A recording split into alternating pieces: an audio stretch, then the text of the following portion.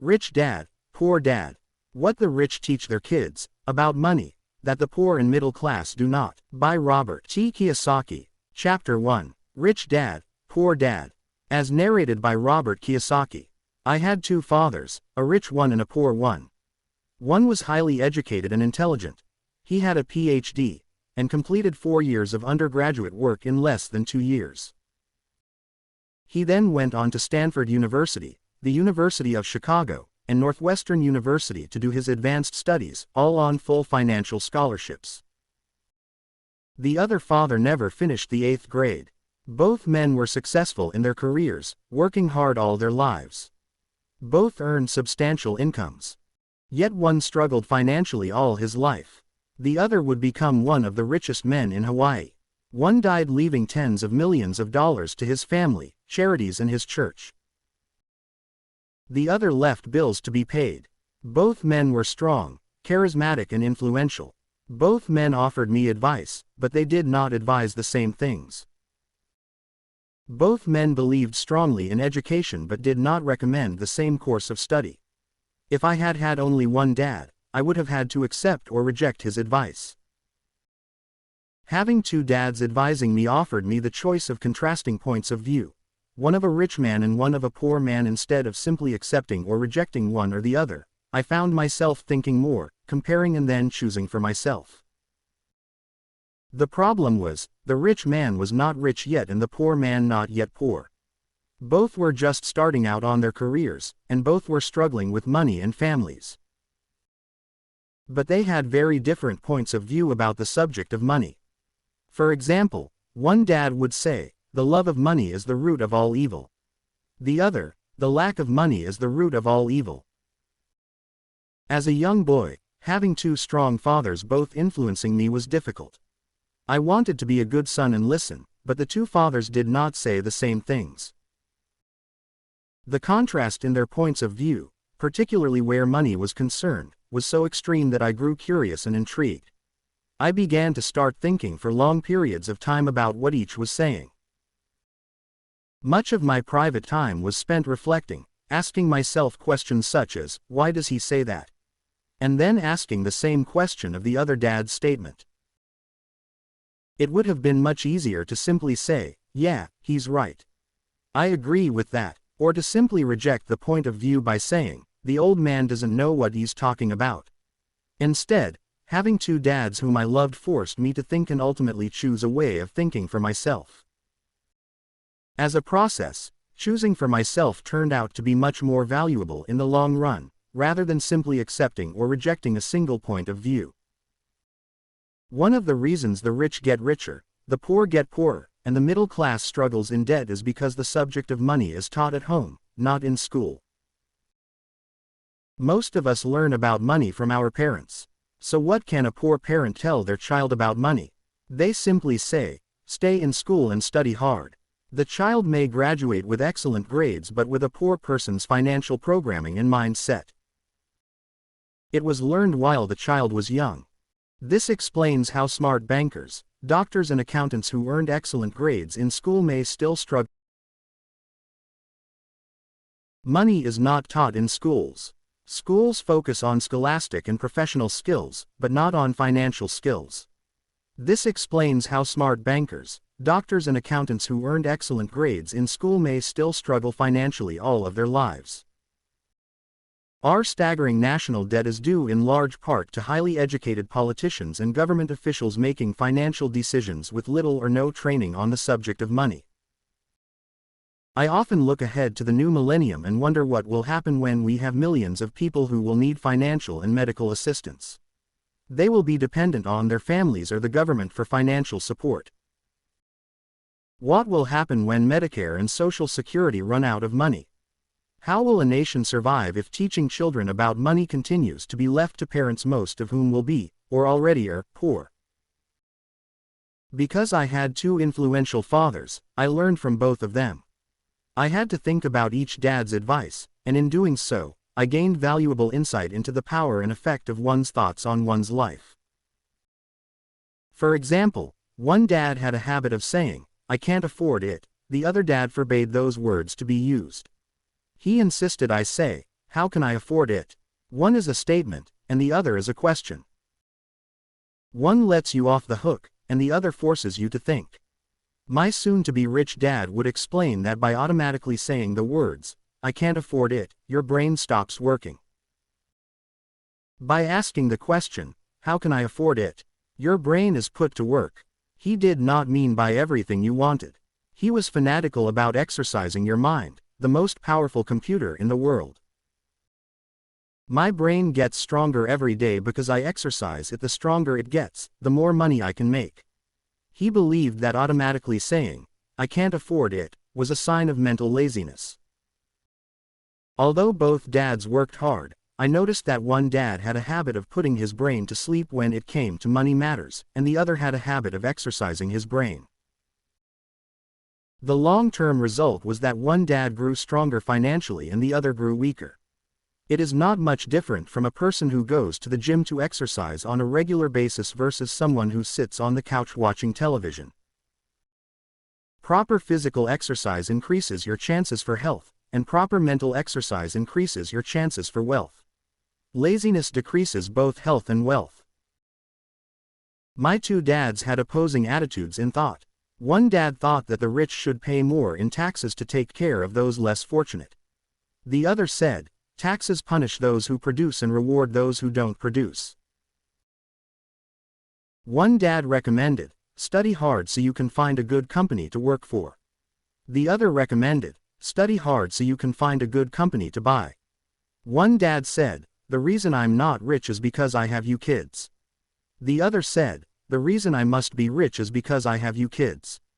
One encouraged talking about money and business at the dinner table. The other forbade the subject of money to be discussed over a meal. One said, when it comes to money, play it safe, don't take risks. The other said, learn to manage risk. One believed, our home is our largest investment and our greatest asset. The other believed, my house is a liability, and if your house is your largest investment, you're in trouble. Both dads paid their bills on time, yet one paid his bills first while the other paid his bills last. One dad believed in a company or the government taking care of you and your needs. He was always concerned about pay raises, retirement plans, medical benefits, sick leave, vacation days and other perks. He was impressed with two of his uncles who joined the military and earned a retirement and entitlement package for life after 20 years of active service. He loved the idea of medical benefits and PX privileges the military provided its retirees. He also loved the tenure system available through the university. The idea of job protection for life and job benefits seemed more important, at times, than the job. He would often say, I've worked hard for the government, and I'm entitled to these benefits. The other believed in total financial self-reliance. He spoke out against the entitlement mentality and how it was creating weak and financially needy people. He was emphatic about being financially competent. One dad struggled to save a few dollars. The other simply created investments. One dad taught me how to write an impressive resume so I could find a good job. The other taught me how to write strong business and financial plans so I could create jobs. Being a product of two strong dads allowed me the luxury of observing the effects different thoughts have on one's life. I noticed that people really do shape their life through their thoughts. For example, my poor dad always said, I'll never be rich. And that prophecy became reality. My rich dad, on the other hand, always referred to himself as rich. He would say things like, I'm a rich man, and rich people don't do this. Even when he was flat broke after a major financial setback, he continued to refer to himself as a rich man. He would cover himself by saying, there is a difference between being poor and being broke. Broke is temporary and poor is eternal. My poor dad would also say, I'm not interested in money, or, money doesn't matter. My rich dad always said, money is power. The power of our thoughts may never be measured or appreciated, but it became obvious to me as a young boy to be aware of my thoughts and how I expressed myself. I noticed that my poor dad was poor not because of the amount of money he earned, which was significant, but because of his thoughts and actions. As a young boy, having two fathers, I became acutely aware of being careful which thoughts I chose to adopt as my own.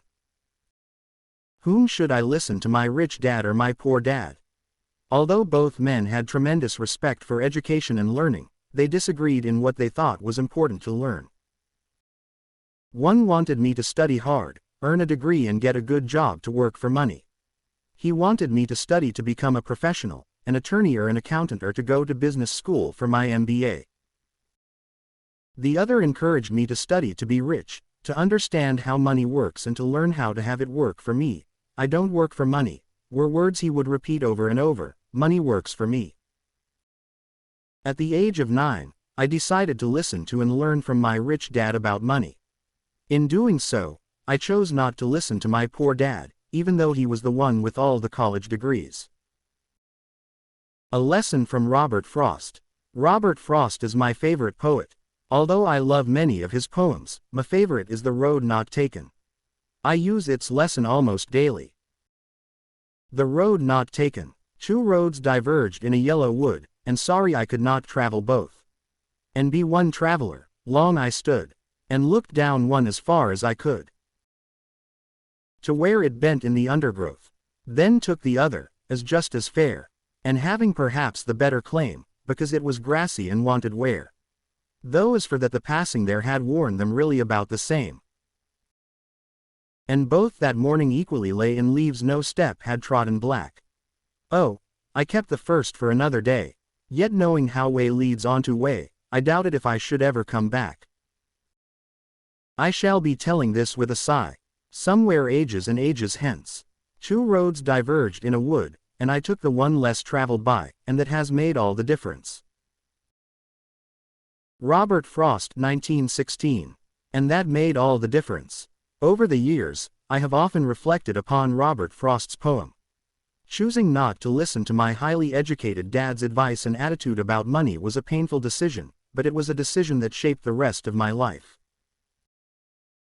Once I made up my mind whom to listen to, my education about money began.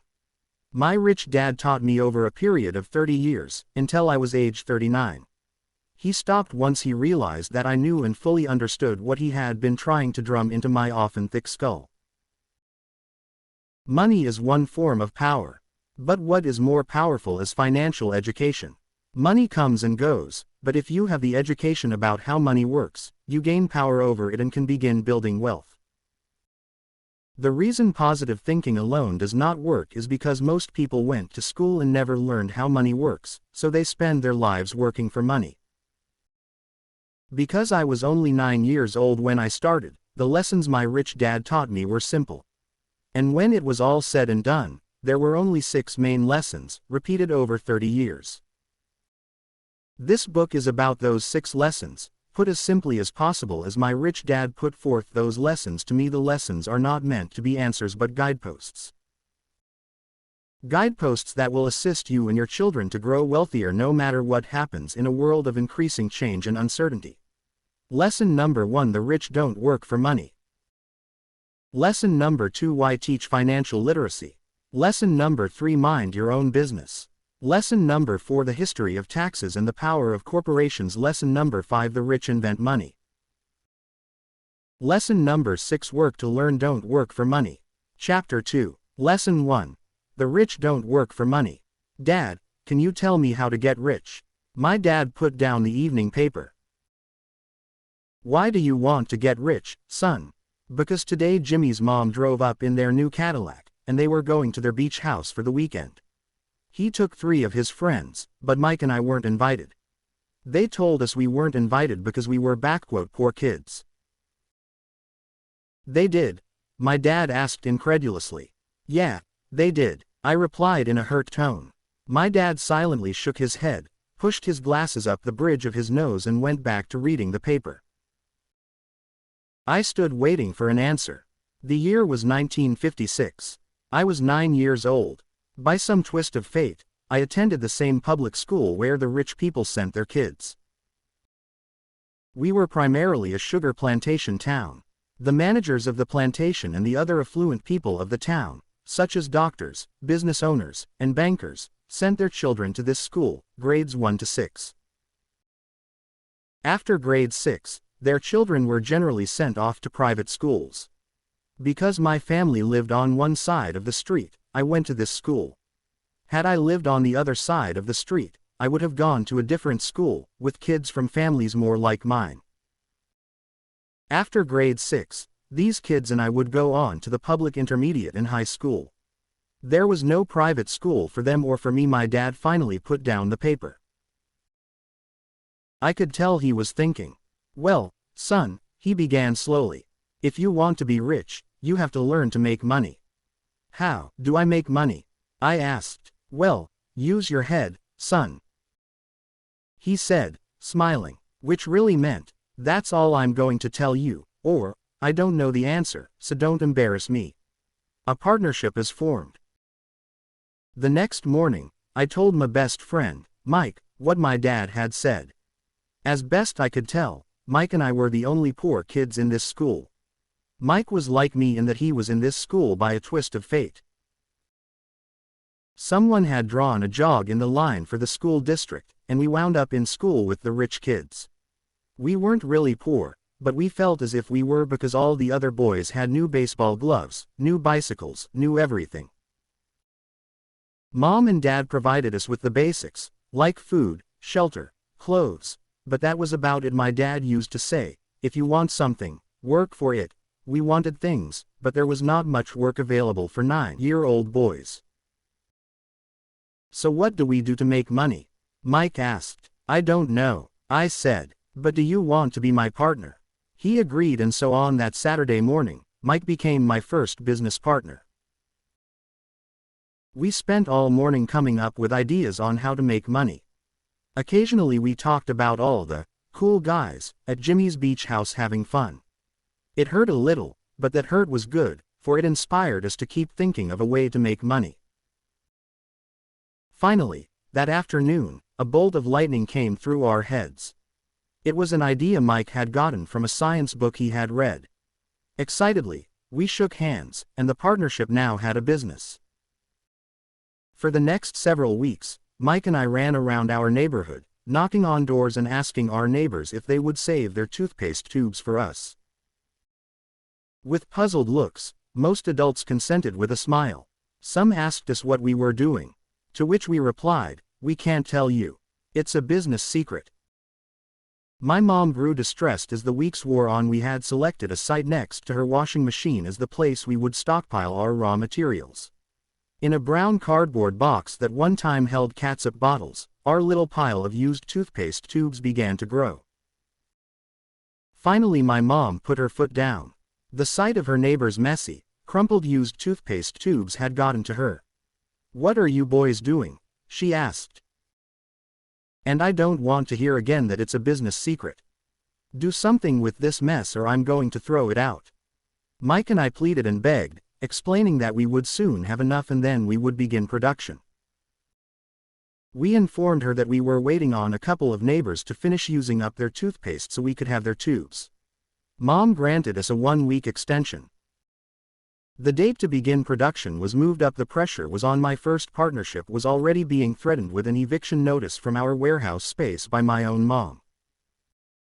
It became Mike's job to tell the neighbors to quickly use up their toothpaste, saying their dentist wanted them to brush more often anyway. I began to put together the production line. One day my dad drove up with a friend to see 2 9-year-old boys in the driveway with a production line operating at full speed. There was fine white powder everywhere. On a long table were small milk cartons from school, and our family's hibachi grill was glowing with red-hot coals at maximum heat. Dad walked up cautiously, having to park the car at the base of the driveway, since the production line blocked the carport. As he and his friend got closer, they saw a steel pot sitting on top of the coals, with the toothpaste tubes being melted down. In those days, toothpaste did not come in plastic tubes. The tubes were made of lead, so once the paint was burned off, the tubes were dropped in the small steel pot, melted until they became liquid, and with my mom's pot holders we were pouring the lead through a small hole in the top of the milk cartons. The milk cartons were filled with plaster of Paris. The white powder everywhere was the plaster before we mixed it with water. In my haste, I had knocked the bag over, and the entire area looked like it had been hit by a snowstorm.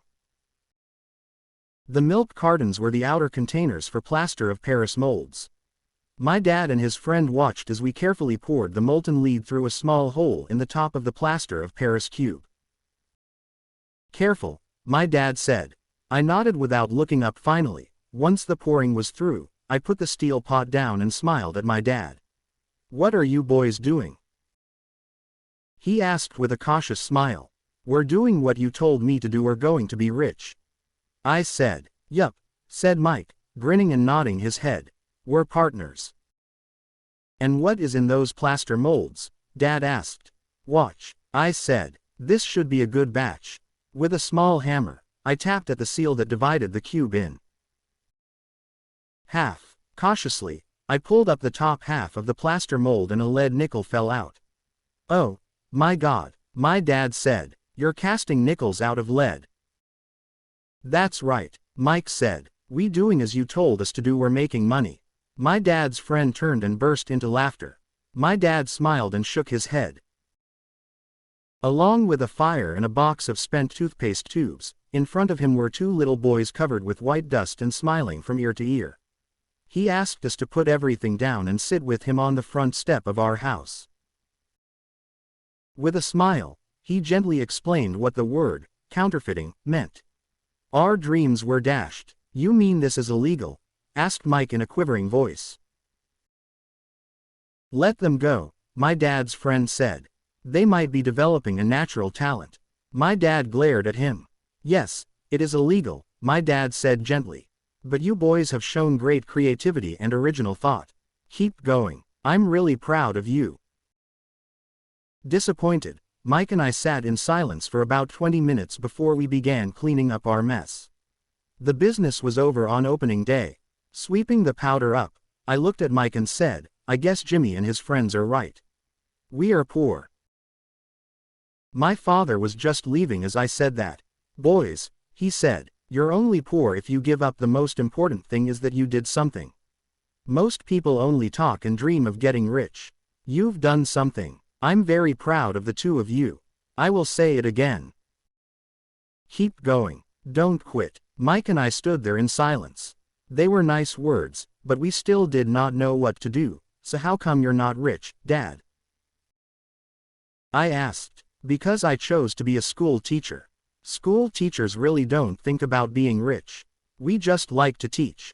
I wish I could help you, but I really don't know how to make money."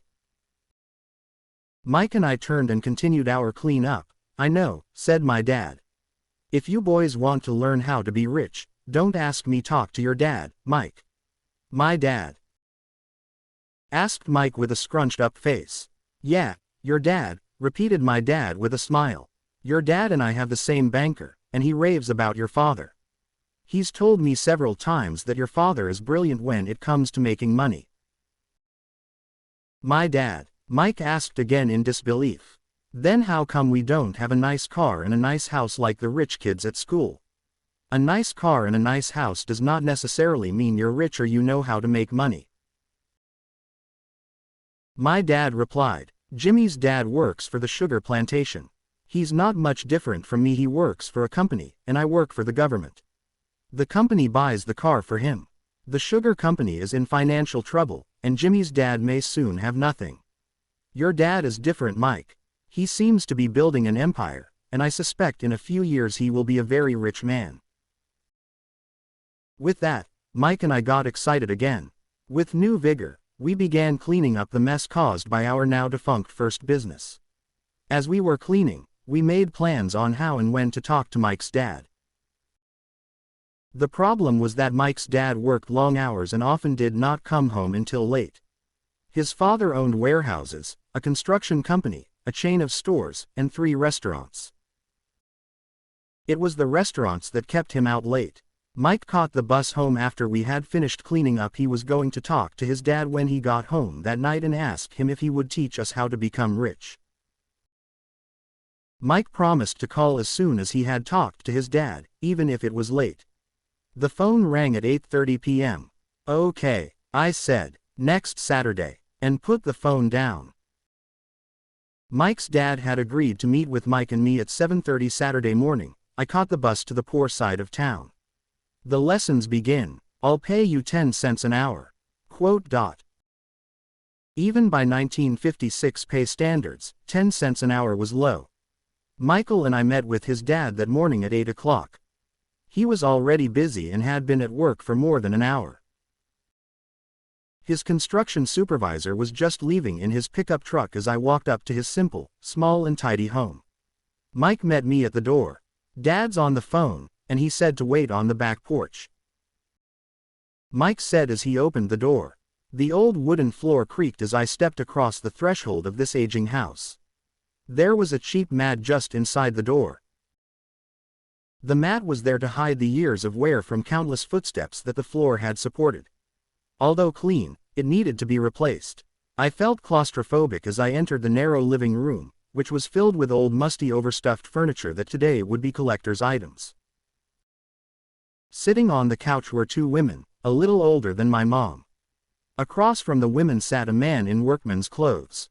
He wore khaki slacks and a khaki shirt, neatly pressed but without starch, and polished work books. He was about 10 years older than my dad. I'd say about 45 years old.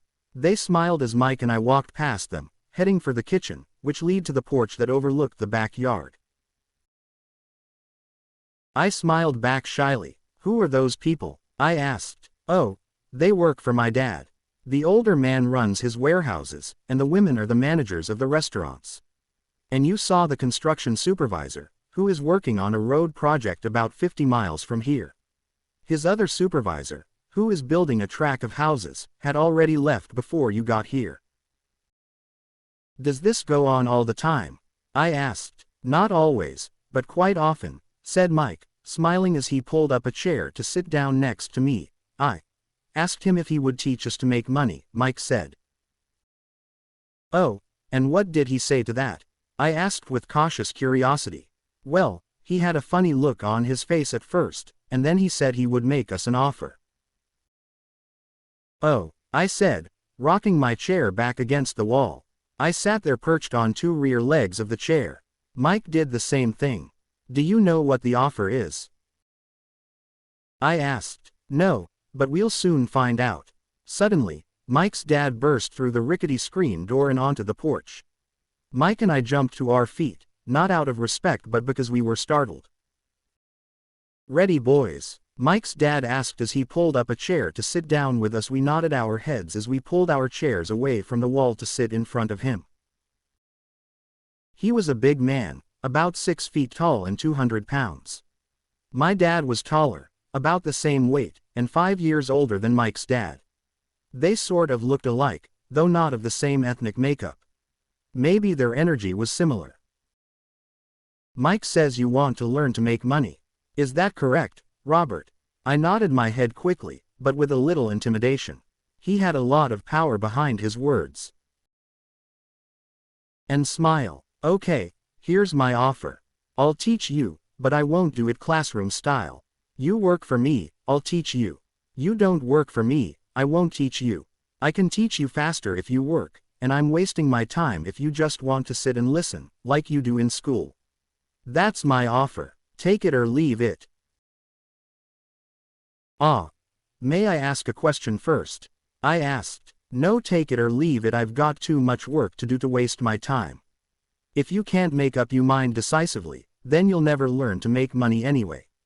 Opportunities come and go. Being able to know when to make quick decisions is an important skill. You have an opportunity that you asked for. School is beginning or it's over in 10 seconds. Mike's dad said with a teasing smile. Take it, I said. Backquote. Take it, said Mike. Good, said Mike's dad. Mrs. Martin will be by in 10 minutes. After I'm through with her, you ride with her to my superette and you can begin working. I'll pay you 10 cents an hour and you will work for 3 hours every Saturday. But I have a softball game today, I said. Mike's dad lowered his voice to a stern tone. Take it or leave it. I'll take it, I replied, choosing to work and learn instead of playing softball. 30 cents later. By 9 a.m. on a beautiful Saturday morning, Mike and I were working for Mrs. Martin. She was a kind and patient woman. She always said that Mike and I reminded her of her 2 sons who were grown and gone. Although kind, she believed in hard work and she kept us working. She was a taskmaster. We spent 3 hours taking canned goods off the shelves and, with a feather duster, brushing each can to get the dust off, and then restacking them neatly.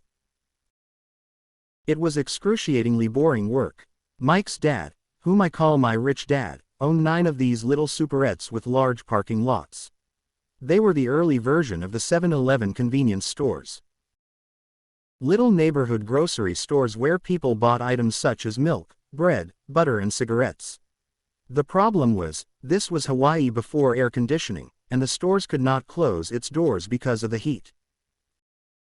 On 2 sides of the store, the doors had to be wide open to the road and parking lot. Every time a car drove by or pulled into the parking lot, dust would swirl and settle in the store. Hence, we had a job for as long as there was no air conditioning. For 3 weeks, Mike and I reported to Mrs. Martin and worked our 3 hours. By noon, our work was over, and she dropped 3 little dimes in each of our hands. Now, even at the age of 9 in the mid-1950s, 30 cents was not too exciting. Comic books cost 10 cents back then, so I usually spent my money on comic books and went home. By Wednesday of the 4th week, I was ready to quit. I had agreed to work only because I wanted to learn to make money from Mike's dad, and now I was a slave for 10 cents an hour. On top of that, I had not seen Mike's dad since that first Saturday. "I'm quitting," I told Mike at lunchtime. The school lunch was miserable. School was boring, and now I did not even have my Saturdays to look forward to. But it was the 30 cents that really got to me this time. Mike smiled. "What are you laughing at?" I asked with anger and frustration. "Dad said this would happen. He said to meet with him when you were ready to quit." "What?" I said indignantly. "He's been waiting for me to get fed up." "Sort of," Mike said. "Dad's kind of different. He teaches differently from your dad. Your mom and dad lecture a lot. My dad is quiet and a man of few words. You just wait till this Saturday. I'll tell him you're ready." "You mean I've been set up?" "No, not really, but maybe. Dad will explain on Saturday." Waiting in line on Saturday. I was ready to face him and I was prepared. Even my real dad was angry with him. My real dad, the one I call the poor one, thought that my rich dad was violating child labor laws and should be investigated. My educated poor dad told me to demand what I deserve, at least 25 cents an hour. My poor dad told me that if I did not get a raise, I was to quit immediately. "You don't need that damned job anyway," said my poor dad with indignity. At 8 o'clock Saturday morning, I was going through the same rickety door of Mike's house. "Take a seat and wait in line," Mike's dad said as I entered. He turned and disappeared into his little office next to a bedroom. I looked around the room and did not see Mike anywhere. Feeling awkward, I cautiously sat down next to the same 2 women who were there 4 weeks earlier. They smiled and slid across the couch to make room for me. 45 minutes went by, and I was steaming. The 2 women had met with him and left 30 minutes earlier. An older gentleman was in there for 20 minutes and was also gone. The house was empty, and I sat out in his musty dark living room on a beautiful sunny Hawaiian day, waiting to talk to a cheapskate who exploited children. I could hear him rustling around the office, talking on the phone, and ignoring me. I was now ready to walk out, but for some reason I stayed. Finally, 15 minutes later, at exactly 9 o'clock, Rich Dad walked out of his office, said nothing, and signaled with his hand for me to enter his dingy office. "I understand you want a raise or you're going to quit," Rich Dad said as he swiveled in his office chair. "Well, you're not keeping your end of the bargain," I blurted out nearly in tears. It was really frightening for a 9-year-old boy to confront a grown-up. "You said that you would teach me if I worked for you." "Well, I've worked for you. I've worked hard. I've given up my baseball games to work for you. And you don't keep your word. You haven't taught me anything. You are a crook like everyone in town thinks you are. You're greedy. You want all the money and don't take care of your employees. You make me wait and don't show me any respect. I'm only a little boy, and I deserve to be treated better. Rich Dad rocked back in his swivel chair, hands up to his chin, somewhat staring at me. It was like he was studying me. Not bad, he said. In less than a month, you sound like most of my employees. What? I asked. Not understanding what he was saying, I continued with my grievance. I thought you were going to keep your end of the bargain and teach me. Instead you want to torture me. That's cruel. That's really cruel. I am teaching you, Rich Dad said quietly. What have you taught me? Nothing, I said angrily. You haven't even talked to me once since I agreed to work for peanuts. 10 cents an hour. Ha, I should notify the government about you. We have child labor laws, you know. My dad works for the government, you know. Wow, said Rich Dad. Now you sound just like most of the people who used to work for me. People I've either fired or they've quit. So what do you have to say? I demanded, feeling pretty brave for a little kid. You lied to me. I've worked for you, and you have not kept your word. You haven't taught me anything. How do you know that I've not taught you anything? Asked Rich Dad calmly. Well, you've never talked to me. I've worked for 3 weeks, and you have not taught me anything. I said with a pout. Does teaching mean talking or a lecture? Rich Dad asked. Well, yes, I replied. That's how they teach you in school, he said smiling. But that is not how life teaches you, and I would say that life is the best teacher of all. Most of the time, life does not talk to you. It just sort of pushes you around. Each push is life saying, wake up, there's something I want you to learn. What is this man talking about? I asked myself silently. Life pushing me around was life talking to me. Now I knew I had to quit my job. I was talking to someone who needed to be locked up. If you learn life's lessons, you will do well. If not, life will just continue to push you around. People do 2 things. Some just let life push them around. Others get angry and push back. But they push back against their boss, or their job, or their husband or wife. They do not know it's life that's pushing. I had no idea what he was talking about. Life pushes all of us around. Some give up, others fight. A few learn the lesson and move on. They welcome life pushing them around. To these few people, it means they need and want to learn something. They learn and move on. Most quit, and a few like you fight. Rich Dad stood and shut the creaky old wooden window that needed repair. If you learn this lesson, you will grow into a wise, wealthy and happy young man. If you don't, you will spend your life blaming a job, low pay or your boss for your problems. You'll live life hoping for that big break that will solve all your money problems. Rich Dad looked over at me to see if I was still listening. His eyes met mine. We stared at each other, streams of communication going between us through our eyes. Finally, I pulled away once I had absorbed his last message. I knew he was right. I was blaming him, and I did ask to learn. I was fighting. Rich Dad continued. Or if you're the kind of person who has no guts, you just give up every time life pushes you. If you're that kind of person, you'll live all your life playing it safe, doing the right things, saving yourself for some event that never happens. Then, you die a boring old man. You'll have lots of friends who really like you because you were such a nice hardworking guy. You spent a life playing it safe, doing the right things. But the truth is, you let life push you into submission. Deep down you were terrified of taking risks. You really wanted to win, but the fear of losing was greater than the excitement of winning. Deep inside, you and only you will know you didn't go for it. You chose to play it safe. Our eyes met again. For 10 seconds, we looked at each other, only pulling away once the message was received. You've been pushing me around. I asked. Some people might say that. Smiled Rich Dad. I would say that I just gave you a taste of life. What taste of life? I asked, Still angry, but now curious. Even ready to learn. You boys are the first people that have ever asked me to teach them how to make money. I have more than 150 employees, and not one of them has asked me what I know about money. They ask me for a job and a paycheck, but never to teach them about money. So most will spend the best years of their lives working for money, not really understanding what it is they are working for. I sat there listening intently. So when Mike told me about you wanting to learn how to make money, I decided to design a course that was close to real life. I could talk until I was blue in the face, but you wouldn't hear a thing.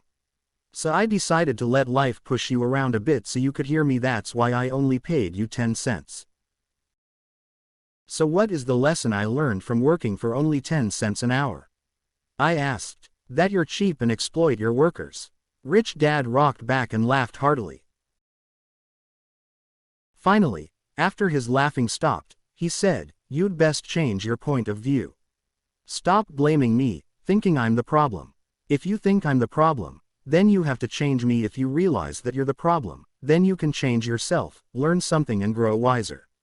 Most people want everyone else in the world to change but themselves. Let me tell you, it's easier to change yourself than everyone else." "I don't understand," I said. "Don't blame me for your problems," Rich Dad said, growing impatient. "But you only pay me 10 cents. So what are you learning?" Rich Dad asked, smiling.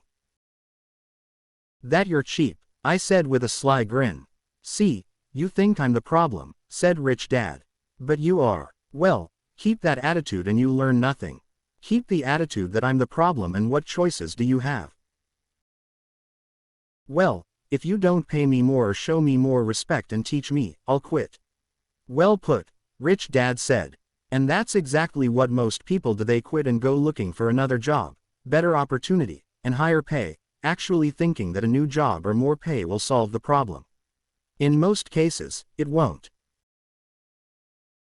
"So what will solve the problem?" I asked. "Just take this measly 10 cents an hour and smile." Rich Dad smiled. "That's what the other people do, just accept a paycheck knowing that they and their family will struggle financially. But that's all they do, waiting for a raise thinking that more money will solve the problem. Most just accept it, and some take a second job working harder, but again accepting a small paycheck." I sat staring at the floor, beginning to understand the lesson Rich Dad was presenting. I could sense it was a taste of life. Finally, I looked up and repeated the question. "So what will solve the problem?" "This," he said, tapping me gently on the head. "This stuff between your ears." It was at that moment that Rich Dad shared the pivotal point of view that separated him from his employees and my poor dad and led him to eventually become one of the richest men in Hawaii. While my highly educated, but poor, dad struggled financially all his life. It was a singular point of view that made all the difference over a lifetime. Rich Dad said over and over, this point of view, which I call Lesson 1. The poor and the middle class work for money. The rich have money work for them. On that bright Saturday morning, I was learning a completely different point of view from what I had been taught by my poor dad. At the age of 9, I grew aware that both dads wanted me to learn.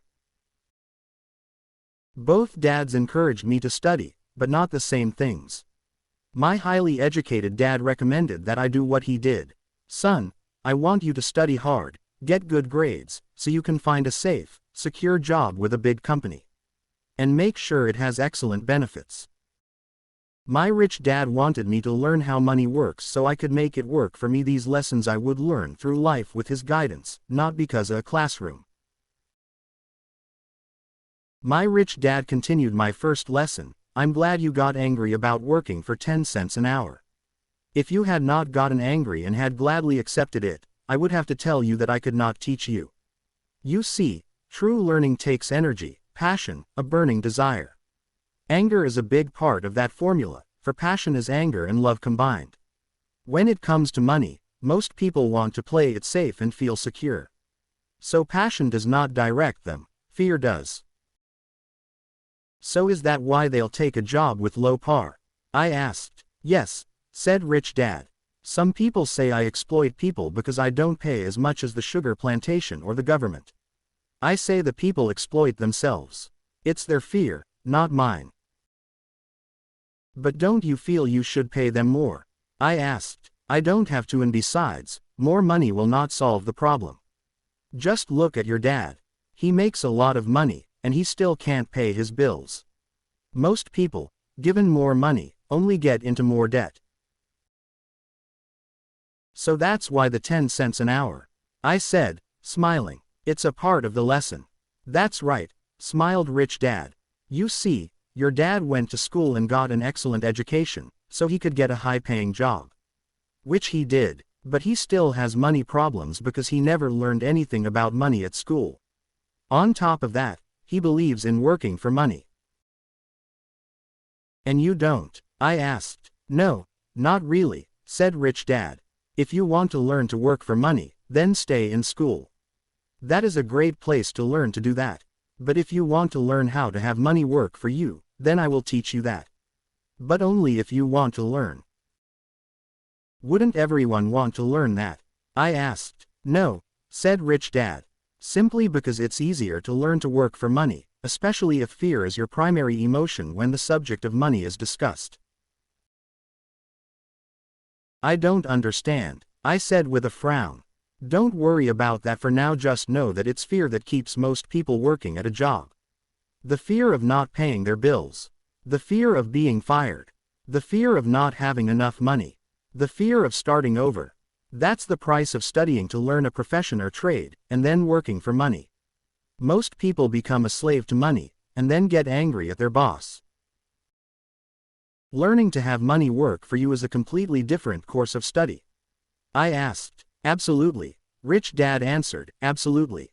We sat in silence on that beautiful Hawaiian Saturday morning. My friends would have just been starting their little league baseball game. But for some reason, I was now thankful I had decided to work for 10 cents an hour.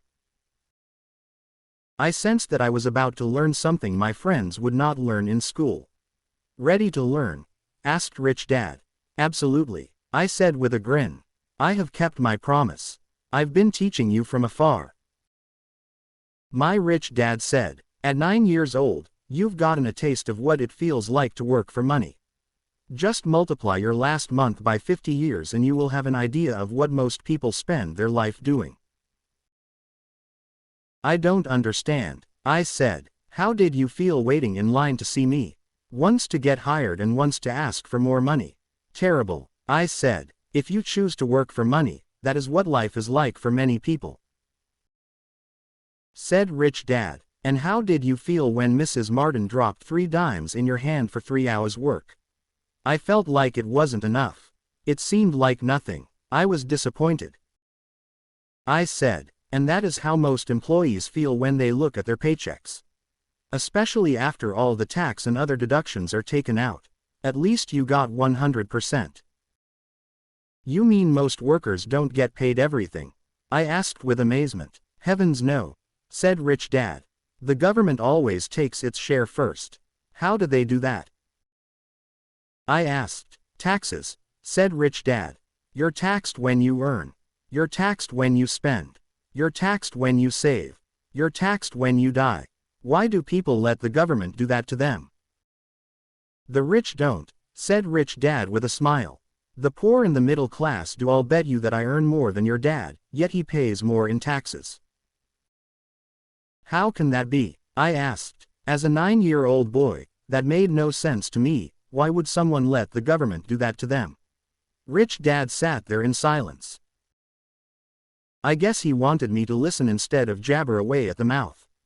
Finally, I calmed down. I did not like what I had heard. I knew my dad complained constantly about paying so much in taxes, but really did nothing about it.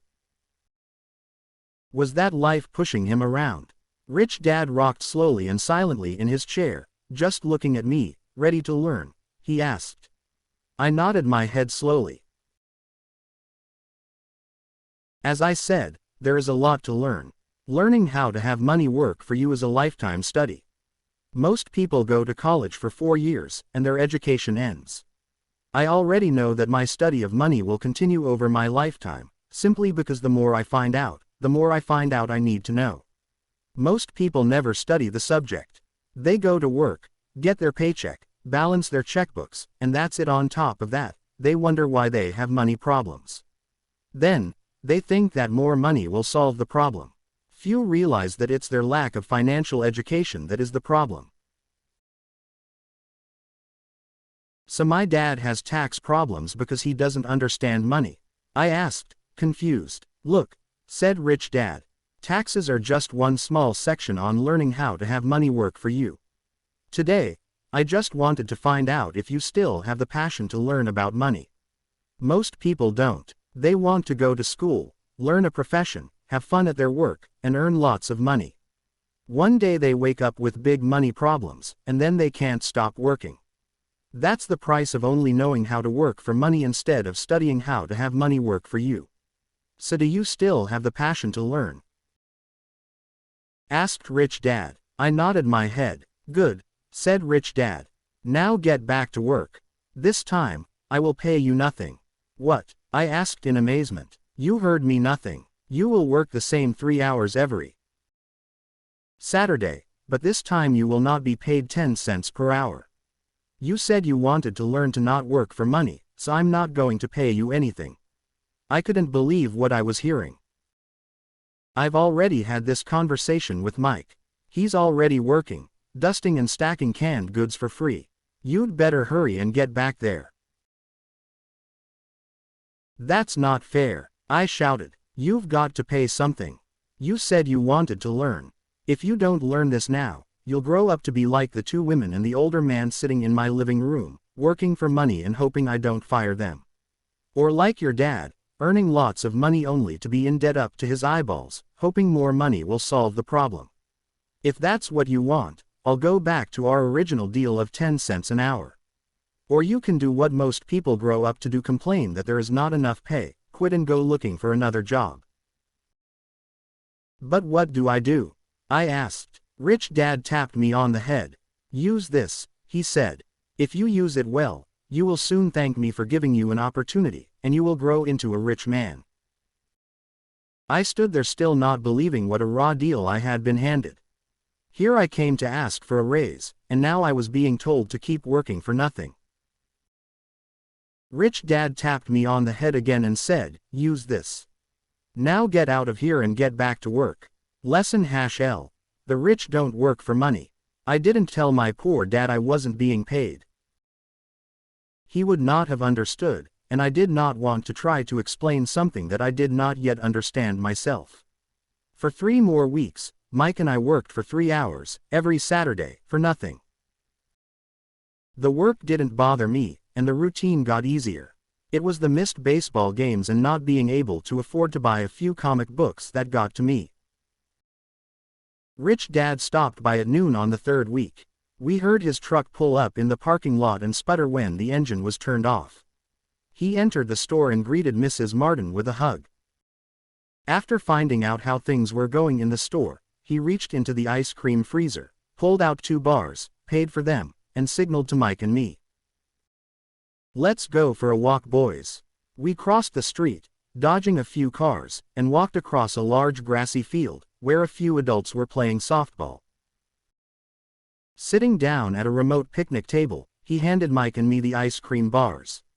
How's it going, boys? Okay, Mike said. I nodded in agreement. Learn anything yet?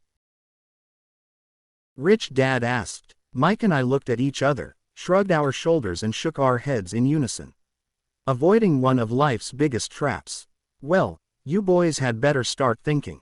You're staring at one of life's biggest lessons. If you learn the lesson, you'll enjoy a life of great freedom and security. If you don't learn the lesson, you'll wind up like Mrs. Martin and most of the people playing softball in this park. They work very hard, for little money, clinging to the illusion of job security, looking forward to a 3-week vacation each year and a skimpy pension after 45 years of work. If that excites you, I'll give you a raise to 25 cents an hour. But these are good hard-working people. Are you making fun of them? I demanded. A smile came over Rich Dad's face. Mrs. Martin is like a mother to me. I would never be that cruel. I may sound cruel because I'm doing my best to point something out to the two of you. I want to expand your point of view so you can see something. Something most people never have the benefit of seeing because their vision is too narrow. Most people never see the trap they are in. Mike and I sat there uncertain of his message. He sounded cruel, yet we could sense he was desperately wanting us to know something. With a smile, Rich Dad said, "Doesn't that 25 cents an hour sound good? Doesn't it make your heart beat a little faster?" I shook my head. No, but it really did. 25 cents an hour would be big bucks to me. Okay, I'll pay you $1 an hour, Rich Dad said, with a sly grin. Now my heart was beginning to race. My brain was screaming, "And, take it, take it." I could not believe what I was hearing. Still, I said nothing. Okay, $2 an hour. My little 9-year-old brain and heart nearly exploded. After all, it was 1956 and being paid $2 an hour would have made me the richest kid in the world.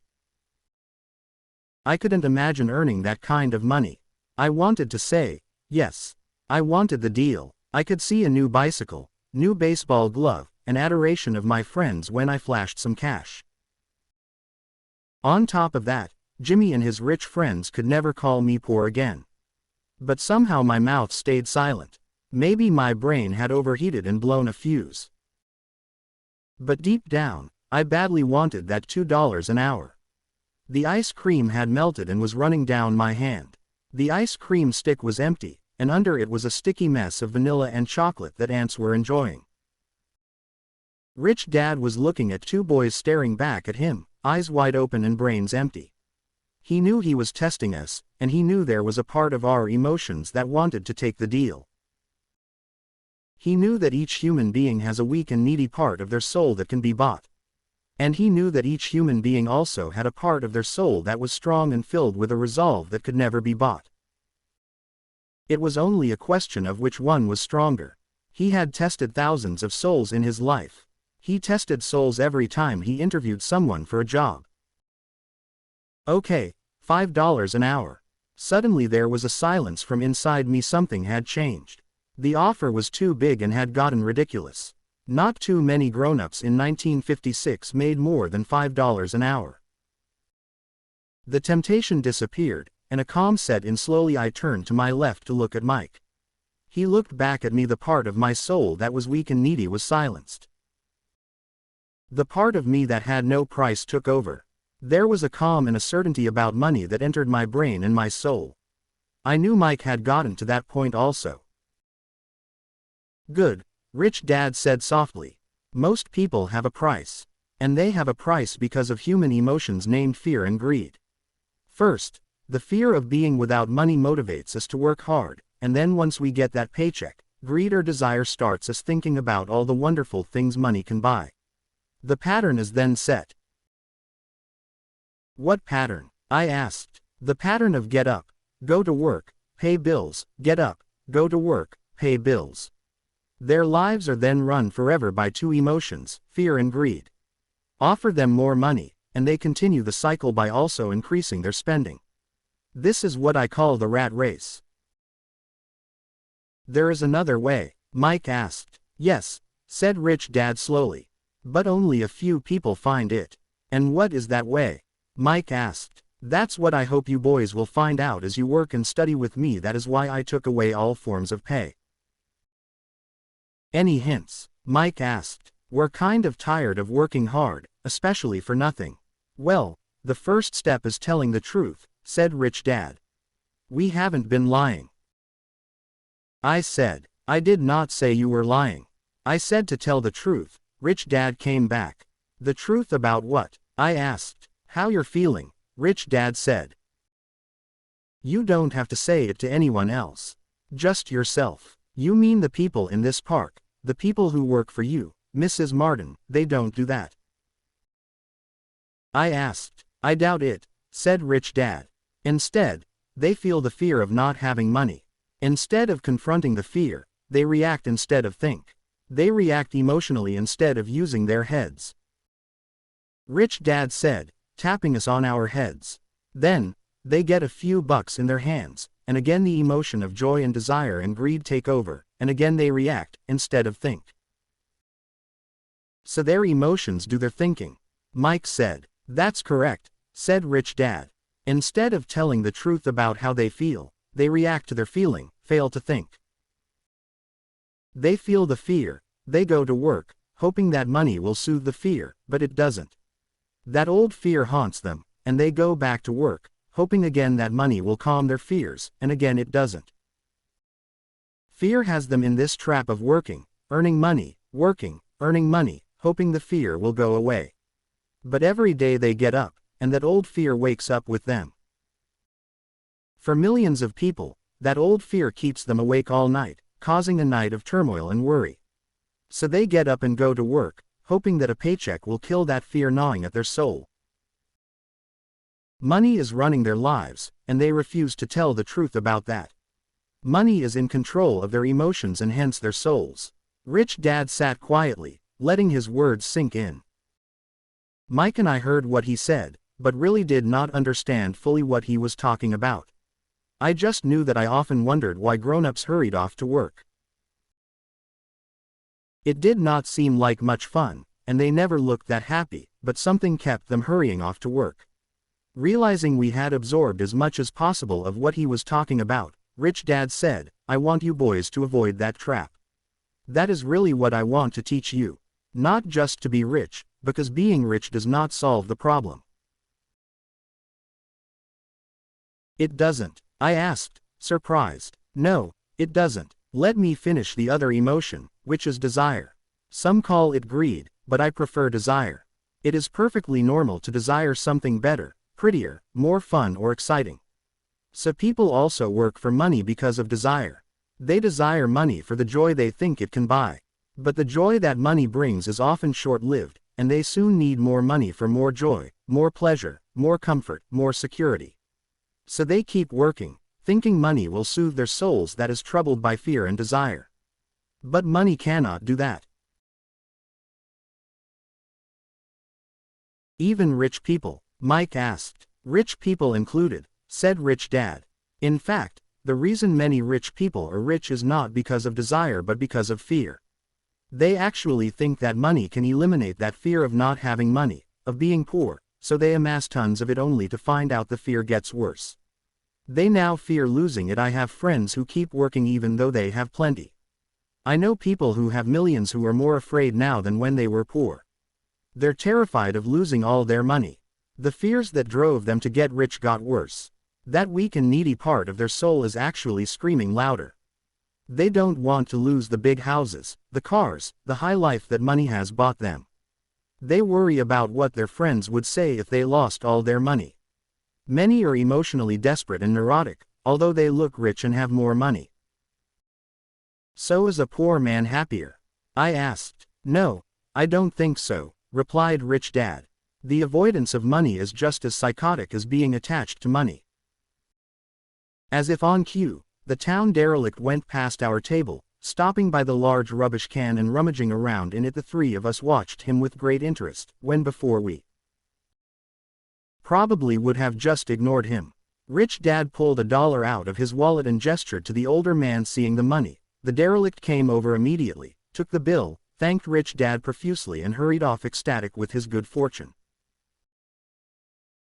He's not much different from most of my employees, said Rich Dad. I've met so many people who say, "Oh, I'm not interested in money." Yet they'll work at a job for 8 hours a day. That's a denial of truth. If they weren't interested in money, then why are they working? That kind of thinking is probably more psychotic than a person who hoards money. As I sat there listening to my Rich Dad, my mind was flashing back to the countless times my own dad said, "I'm not interested in money." He said those words often. He also covered himself by always saying, "I work because I love my job." So what do?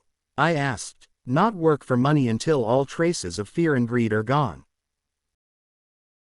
No, that would be a waste of time, said Rich Dad. Emotions are what make us human. Make us real. The word "emotion" stands for energy in motion. Be truthful about your emotions, and use your mind and emotions in your favor, not against yourself. Whoa, said Mike. Don't worry about what I just said. It will make more sense in years to come. Just be an observer, not a reactor, to your emotions. Most people do not know that it's their emotions that are doing the thinking. Your emotions are your emotions, but you have got to learn to do your own thinking. Can you give me an example? I asked. Sure, replied Rich Dad.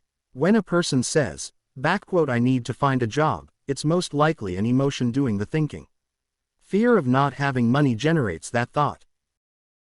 But people do need money if they have bills to pay.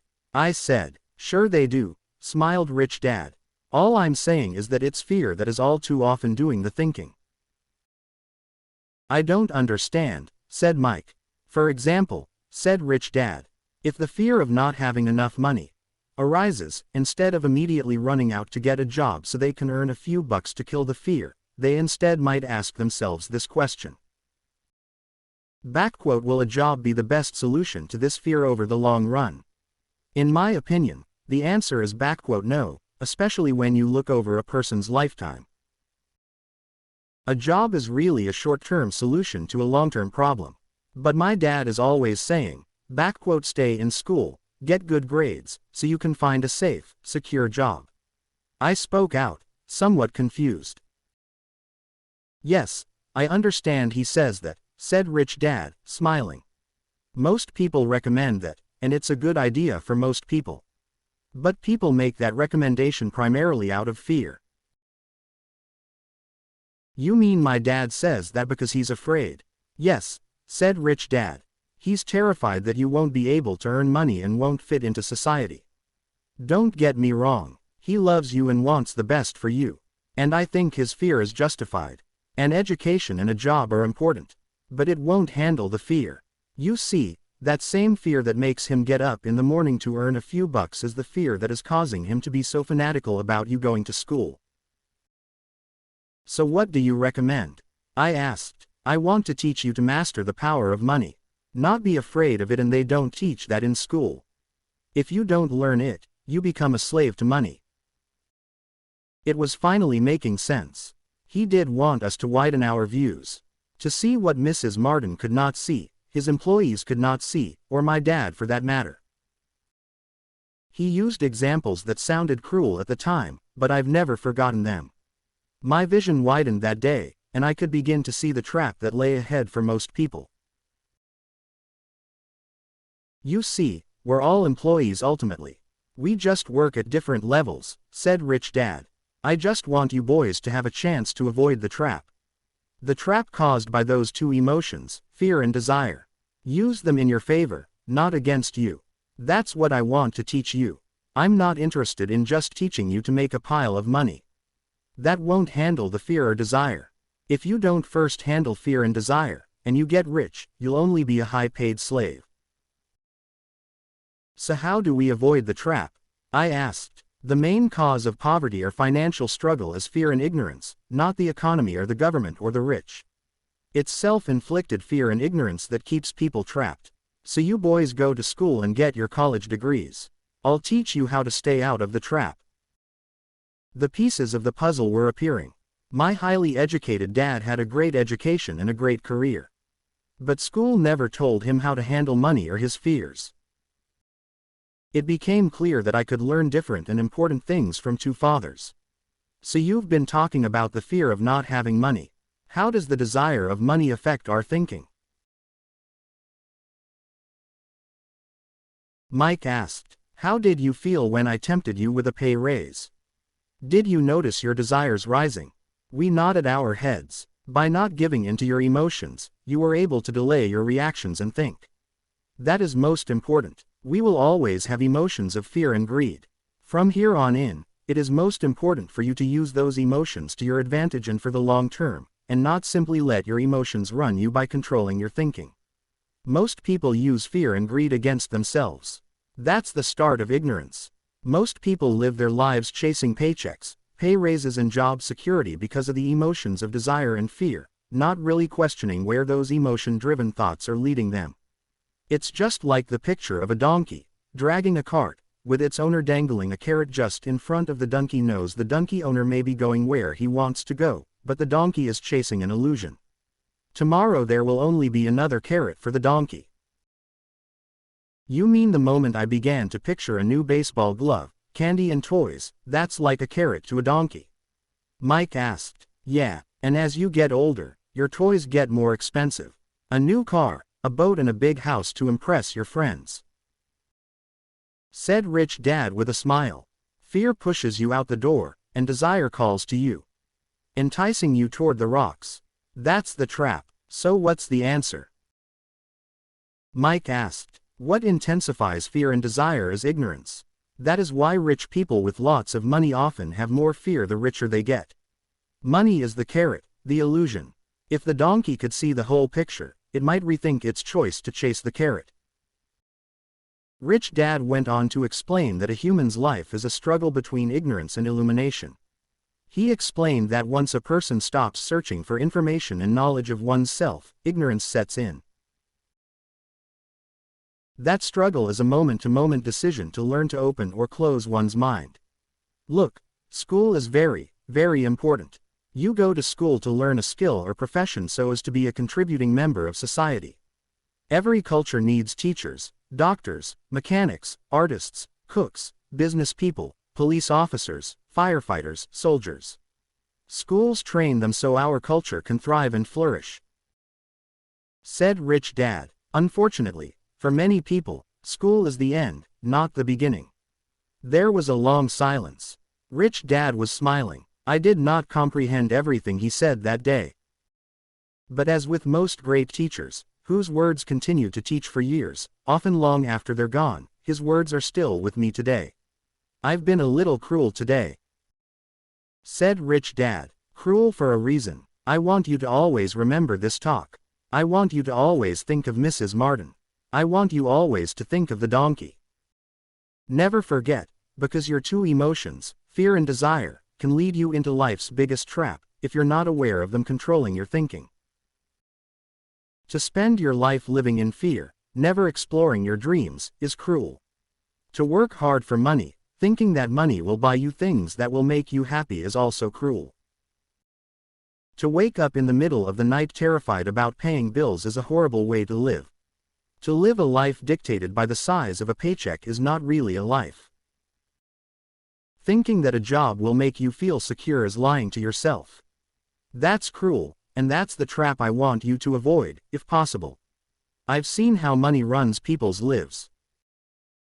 Don't let that happen to you. Please don't let money run your life. A softball rolled under our table. Rich Dad picked it up and threw it back. So what does ignorance have to do with greed and fear?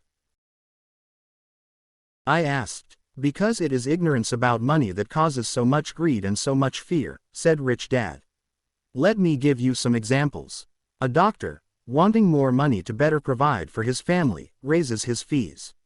By raising his fees, it makes health care more expensive for everyone. Now, it hurts the poor people the most, so poor people have worse health than those with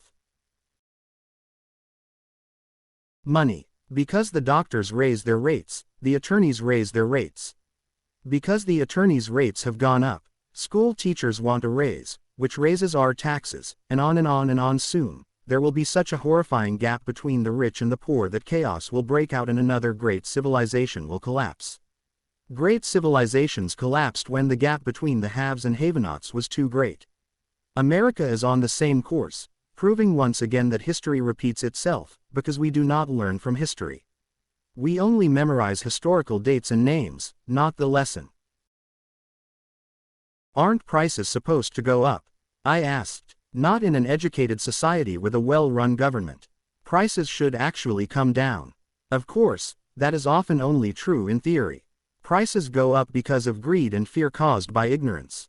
If schools taught people about money, there would be more money and lower prices, but schools focus only on teaching people to work for money, not how to harness money's power. But don't we have business schools? Mike asked. Aren't you encouraging me to go to business school for my master's degree? Yes, said Rich Dad. But all too often, business schools train employees who are sophisticated bean counters. Heaven forbid a bean counter takes over a business.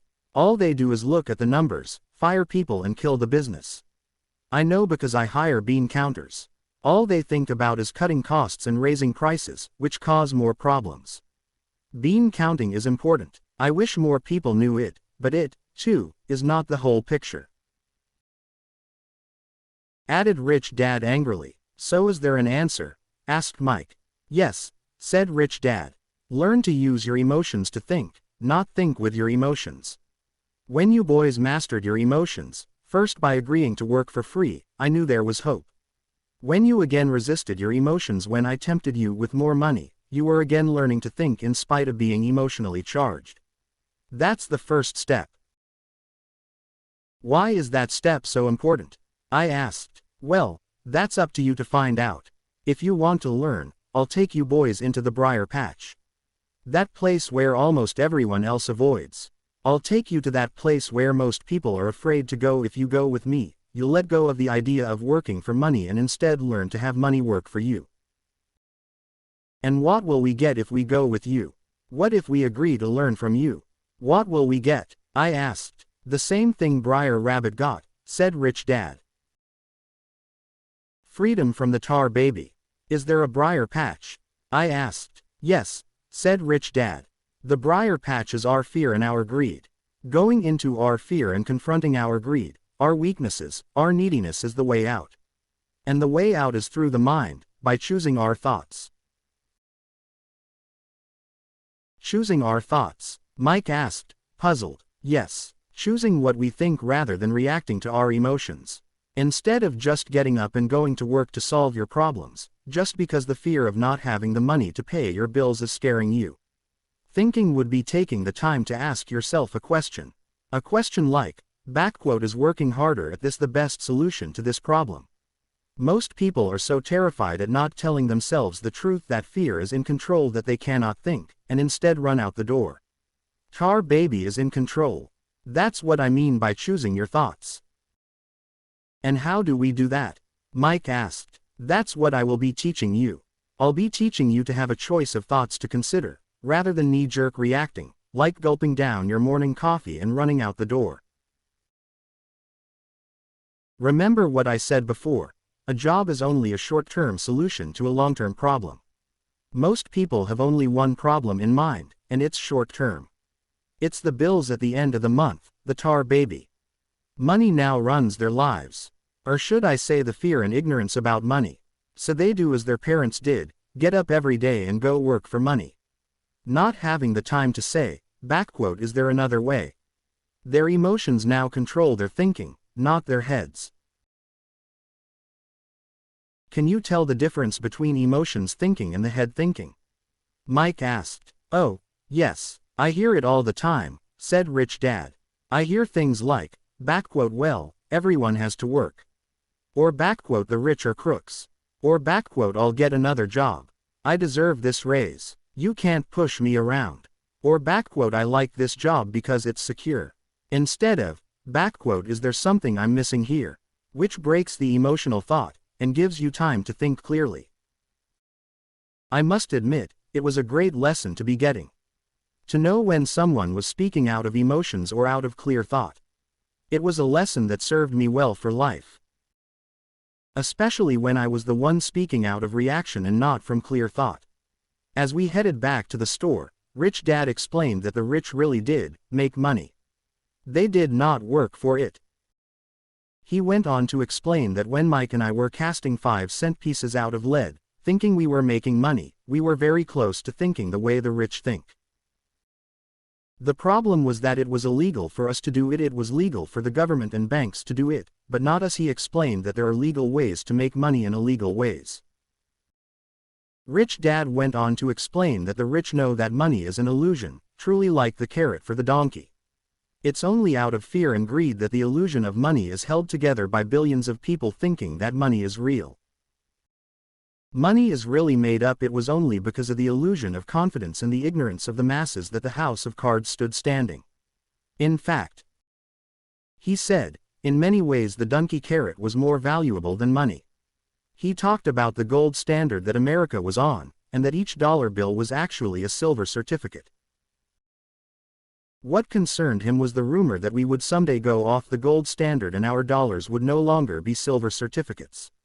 When that happens, boys, all hell is going to break loose.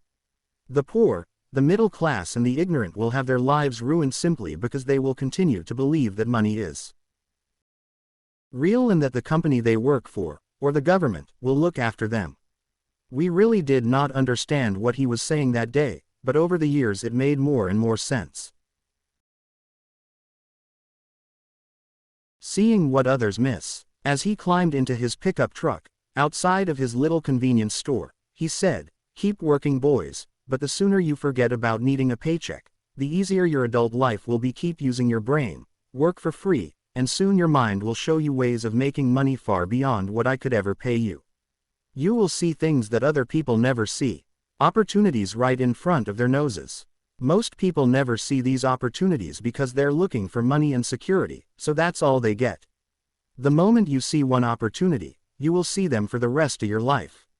The moment you do that, I'll teach you something else. Learn this, and you'll avoid one of life's biggest traps. You'll never, ever, touch that tar baby." Mike and I picked up our things from the store and waved goodbye to Mrs. Martin. We went back to the park, to the same picnic bench, and spent several more hours thinking and talking. We spent the next week at school, thinking and talking. For 2 more weeks, we kept thinking, talking, and working for free. At the end of the second Saturday, I was again saying goodbye to Mrs. Martin and looking at the comic book stand with a longing gaze. The hard thing about not even getting 30 cents every Saturday was that I didn't have any money to buy comic books. Suddenly, as Mrs. Martin was saying goodbye to Mike and me, I saw something she was doing that I had never seen her do before. I mean, I had seen her do it, but I never took notice of it. Mrs. Martin was cutting the front page of the comic book in half. She was keeping the top half of the comic book cover and throwing the rest of the comic book into a large brown cardboard box. When I asked her what she did with the comic books, she said, "I throw them away. I give the top half of the cover back to the comic book distributor for credit when he brings in the new comics. He's coming in an hour." Mike and I waited for an hour. Soon the distributor arrived and I asked him if we could have the comic books.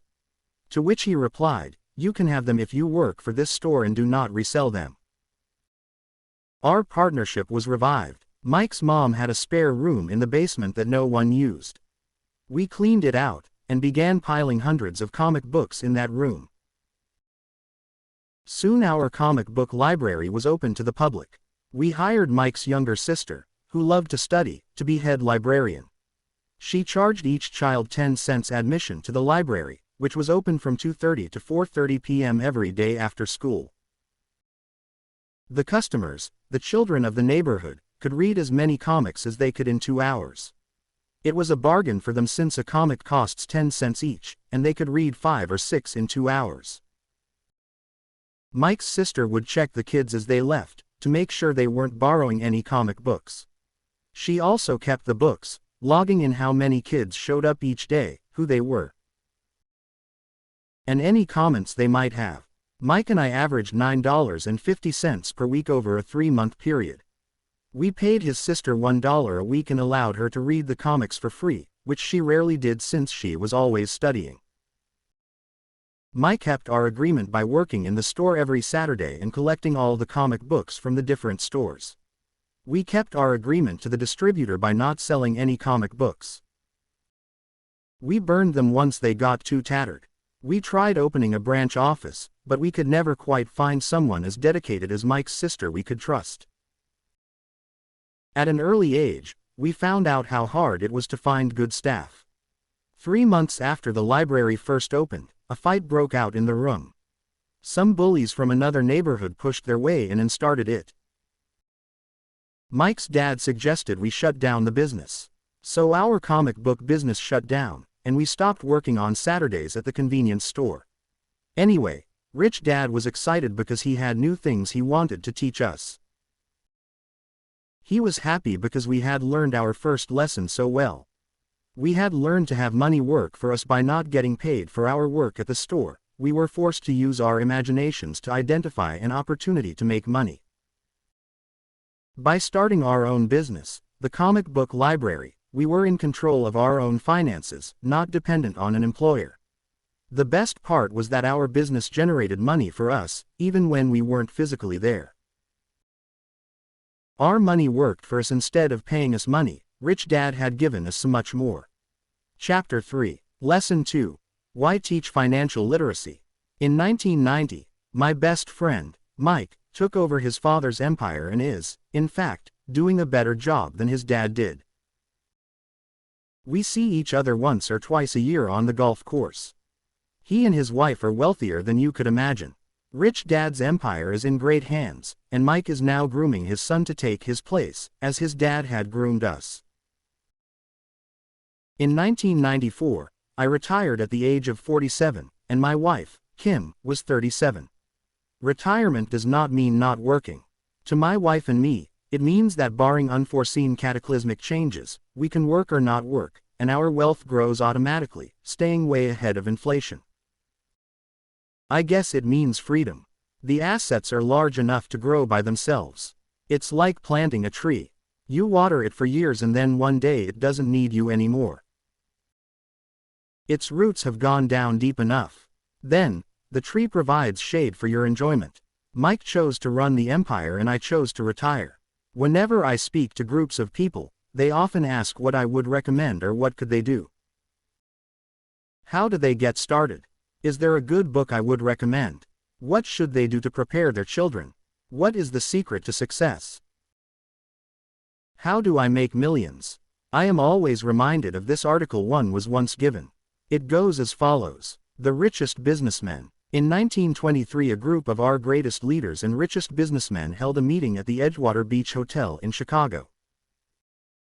Among them were Charles Schwab, head of the largest independent steel company; Samuel and Still, president of the world's largest utility; Howard Hobson, head of the largest gas company; Ivar Kreuger, president of the International Match Company, one of the world's largest companies at that time; Leon Fraser, president of the Bank of International Settlements; Richard Whitney, president of the New York Stock Exchange; Arthur Cotton and Jesse Livermore, two of the biggest stock speculators; and Albert Fall, a member of President Harding's cabinet. 25 years later, 9 of them, those listed above, ended as follows. Schwab died penniless after living for 5 years on borrowed money, and Still died broke living in a foreign land. Kreuger and Cotton also died broke. Hobson went insane. Whitney and Albert Fall were just released from prison. Fraser and Livermore committed suicide. I doubt if anyone can say what really happened to these men. If you look at the date, 1923, it was just before the 1929 market crash and the Great Depression, which I suspect had a great impact on these men and their lives. The point is this. Today we live in times of greater and faster change than these men did. I suspect there will be many booms and busts in the next 25 years that will parallel the ups and downs these men faced. I am concerned that too many people are focused too much on money and not their greatest wealth, which is their education. If people are prepared to be flexible, keep an open mind and learn, they will grow richer and richer through the changes. If they think money will solve problems, I am afraid those people will have a rough ride. Intelligence solves problems and produces money. Money without financial intelligence is money soon gone. Most people fail to realize that in life, it's not how much money you make, it's how much money you keep. We have all heard stories of lottery winners who are poor, then suddenly rich, then poor again. They win millions and are soon back to where they started. Or stories of professional athletes, who, at the age of 24, are earning millions of dollars a year, and are sleeping under a bridge by age 34. In the paper this morning, as I write this, there is a story of a young basketball player who a year ago had millions. Today, he claims his friends, attorney and accountant took his money, and now he works at a car wash for minimum wage. He is only 29. He was fired from the car wash because he refused to take off his championship ring as he was wiping off the cars, so his story made the newspaper. He is appealing his termination, claiming hardship and discrimination and that the ring is all he has left. He claims that if you take that away, he'll crumble. In 1997, I know so many people who are becoming instant millionaires. It's the roaring 20s one more time. And while I am glad people have been getting richer and richer, I only caution that in the long run, it's not how much you make, it's how much you keep, and how many generations you keep it. So when people ask, where do I get started? Or, tell me how to get rich quick, they often are greatly disappointed with my answer. I simply say to them what my rich dad said back to me when I was a little kid. If you want to be rich, you need to be financially literate. That idea was drummed into my head every time we were together. As I said, my educated dad stressed the importance of reading books, while my rich dad stressed the need to master financial literacy. If you are going to build the Empire State Building, the first thing you need to do is dig a deep hole and pour a strong foundation. If you are going to build a home in the suburbs, all you need to do is pour a 6-inch slab of concrete. Most people, in their drive to get rich, are trying to build an Empire State Building on a 6-inch slab. Our school system, having been created in the agrarian age, still believes in homes with no foundation. Dirt floors are still the rage. So kids graduate from school with virtually no financial foundation. One day, sleepless and deep in debt in suburbia, living the American dream, they decide that the answer to their financial problems is to find a way to get rich quick.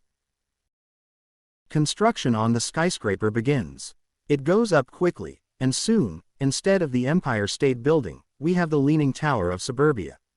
The sleepless nights return. As for Mike and me in our adult years, both of our choices were possible because we were taught to pour a strong financial foundation when we were just kids.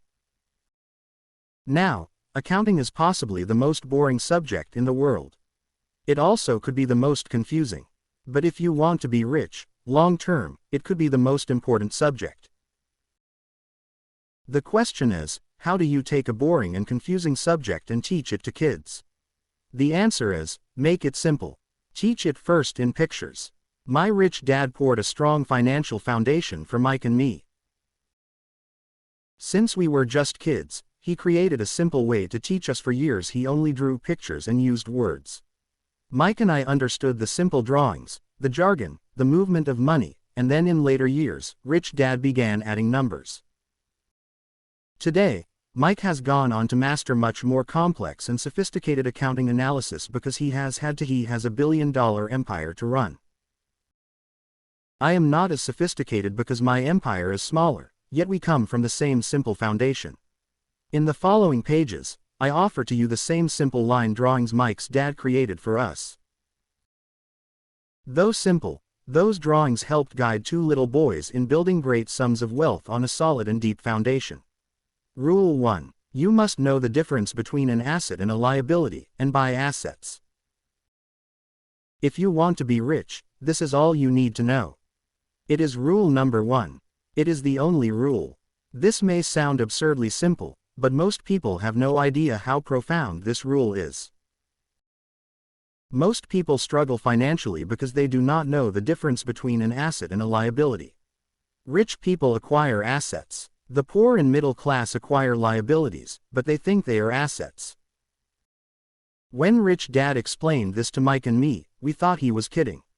Here we were, nearly teenagers and waiting for the secret to getting rich, and this was his answer. It was so simple that we had to stop for a long time to think about it. What is an asset? Asked Mike. Don't worry right now, said Rich Dad. Just let the idea sink in. If you can comprehend the simplicity, your life will have a plan and be financially easy. It is simple. That is why the idea is missed. You mean all we need to know is what an asset is, acquire them and we'll be rich? I asked. Rich Dad nodded his head. It's that simple. If it's that simple, how come everyone is not rich? I asked. Rich Dad smiled. Because people do not know the difference between an asset and a liability. I remember asking, how could adults be so silly? If it is that simple, if it is that important, why would everyone not want to find out? It took our Rich Dad only a few minutes to explain what assets and liabilities were. As an adult, I have difficulty explaining it to other adults. Why? Because adults are smarter. In most cases, the simplicity of the idea escapes most adults because they have been educated differently. They have been educated by other educated professionals, such as bankers, accountants, real estate agents, financial planners, and so forth.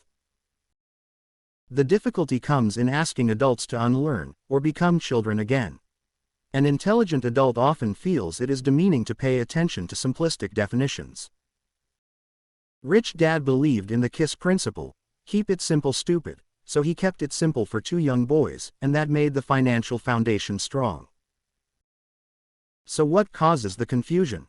Or how could something so simple be so screwed up?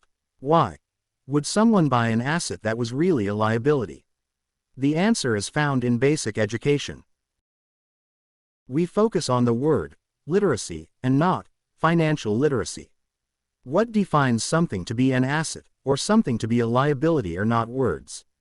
In fact, if you really want to be confused, look up the words asset and liability in the dictionary.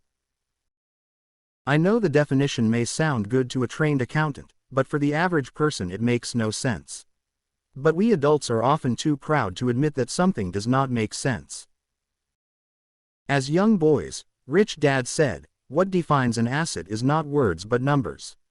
And if you cannot read the numbers, you cannot tell an asset from a hole in the ground. In accounting, Rich Dad would say, it's not the numbers, but what the numbers are telling you. It's just like words. It's not the words, but the story the words are telling you. Many people read, but do not understand much. It's called reading comprehension, and we all have different abilities when it comes to reading comprehension. For example, I recently bought a new VCR. It came with an instruction book that explained how to program the VCR. All I wanted to do was record my favorite TV show on Friday night. I nearly went crazy trying to read the manual. Nothing in my world is more complex than learning how to program my VCR. I could read the words, but I understood nothing. I get an A for recognizing the words. I get an F for comprehension. And so it is with financial statements for most people. If you want to be rich, you've got to read and understand numbers. If I heard that once, I heard it 1,000 times from my rich dad. And I also heard, the rich acquire assets and the poor and middle class acquire liabilities. Here is how to tell the difference between an asset and a liability. Most accountants and financial professionals do not agree with the definitions, but these simple drawings were the start of strong financial foundations for two young boys. To teach preteen boys, Rich Dad kept everything simple, using as many pictures as possible, as few words as possible, and no numbers for years. This is the cash flow pattern of an asset. The above box is an income statement, often called a profit and loss statement. It measures income and expenses, money in and money out. The bottom diagram is the balance sheet. It is called that because it is supposed to balance assets against liabilities. Many financial novices don't know the relationship between the income statement and the balance sheet. That relationship is vital to understand. The primary cause of financial struggle is simply not knowing the difference between an asset and a liability. The cause of the confusion is found in the definition of the two words. If you want a lesson in confusion, simply look up the words asset and liability in the dictionary. Now it may make sense to trained accountants, but to the average person, it may as well be written in Mandarin. You read the words in the definition, but true comprehension is difficult. So as I said earlier, my rich dad simply told two young boys that assets put money in your pocket. Nice, simple and usable. This is cash flow pattern of a liability. Now that assets and liabilities have been defined through pictures, it may be easier to understand my definitions in words. An asset is something that puts money in my pocket. A liability is something that takes money out of my pocket. This is really all you need to know. If you want to be rich, simply spend your life buying assets. If you want to be poor or middle class, spend your life buying liabilities. It's not knowing the difference that causes most of the financial struggle in the real world. Illiteracy. both in words and numbers, is the foundation of financial struggle. If people are having difficulties financially, there is something that they cannot read, either in numbers or words. Something is misunderstood. The rich are rich because they are more literate in different areas than people who struggle financially. So if you want to be rich and maintain your wealth, it's important to be financially literate, in words as well as numbers. The arrows in the diagrams represent the flow of cash, or cash flow. Numbers alone really mean little. Just as words alone mean little. It's the story that counts. In financial reporting, reading numbers is looking for the plot, the story. The story of where the cash is flowing. In 80% of most families, the financial story is a story of working hard in an effort to get ahead. Not because they don't make money, but because they spend their lives buying liabilities instead of assets. For instance, this is the cash flow pattern of a poor person, or a young person still at home. Job which provides income and expenses are taxes, food, rent, clothes, fun, and transportation. They won't have asset and liability. This is the cash flow pattern of a person in the middle class. Job which provides income and expenses are taxes, food, mortgage, clothes, fun, and transportation, and don't have any asset but have liabilities such as mortgage, consumer loans, credit cards. This is the cash flow pattern of a wealthy person. They will have assets such as stocks, bonds, notes, real estate, and intellectual property. They will get income from dividends, interest, rental income, and royalties. Rich won't have any liabilities. All of these diagrams were obviously oversimplified. Everyone has living expenses, the need for food, shelter, and clothing. The diagrams show the flow of cash through a poor, middle class, or wealthy person's life. It is the cash flow that tells the story. It is the story of how a person handles their money, what they do after they get the money in their hand. The reason I started with the story of the richest men in America is to illustrate the flaw in the thinking of so many people. The flaw is that money will solve all problems. That is why I cringe whenever hear people ask me how to get rich quicker. Or where do they start? I often hear, I'm in debt so I need to make more money. But more money will often not solve the problem. In fact, it may actually accelerate the problem. Money often makes obvious our tragic human flaws. Money often puts a spotlight on what we do not know. That is why, all too often, a person who comes into a sudden windfall of cash, let's say an inheritance, a pay raise, or lottery winnings, soon returns to the same financial mess, if not worse than the mess they were in before they received the money. Money only accentuates the cash flow pattern running in your head. If your pattern is to spend everything you get, most likely an increase in cash will just result in an increase in spending. Thus, the saying, "A fool and his money is one big party." I have said many times that we go to school to gain scholastic skills and professional skills, both important. We learn to make money with our professional skills. In the 1960s, when I was in high school, if someone did well in school academically, almost immediately people assumed this bright student would go on to be a medical doctor. Often no one asked the child if they wanted to be a doctor. It was assumed. It was the profession with the promise of the greatest financial reward. Today, doctors are facing financial challenges I would not wish on my worst enemy. Insurance companies taking control of the business, managed health care, government intervention, and malpractice suits, to name a few. Today, kids want to be basketball stars, golfers like Tiger Woods, computer nerds, movie star, rock stars, beauty queens, or traders on Wall Street. Simply because that is where the fame, money, and prestige is. That is the reason it is so hard to motivate kids in school today. They know that professional success is no longer solely linked to academic success, as it once was. Because students leave school without financial skills, millions of educated people pursue their profession successfully, but later find themselves struggling financially. They work harder, but don't get ahead. What is missing from their education is not how to make money, but how to spend money, what to do after you make it.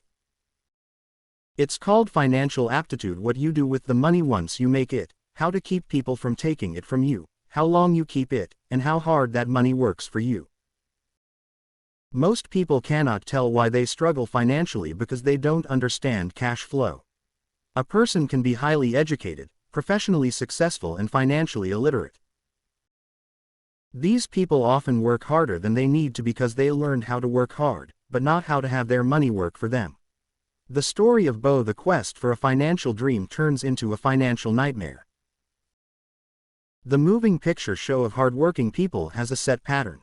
Recently married, the happy, highly educated young couple move in together, in one of their cramped rented apartments.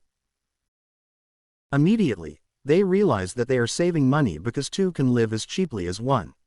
The problem is, the apartment is cramped. They decide to save money to buy their dream home so they can have kids. They now have two incomes, and they begin to focus on their careers. Their incomes begin to increase. As their incomes go up, their expenses go up as well. The number one expense for most people is taxes. Many people think it's income tax, but for most Americans their highest tax is Social Security. As an employee, it appears as if the Social Security tax combined with the Medicare tax rate is roughly 7.5%, but it's really 15% since the employer must match the Social Security amount. In essence, it is money the employer cannot pay you. On top of that, you still have to pay income tax on the amount deducted from your wages for Social Security tax, income you never receive because it went directly to Social Security through withholding. Then, their liabilities go up. This is best demonstrated by going back to the young couple. As a result of their incomes going up, they decide to go out and buy the house of their dreams. Once in their house, they have a new tax, called property tax. Then, they buy a new car, new furniture and new appliances to match their new house. All of a sudden, they wake up and their liabilities column is full of mortgage debt and credit card debt. They're now trapped in the rat race. A child comes along. They work harder. The process repeats itself. More money and higher taxes, also called bracket creep. A credit card comes in the mail. They use it maxes out.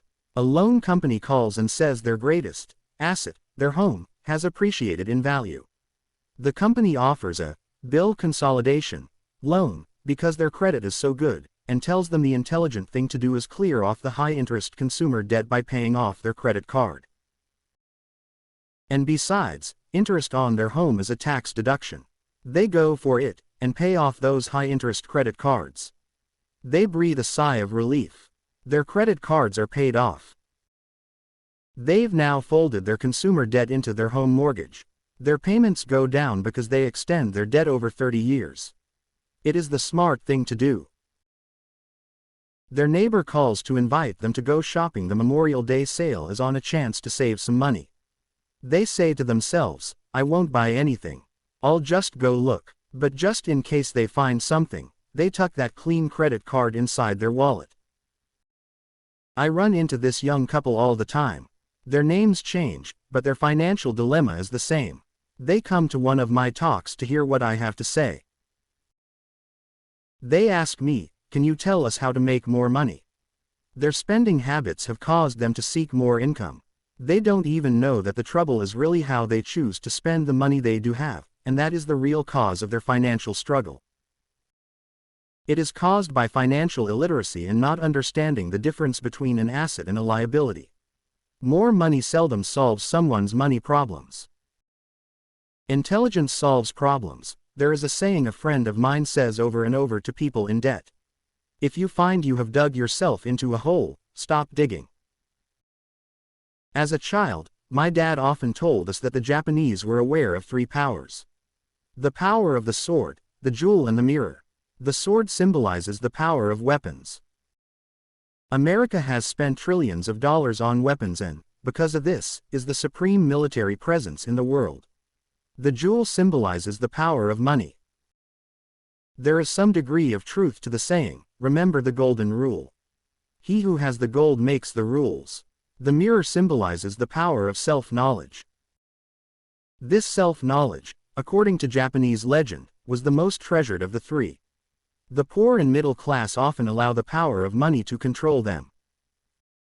By simply getting up and working harder, failing to ask themselves if what they do makes sense, they shoot themselves in the foot as they leave for work every morning. By not fully understanding neoni, the vast majority of people allow the awesome power of money to control them. The power of money is used against them. If they used the power of the mirror, they would have asked themselves, does this make sense? All too often, instead of trusting their inner wisdom, that genius inside of them, most people go along with the crowd. They do things because everybody else does it. They conform rather than question. Often, they mindlessly repeat what they have been told. Ideas such as, diversify, or, your home is an asset. Your home is your biggest investment.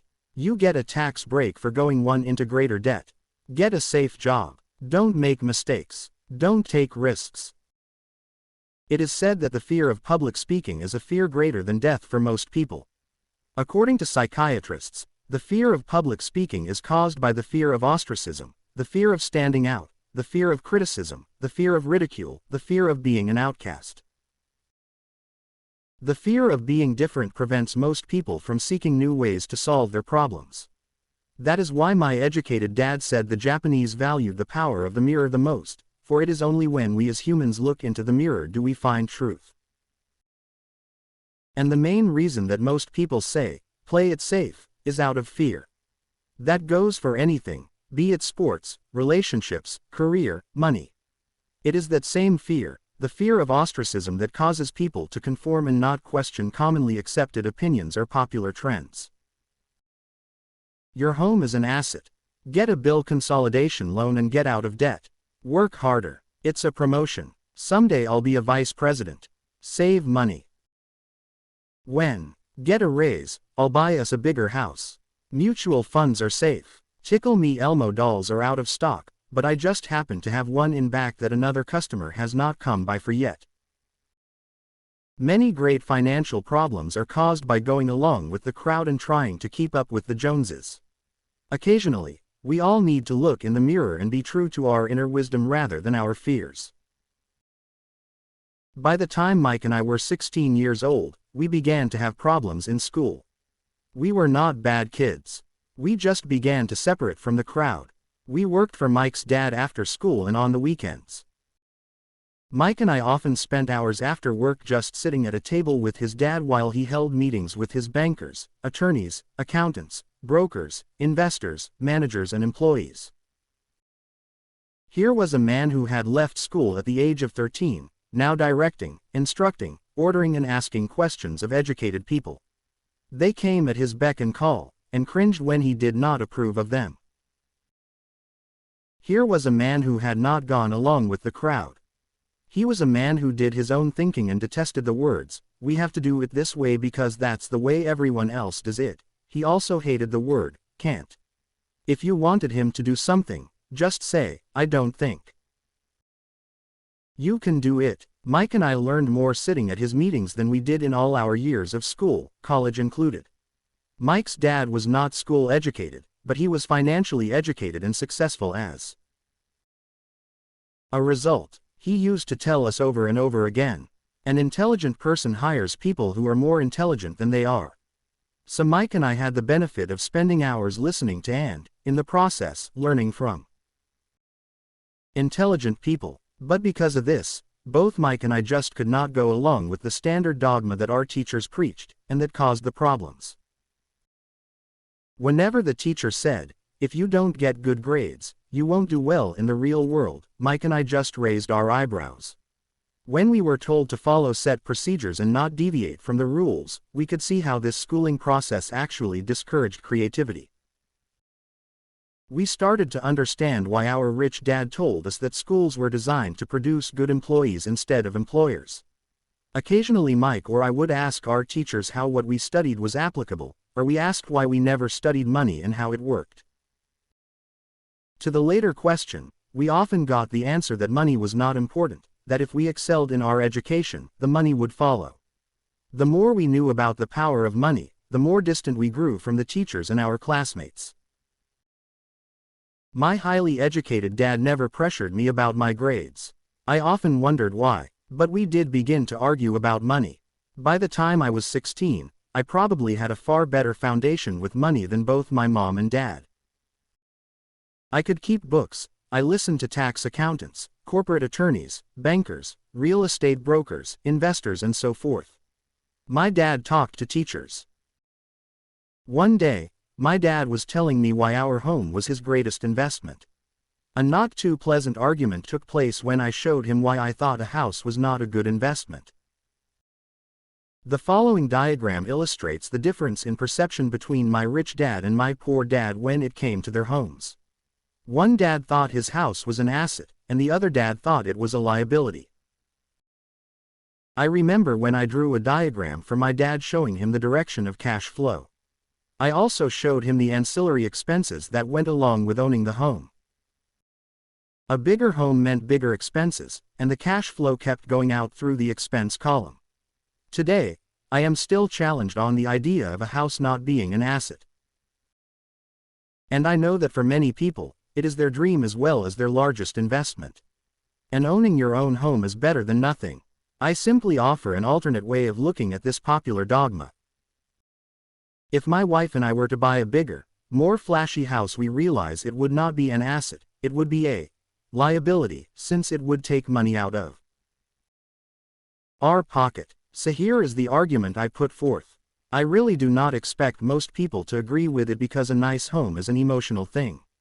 And when it comes to money, high emotions tend to lower financial intelligence. I know from personal experience that money has a way of making every decision emotional. 1. When it comes to houses, I point out that most people work all their lives paying for a home they never own. In other words, most people buy a new house every so many years, each time incurring a new 30-year loan to pay off the previous one.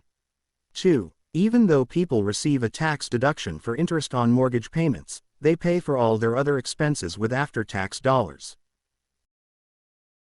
even after they pay off their mortgage. 3. Property taxes. My wife's parents were shocked when the property taxes on their home went to $1,000 a month.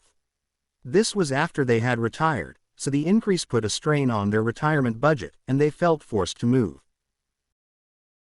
4. Houses do not always go up in value. In 1997, I still have friends who owe $1 million for a home that will today sell for only $700,000. 5. The greatest losses of all are those from missed opportunities. If all your money is tied up in your house, you may be forced to work harder because your money continues blowing out of the expense column, instead of adding to the asset column, the classic middle-class cash flow pattern.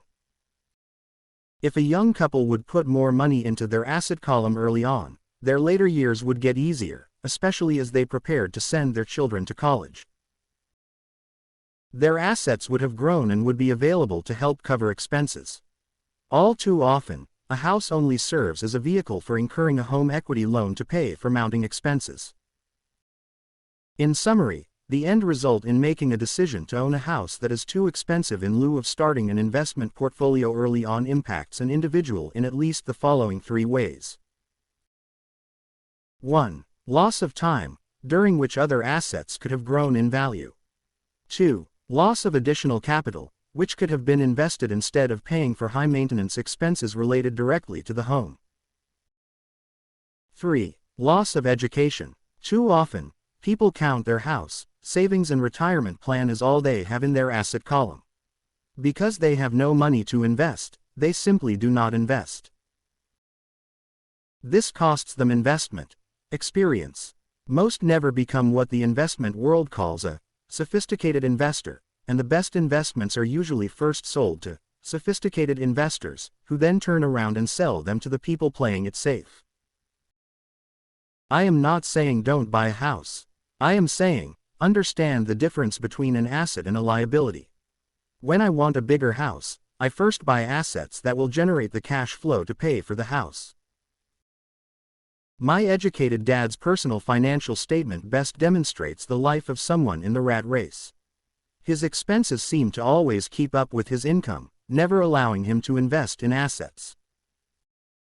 As a result, His liabilities, such as his mortgage and credit card debts, are larger than his assets.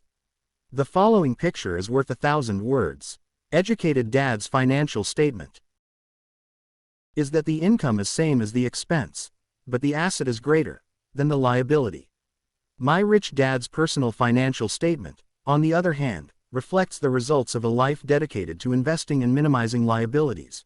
Rich dad's financial statement is that the income is greater than the expense and the asset is greater than the liability.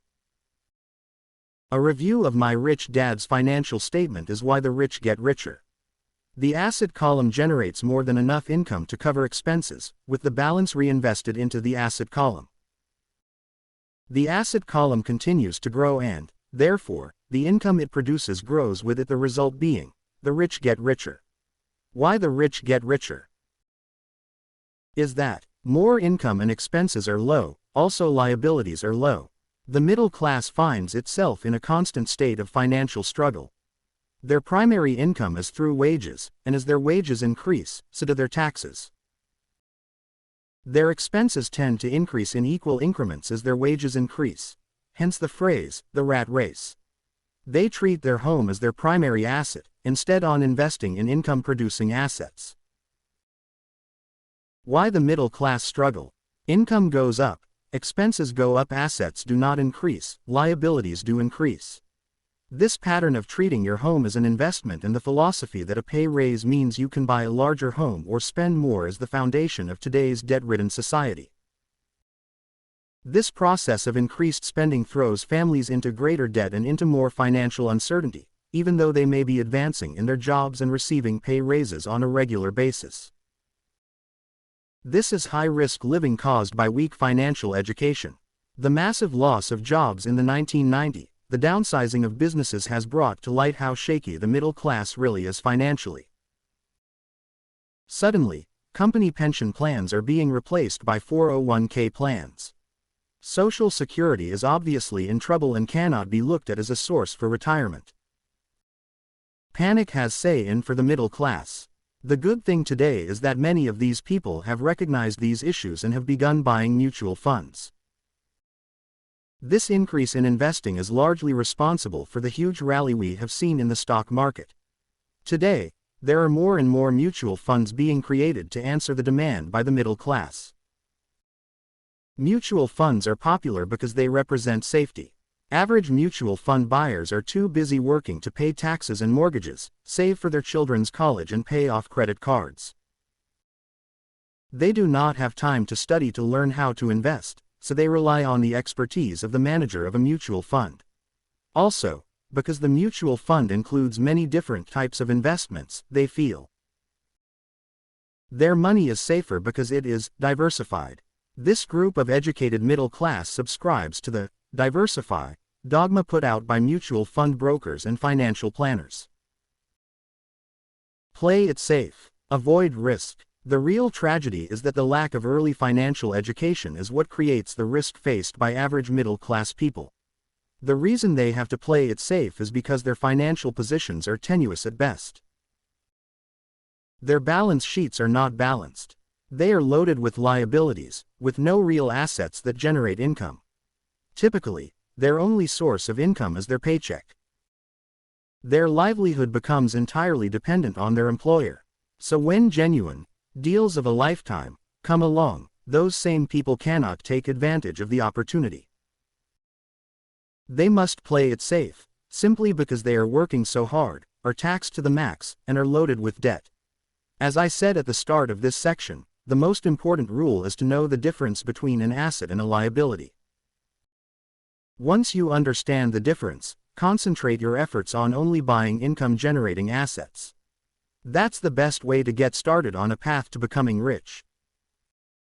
Keep doing that, and your asset column will grow. Focus on keeping liabilities and expenses down. This will make more money available to continue pouring into the asset column. Soon, the asset base will be so deep that you can afford to look at more speculative investments. Investments that may have returns of 100% to infinity. Investments that for $5,000 are soon turned into $1 million or more. Investments that the middle class calls too risky. The investment is not risky. It's the lack of simple financial intelligence, beginning with financial literacy, that causes the individual to be too risky. If you do what the masses do, you get the following picture. Income equals work for owner, expense equals work for government, asset equals none, liability equals work for bank. As an employee who is also a homeowner, your working efforts are generally as follows. 1. You work for someone else. Most people, working for a paycheck, are making the owner, or the shareholders, richer. Your efforts and success will help provide for the owner's success in retirement. 2. You work for the government. The government takes its share from your paycheck before you even see it. By working harder, you simply increase the amount of taxes taken by the government. Most people work from January to May just for the government. 3. You work for the bank. After taxes, your next largest expense is usually your mortgage and credit card debt. The problem with simply working harder is that each of these three levels takes a greater share of your increased efforts. You need to learn how to have your increased efforts benefit you and your family directly. Once you have decided to concentrate on minding your own business, how do you set your goals? For most people, they must keep their profession and rely on their wages to fund their acquisition of assets. As their assets grow, how do they measure the extent of their success? When does someone realize that they are rich, that they have wealth? As well as having my own definitions for assets and liabilities, I also have my own definition for wealth. Actually, I borrowed it from a man named Buckminster Fuller. Some call him a quack, and others call him a living genius. Years ago he got all the architects buzzing because he applied for a patent in 1961 for something called a geodesic dome. But in the application, Fuller also said something about wealth. It was pretty confusing at first, but after reading it for a while, it began to make some sense. Wealth is a person's ability to survive so many number of days forward. Or if I stopped working today, how long could I survive? Unlike net worth, the difference between your assets and liabilities, which is often filled with a person's expensive junk and opinions of what things are worth, this definition creates the possibility for developing a truly accurate measurement. I could now measure and really know where I was in terms of my goal to become financially independent. Although net worth often includes these non-cash producing assets, like stuff you bought that now sits in your garage, wealth measures how much money your money is making and, therefore, your financial survivability. Wealth is the measure of the cash flow from the asset column compared with the expense column. Let's use an example. Let's say I have cash flow from my asset column of $1,000 a month. And I have monthly expenses of $52,000. What is my wealth? Let's go back to Buckminster Fuller's definition. Using his definition, how many days forward can I survive? And let's assume a 30-day month. By that definition, I have enough cash flow for half a month. When I have achieved $2,000 a month cash flow from my assets, then I will be wealthy. So I am not yet rich, but I am wealthy. I now have income generated from assets each month that fully cover my monthly expenses. If I want to increase my expenses, I first must increase my cash flow from assets to maintain this level of wealth. Take notice that it is at this point that I no longer am dependent on my wages. I have focused on and been successful in building an asset column that has made me financially independent. If I quit my job today, I would be able to cover my monthly expenses with the cash flow from my assets. My next goal would be to have the excess cash flow from my assets reinvested into the asset column. The more money that goes into my asset column, the more my asset column grows. The more my assets grow, the more my cash flow grows.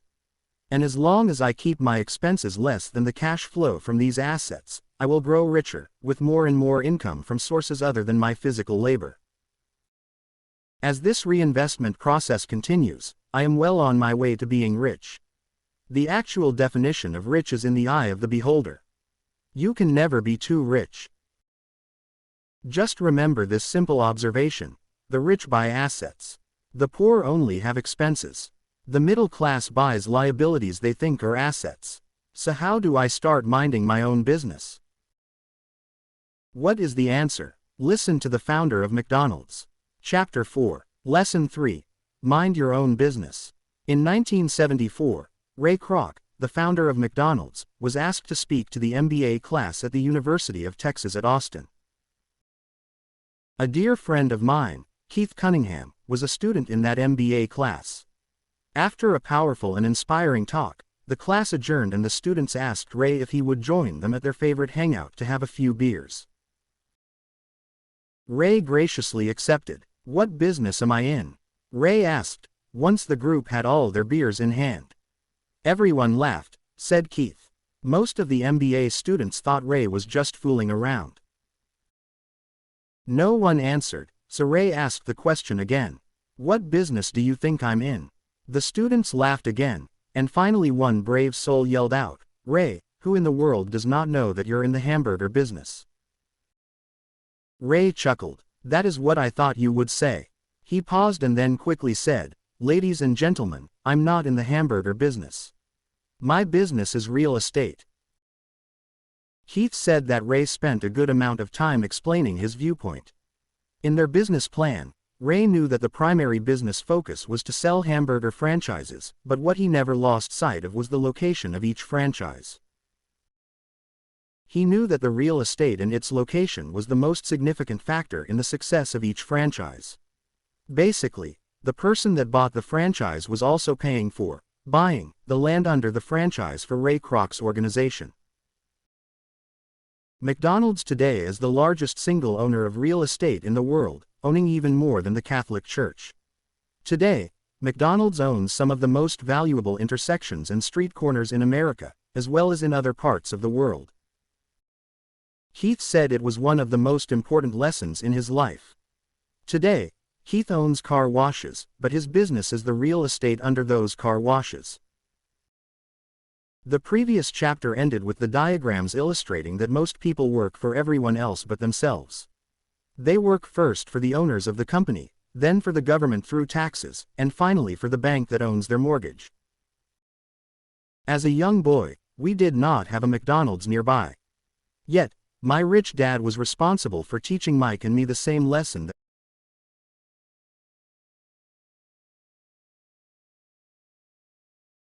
Chapter 4. Lesson 3. Mind your own business. In 1974, Ray Kroc, the founder of McDonald's, was asked to speak to the MBA class at the University of Texas at Austin. A dear friend of mine, Keith Cunningham, was a student in that MBA class. After a powerful and inspiring talk, the class adjourned and the students asked Ray if he would join them at their favorite hangout to have a few beers. Ray graciously accepted. What business am I in? Ray asked, once the group had all their beers in hand. Everyone laughed, said Keith. Most of the MBA students thought Ray was just fooling around. No one answered, so Ray asked the question again. What business do you think I'm in? The students laughed again, and finally one brave soul yelled out, Ray, who in the world does not know that you're in the hamburger business? Ray chuckled. That is what I thought you would say. He paused and then quickly said, ladies and gentlemen, I'm not in the hamburger business. My business is real estate. Keith said that Ray spent a good amount of time explaining his viewpoint. In their business plan, Ray knew that the primary business focus was to sell hamburger franchises, but what he never lost sight of was the location of each franchise. He knew that the real estate and its location was the most significant factor in the success of each franchise. Basically, the person that bought the franchise was also paying for, buying, the land under the franchise for Ray Kroc's organization. McDonald's today is the largest single owner of real estate in the world, owning even more than the Catholic Church. Today, McDonald's owns some of the most valuable intersections and street corners in America, as well as in other parts of the world. Keith said it was one of the most important lessons in his life. Today, Keith owns car washes, but his business is the real estate under those car washes. The previous chapter ended with the diagrams illustrating that most people work for everyone else but themselves. They work first for the owners of the company, then for the government through taxes, and finally for the bank that owns their mortgage. As a young boy, we did not have a McDonald's nearby. Yet, my rich dad was responsible for teaching Mike and me the same lesson that Ray Kroc talked about at the University of Texas. It is secret number 3 of the rich. The secret is, mind your own business. Financial struggle is often directly the result of people working all their life for someone else. Many people will have nothing at the end of their working days. Again, a picture is worth 1,000 words. Here is a diagram of the income statement and balance sheet that best describes Ray Kroc's advice. For most people, their profession gives income. For the rich, their assets gives them income. Our current educational system focuses on preparing today's youth to get good jobs by developing scholastic skills. Their lives will revolve around their wages, or as described earlier, their income column. And after developing scholastic skills, they go on to higher levels of schooling to enhance their professional abilities. They study to become engineers, scientists, cooks, police officers, artists, writers, and so on. These professional skills allow them to enter the workforce and work for money. There is a big difference between your profession and your business. Often I ask people, "What is your business?" And they will say, "Oh, I'm a banker." Then I ask them if they own the bank. And they usually respond, "No, I work there." In that instance, they have confused their profession with their business. Their profession may be a banker, but they still need their own business. Ray Kroc was clear on the difference between his profession and his business. His profession was always the same. Me was a salesman. At one time he sold mixers for milkshakes, and soon thereafter he was selling hamburger franchises. But while his profession was selling hamburger franchises, his business was the accumulation of income-producing real estate. A problem with school is that you often become what you study. So if you study, say, cooking, you become a chef. If you study the law, you become an attorney, and a study of auto mechanics makes you a mechanic. The mistake in becoming what you study is that too many people forget to mind their own business. They spend their lives minding someone else's business and making that person rich. To become financially secure, a person needs to mind their own business. Your business revolves around your asset column, as opposed to your income column. As stated earlier, the number 1 rule is to know the difference between an asset and a liability, and to buy assets. The rich focus on their asset columns while everyone else focuses on their income statements. That is why we hear so often, "I need a raise. If only I had a promotion. I am going to go back to school to get more training so I can get a better job. I am going to work overtime. Maybe I can get a second job. I'm quitting in 2 weeks. I found a job that pays more." In some circles, these are sensible ideas. Yet, if you listen to Ray Kroc, you are still not minding your own business. These ideas all still focus on the income column and will only help a person become more financially secure if the additional money is used to purchase income-generating assets. The primary reason the majority of the poor and middle class are fiscally conservative, which means I can't afford to take risks, is that they have no financial foundation. They have to cling to their jobs. They have to play it safe. When downsizing became the thing low-do, millions of workers found out their largest so-called asset, their home, was eating them alive. Their asset, called a house, still cost them money every month. Their car, another asset, was eating them alive. The golf clubs in the garage that cost $1,000 were not worth $51,000 anymore. Without job security, they had nothing to fall back on. What they thought were assets could not help them survive in a time of financial crisis.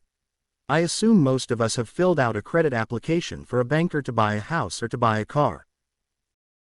It is always interesting to look at the net worth section. It is interesting because of what accepted banking and accounting practices allow a person to count as assets. One day, to get a loan, my financial position did not look too good. So I added my new golf clubs, my art collection, books, stereo, television, Armani suits, wristwatches, shoes and other personal effects to boost the number in the asset column.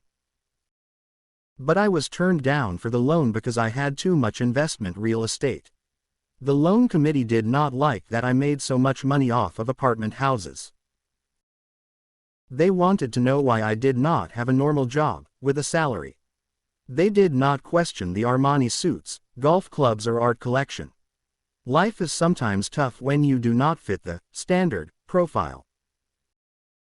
I cringe every time I hear someone say to me that their net worth is $1 million or $100,000 or whatever. One of the main reasons net worth is not accurate is simply because the moment you begin selling your assets, you are taxed for any gains. So many people have put themselves in deep financial trouble when they run short of income. To raise cash, they sell their assets.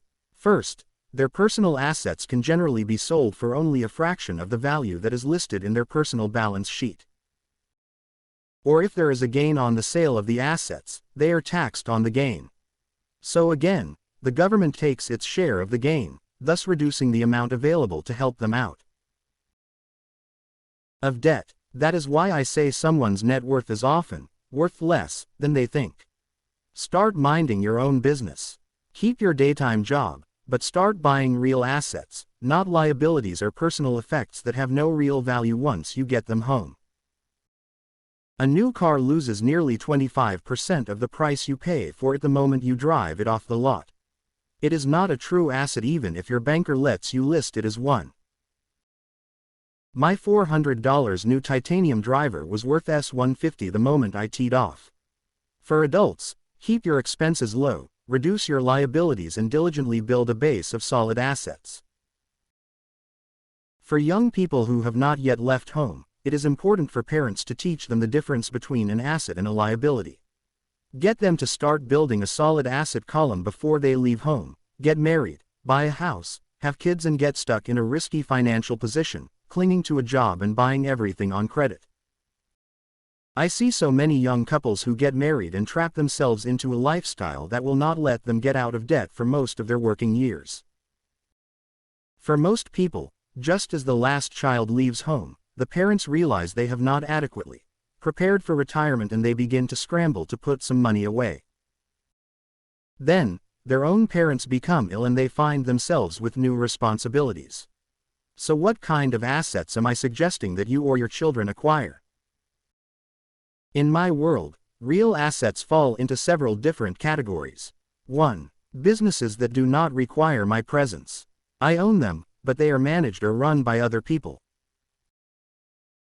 If I have to work there, it's not a business.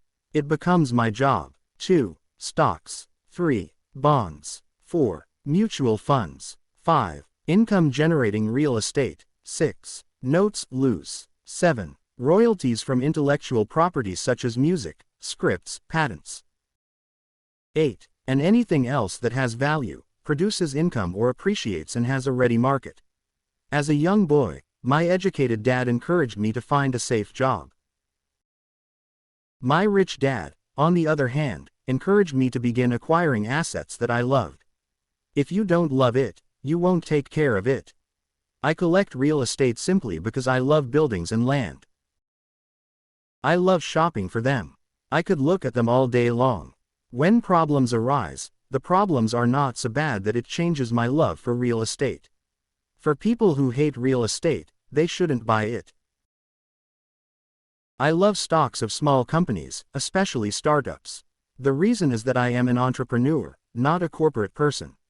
In my early years, I worked in large organizations, such as Standard Oil of California, the U.S. Marine Corps, and Xerox Corp. I enjoyed my time with those organizations and have fond memories, but I know deep down I am not a company man.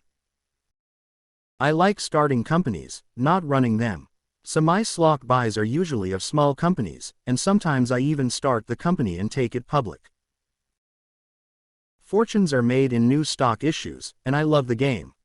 Many people are afraid of small cap companies and call them risky, and they are. But risk is always diminished if you love what the investment is, understand it and know the game. With small companies, my investment strategy is to be out of the stock in a year. My real estate strategy, on the other hand, is to start small and keep trading the properties up for bigger properties and, therefore, delaying paying taxes on the gain. This allows the value to increase dramatically. I generally hold real estate less than 7 years. For years, even while I was with the Marine Corps and Xerox, I did what my rich dad recommended. I kept my daytime job, but I still minded my own business. I was active in my asset column. I traded real estate and small stocks. Rich Dad always stressed the importance of financial literacy. The better I was at understanding the accounting and cash management, the better I would be at analyzing investments and eventually starting and building my own company. I would not encourage anyone to start a company unless they really want to. Knowing what I know about running a company, I would not wish that task on anyone. There are times when people cannot find employment, where starting a company is a solution for them. The odds are against success. 9 out of 10 companies fail in 5 years. Of those that survive the first 5 years, 9 out of every 10 of those eventually fail, as well. So only if you really have the desire to own your own company do I recommend it. Otherwise, keep your daytime job and mind your own business. When I say mind your own business, I mean to build and keep your asset column strong. Once a dollar goes into it, never let it come out. Think of it this way, once a dollar goes into your asset column, it becomes your employee. The best thing about money is that it works 24 hours a day and can work for generations. Keep your daytime job, be a great hard-working employee, but keep building that asset column. As your cash flow grows, you can buy some luxuries. An important distinction is that rich people buy luxuries last, while the poor and middle class tend to buy luxuries first. The poor and the middle class often buy luxury items such as big houses, diamonds, furs, jewelry or boats because they want to look rich. They look rich, but in reality they just get deeper in debt on credit. The old money people, the long-term rich, built their asset column first. Then, the income generated from the asset column bought their luxuries. The poor and middle class buy luxuries with their own sweat, blood and children's inheritance. A true luxury is a reward for investing in and developing a real asset. For example, when my wife and I had extra money coming from our apartment houses, she went out and bought her Mercedes. It did not take any extra work or risk on her part because the apartment house bought the car. She did, however, have to wait for it for 4 years while the real estate investment portfolio grew and finally began throwing off enough extra cash flow to pay for the car. But the luxury, the Mercedes, was a true reward because she had proved she knew how to grow her asset column. That car now means a lot more to her than simply another pretty car. It means she used her financial intelligence to afford it. What most people do is they impulsively go out and buy a new car, or some other luxury, on credit. They may feel bored and just want a new toy. Buying a luxury on credit often causes a person to sooner or later actually resent that luxury because the debt on the luxury becomes a financial burden. After you've taken the time and invested in and built your own business, you are now ready to add the magic touch, the biggest secret of the rich. The secret that puts the rich way ahead of the pack. The reward at the end of the road for diligently taking the time to mind your own business. Chapter 5, Lesson 4, The History of and the Power of Corporation. I remember in school being told the story of Robin Hood and his merry men. My school teacher thought it was a wonderful story of a romantic hero, a Kevin Costner type, who robbed from the rich and gave to the poor.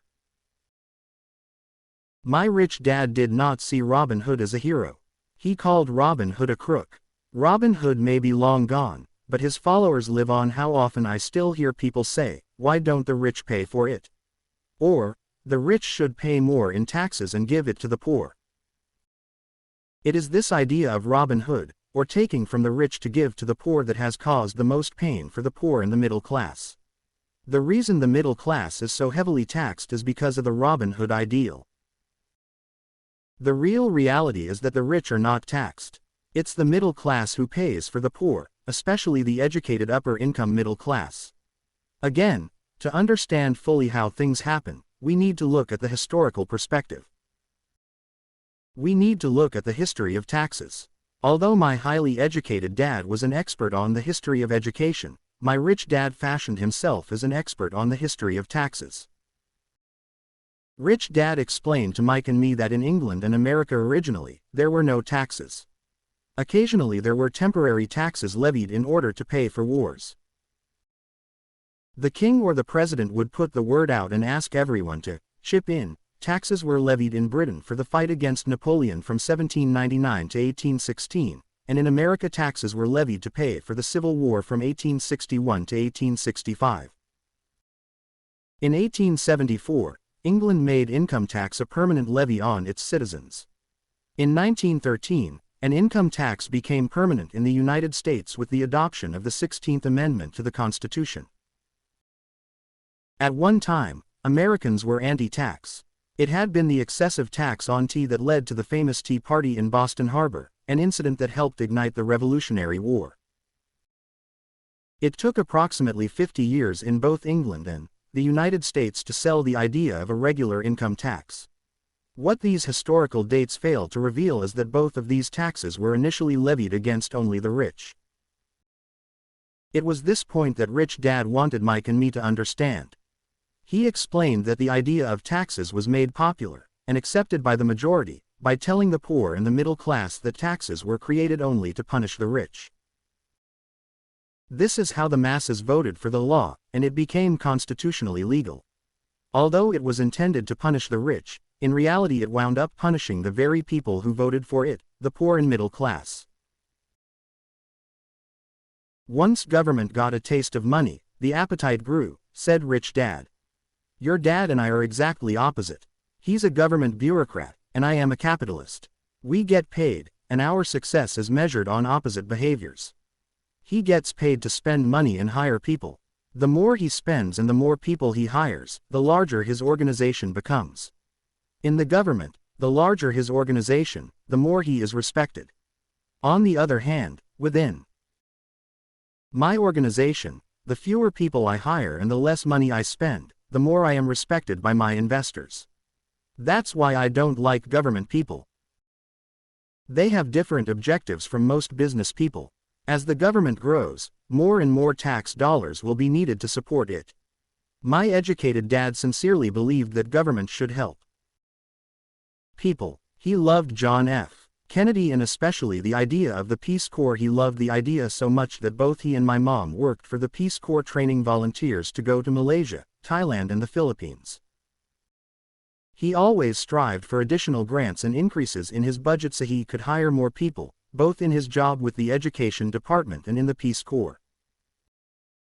That was his job. From the time I was about 10 years old, I would hear from my rich dad that government workers were a pack of lazy thieves, and from my poor dad I would hear how the rich were greedy crooks who should be made to pay more taxes.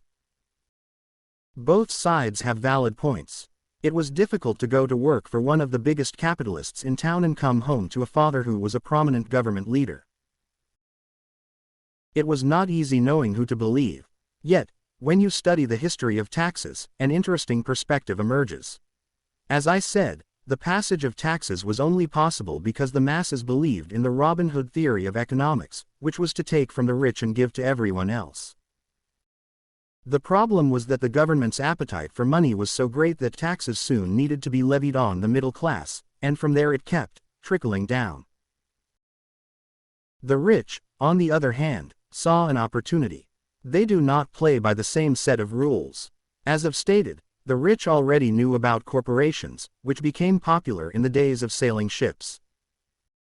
The rich created the corporation as a vehicle to limit their risk to the assets of each voyage. The rich put their money into a corporation to finance the voyage. The corporation would then hire a crew to sail to the New World to look for treasures. If the ship was lost, the crew lost their lives, but the loss to the rich would be limited only to the money they invested for that particular voyage.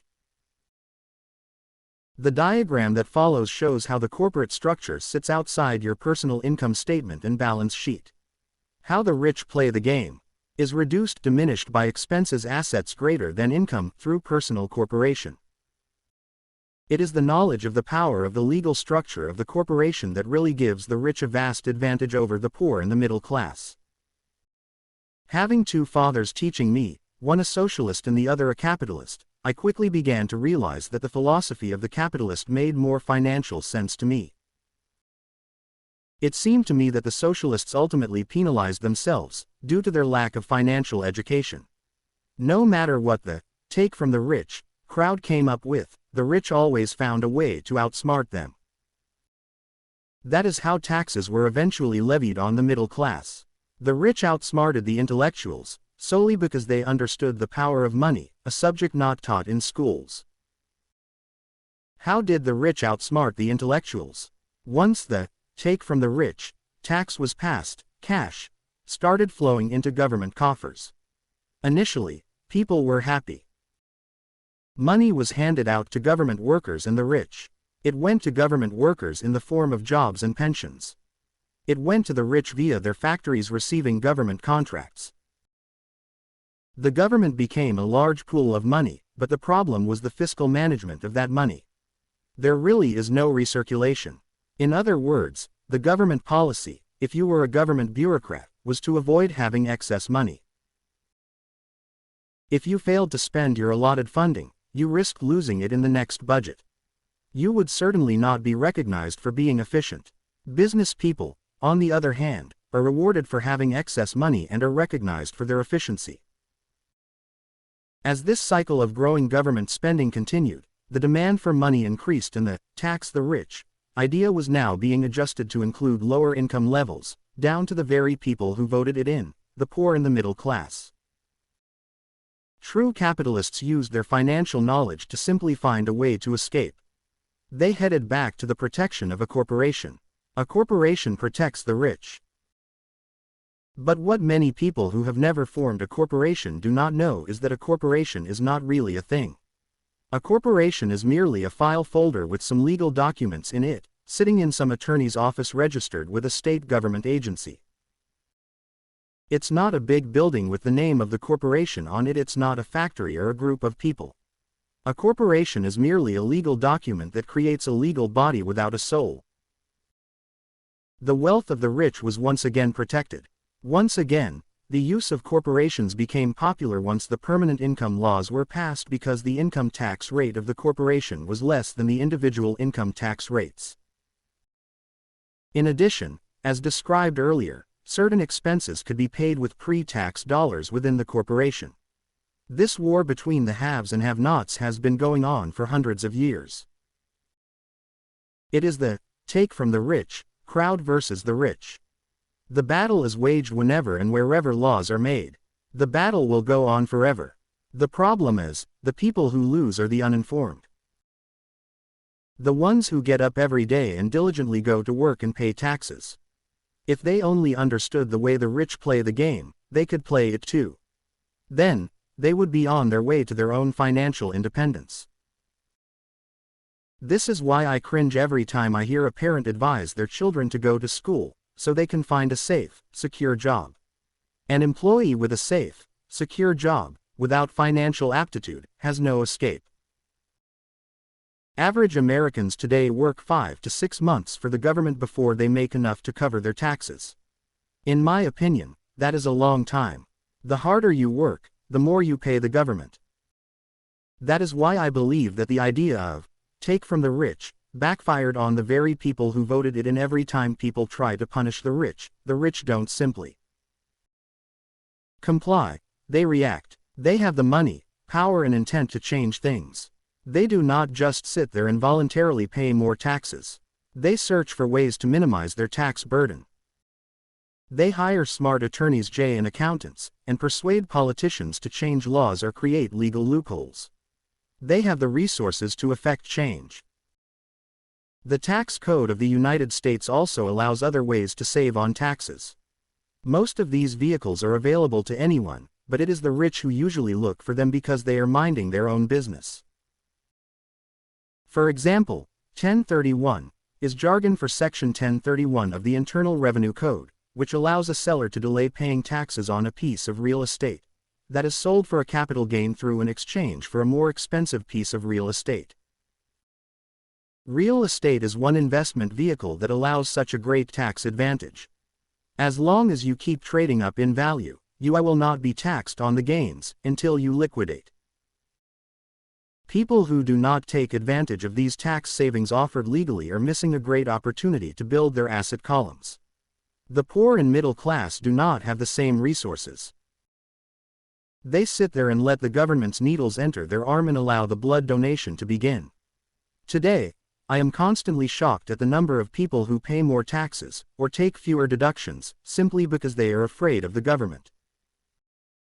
And I do know how frightening and intimidating a government tax agent can be. I have had friends who have had their businesses shut down and destroyed, only to find out it was a mistake on the part of the government.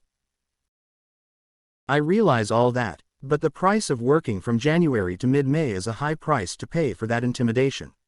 My poor dad never fought back. My rich dad didn't either. He just played the game smarter, and he did it through corporations, the biggest secret of the rich. You may remember the first lesson I learned from my rich dad.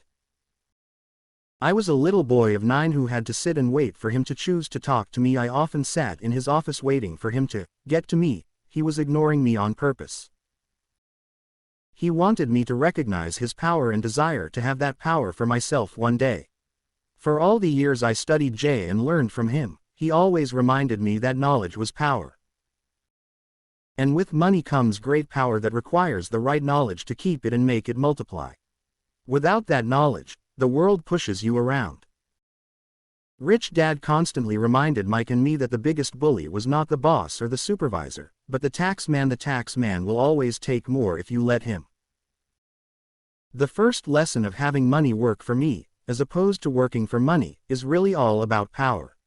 If you work for money, you give the power up to your employer. If your money works for you, you keep and control the power. Once we had this knowledge of the power of money working for us, he wanted us to be financially smart and not let bullies push us around. You need to know the law and how the system works. If you're ignorant, it is easy to be bullied. If you know what you're talking about, you have a fighting chance.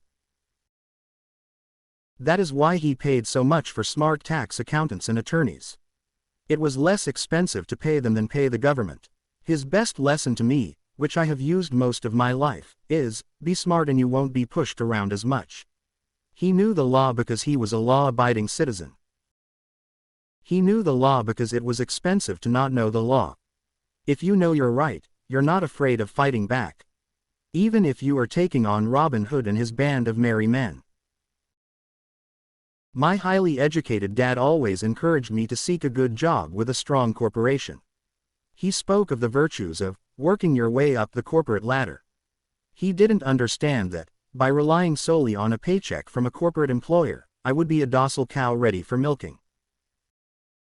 When I told my rich dad of my father's advice, he only chuckled. "Why not own the ladder?" was all he said. As a young boy, I did not understand what Rich Dad meant by owning my own corporation. It was an idea that seemed impossible and intimidating. Although I was excited by the idea, my youth would not let me envision the possibility that grown-ups would someday work for a company I would own. The point is, if not for my rich dad, I would have probably followed my educated dad's advice. It was merely the occasional reminder of my rich dad that kept the idea of owning my own corporation alive and kept me on a different path. By the time I was 15 or 16, I knew I was not going to continue down the path my educated dad was recommending. I did not know how I was going to do it, but I was determined not to head in the direction most of my classmates were heading. That decision changed my life. It was not until I was in my mid-20s that my rich dad's advice began to make more sense. I was just out of the Marine Corps and working for Xerox. I was making a lot of money, but every time I looked at my paycheck, I was always disappointed. The deductions were so large, and the more I worked, the greater the deductions. As I became more successful, my bosses talked about promotions and raises. It was flattering, but I could hear my rich dad asking me in my ear, "Who are you working for? Who are you making rich?" In 1974, while still an employee for Xerox, I formed my first corporation and began minding my own business. There were already a few assets in my asset column, but now I was determined to focus on making it bigger. Those paychecks with all the deductions made all the years of my rich dad's advice make total sense. I could see the future if I followed my educated dad's advice. Many employers feel that advising their workers to mind their own business is bad for business. I am sure it can be for certain individuals. But for me, focusing on my own business, developing assets, made me a better employee. I now had a purpose. I came in early and worked diligently, amassing as much money as possible so I could begin investing in real estate. Hawaii was just set to boom, and there were 4 fortunes to be made. The more I realized we were in the beginning stages of a boom, the more Xerox machines I sold. The more I sold, the more money I made, and, of course, the more deductions there were from my paycheck. It was inspiring. I wanted out of the trap of being an employee so badly that I worked harder, not less. By 1978, I was consistently one of the top 5 salespeople in sales, often number 1. I badly wanted out of the rat race. In less than 3 years, I was making more in my own little corporation, which was a real estate holding company, than I was making at Xerox. And the money I was making in my asset column, in my own corporation, was money working for me, not me pounding on doors selling copiers. My rich dad's advice made much more sense. Soon the cash flow from my properties was so strong that my company bought me my first Porsche. My fellow Xerox salespeople thought I was spending my commissions. I wasn't. I was investing my commissions in assets. My money was working hard to make more money. Each dollar in my asset column was a great employee, working hard to make more employees and buy the boss a new Porsche with before-tax dollars. I began to work harder for Xerox. The plan was working, and my Porsche was the proof. By using the lessons I learned from my rich dad, I was able to get out of the proverbial rat race of being an employee at an early age. It was made possible because of the strong financial knowledge I had acquired through these lessons. Without this financial knowledge, which I call financial IQ, my road to financial independence would have been much more difficult. I now teach others through financial seminars in the hope that I may share my knowledge with them. Whenever I do my talks, I remind people that financial IQ is made up of knowledge from 4 broad areas of expertise. Number 1 is accounting, what I call financial literacy, a vital skill if you want to build an empire. The more money you are responsible for, the more accuracy is required, or the house comes tumbling down. This is the left brain side, or the details. Financial literacy is the ability to read and understand financial statements. This ability allows you to identify the strengths and weaknesses of any business. Number 2 is investing, what I call the science of making money.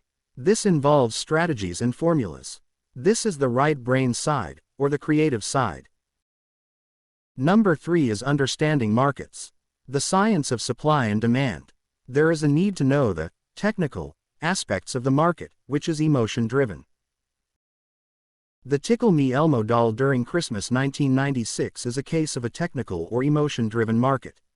The other market factor is the fundamental, or the economic sense of an investment. Does an investment make sense or does it not make sense based on the current market conditions? Many people think the concepts of investing and understanding the market are too complex for kids. They fail to see that kids know those subjects intuitively.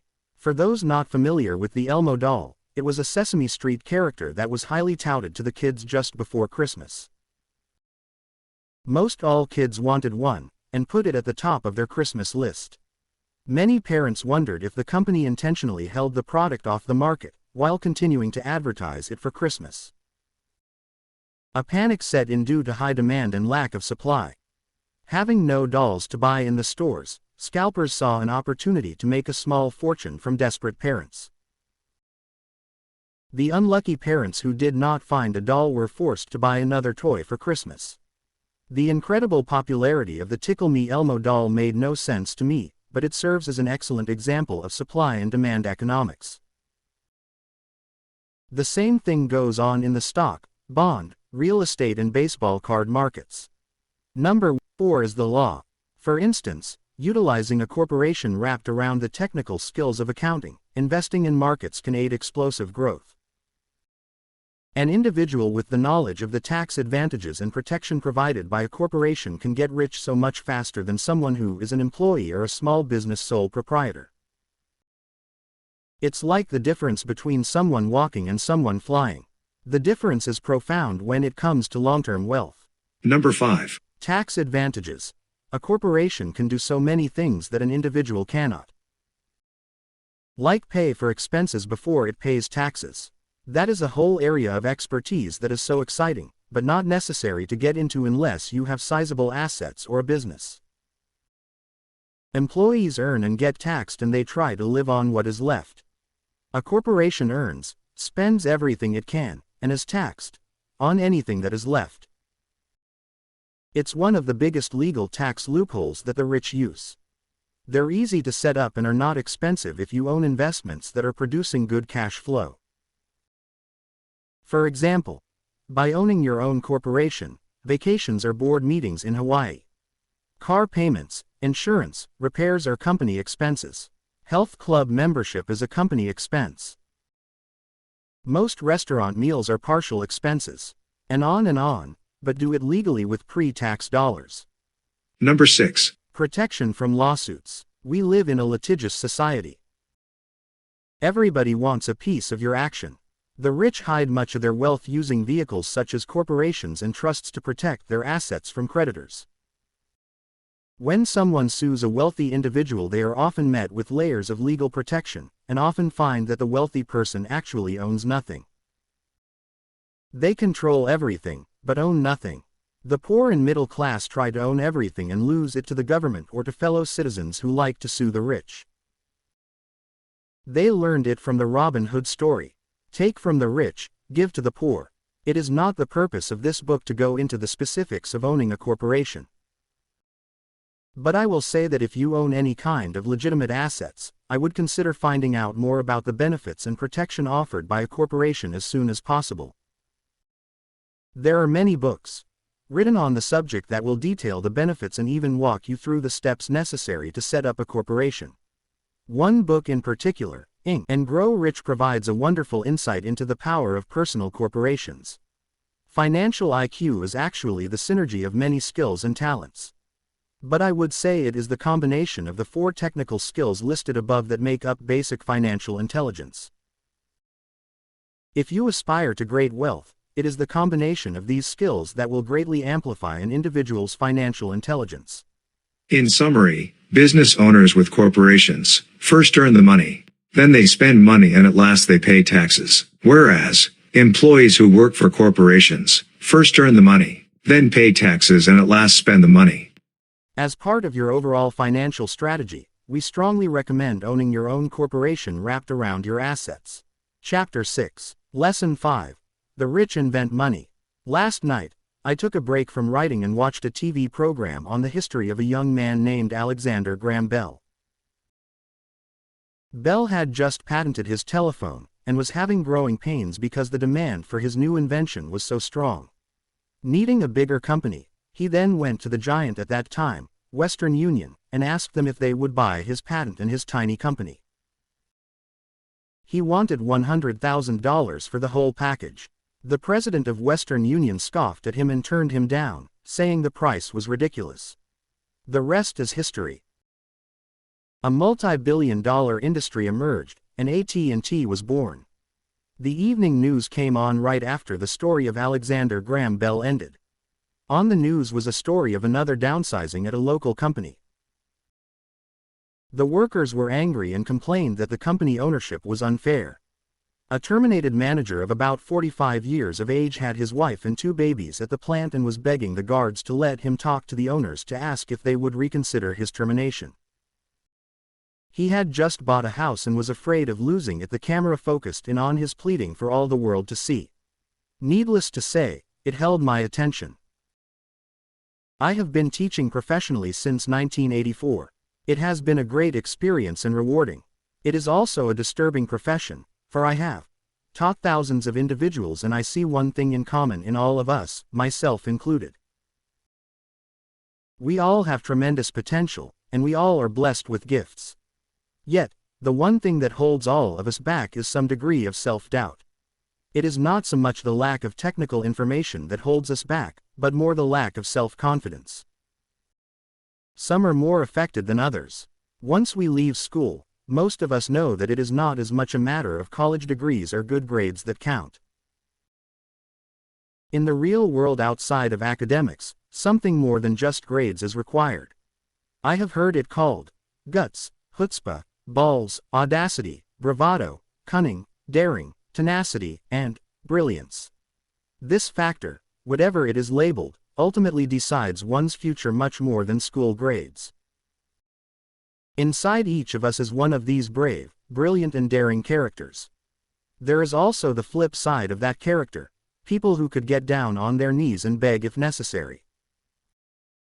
After a year in Vietnam, as a Marine Corps pilot, I intimately got to know both of those characters inside of me. One is not better than the other.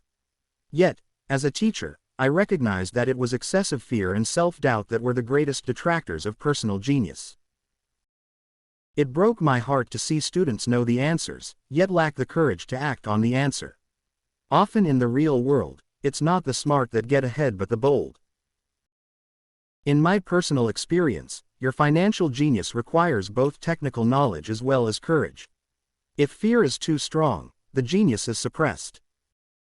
In my classes, I strongly urge students to learn to take risks, to be bold, to let their genius convert that fear into power and brilliance. It works for some and just terrifies others. I have come to realize that for most people, when it comes to the subject of money, they would rather play it safe. I have had to field questions such as, why take risks? Why should I bother developing my financial IQ? Why should I become financially literate? And I answer, just to have more options. There are huge changes up ahead. Just as I started with the story of the young inventor Alexander Graham Bell, in the coming years there will be more people just like him. There will be 100 people like Bill Gates and hugely successful companies like Microsoft created every year, all over the world. And there also will be many more bankruptcies, layoffs and downsizing. So why bother developing your financial IQ? No one can answer that but you. Yet, I can tell you why I myself do it. I do it because it is the most exciting time to be alive. I'd rather be welcoming change than dreading change. I'd rather be excited about making millions than worrying about not getting a raise. This period we are in now is a most exciting time, unprecedented in our world's history.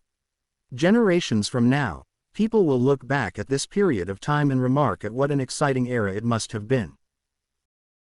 It was the death of the old and birth of the new. It was full of turmoil and it was exciting. So why bother developing your financial IQ? Because if you do, you will prosper greatly. And if you don't, this period of time will be a frightening one.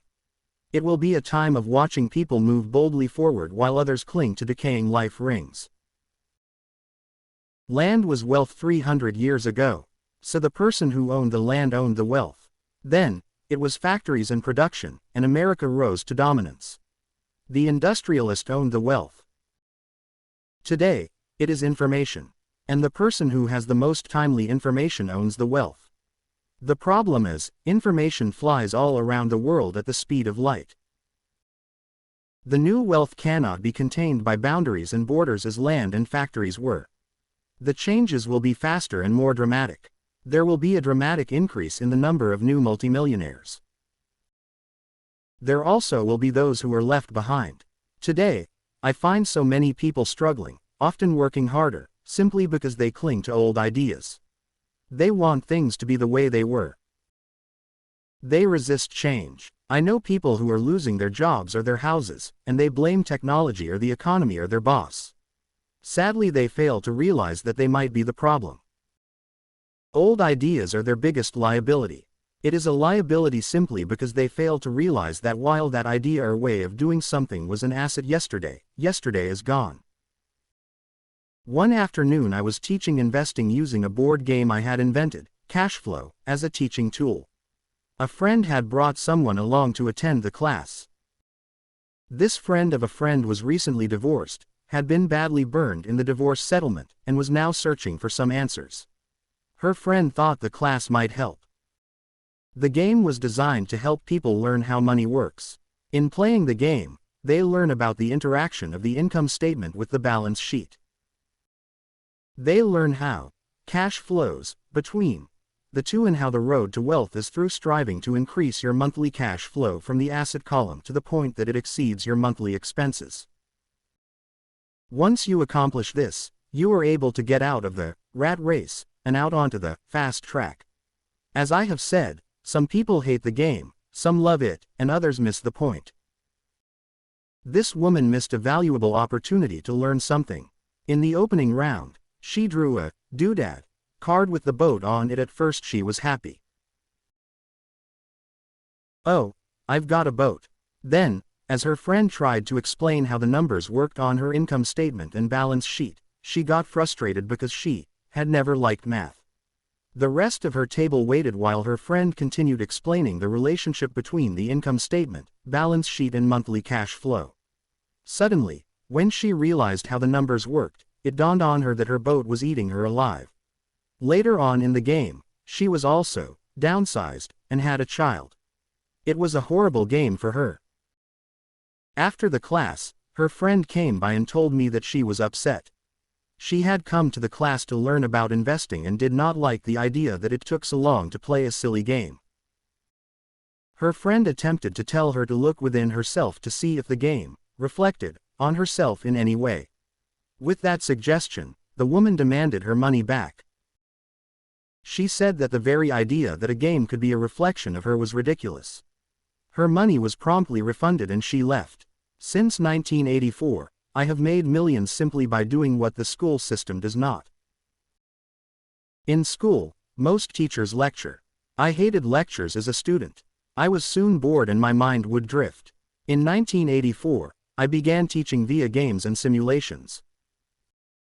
I always encouraged adult students to look at games as reflecting back to what they know and what they needed to learn.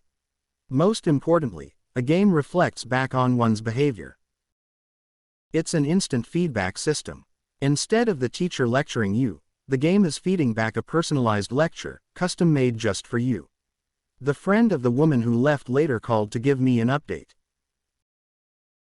She said her friend was fine and had calmed down.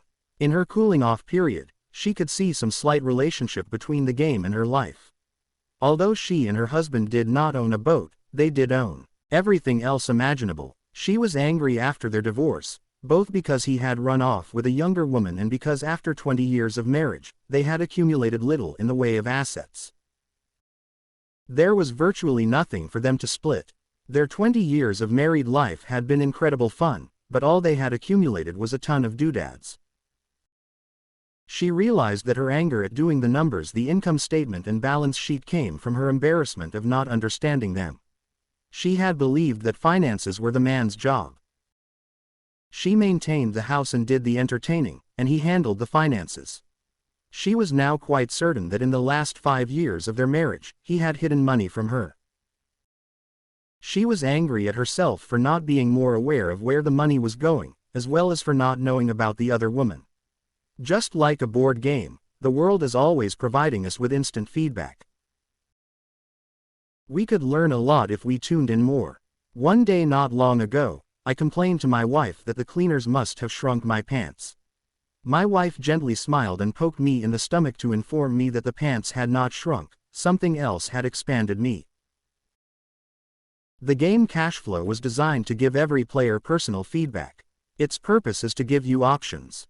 If you draw the boat card and it puts you into debt, the question is, now what can you do?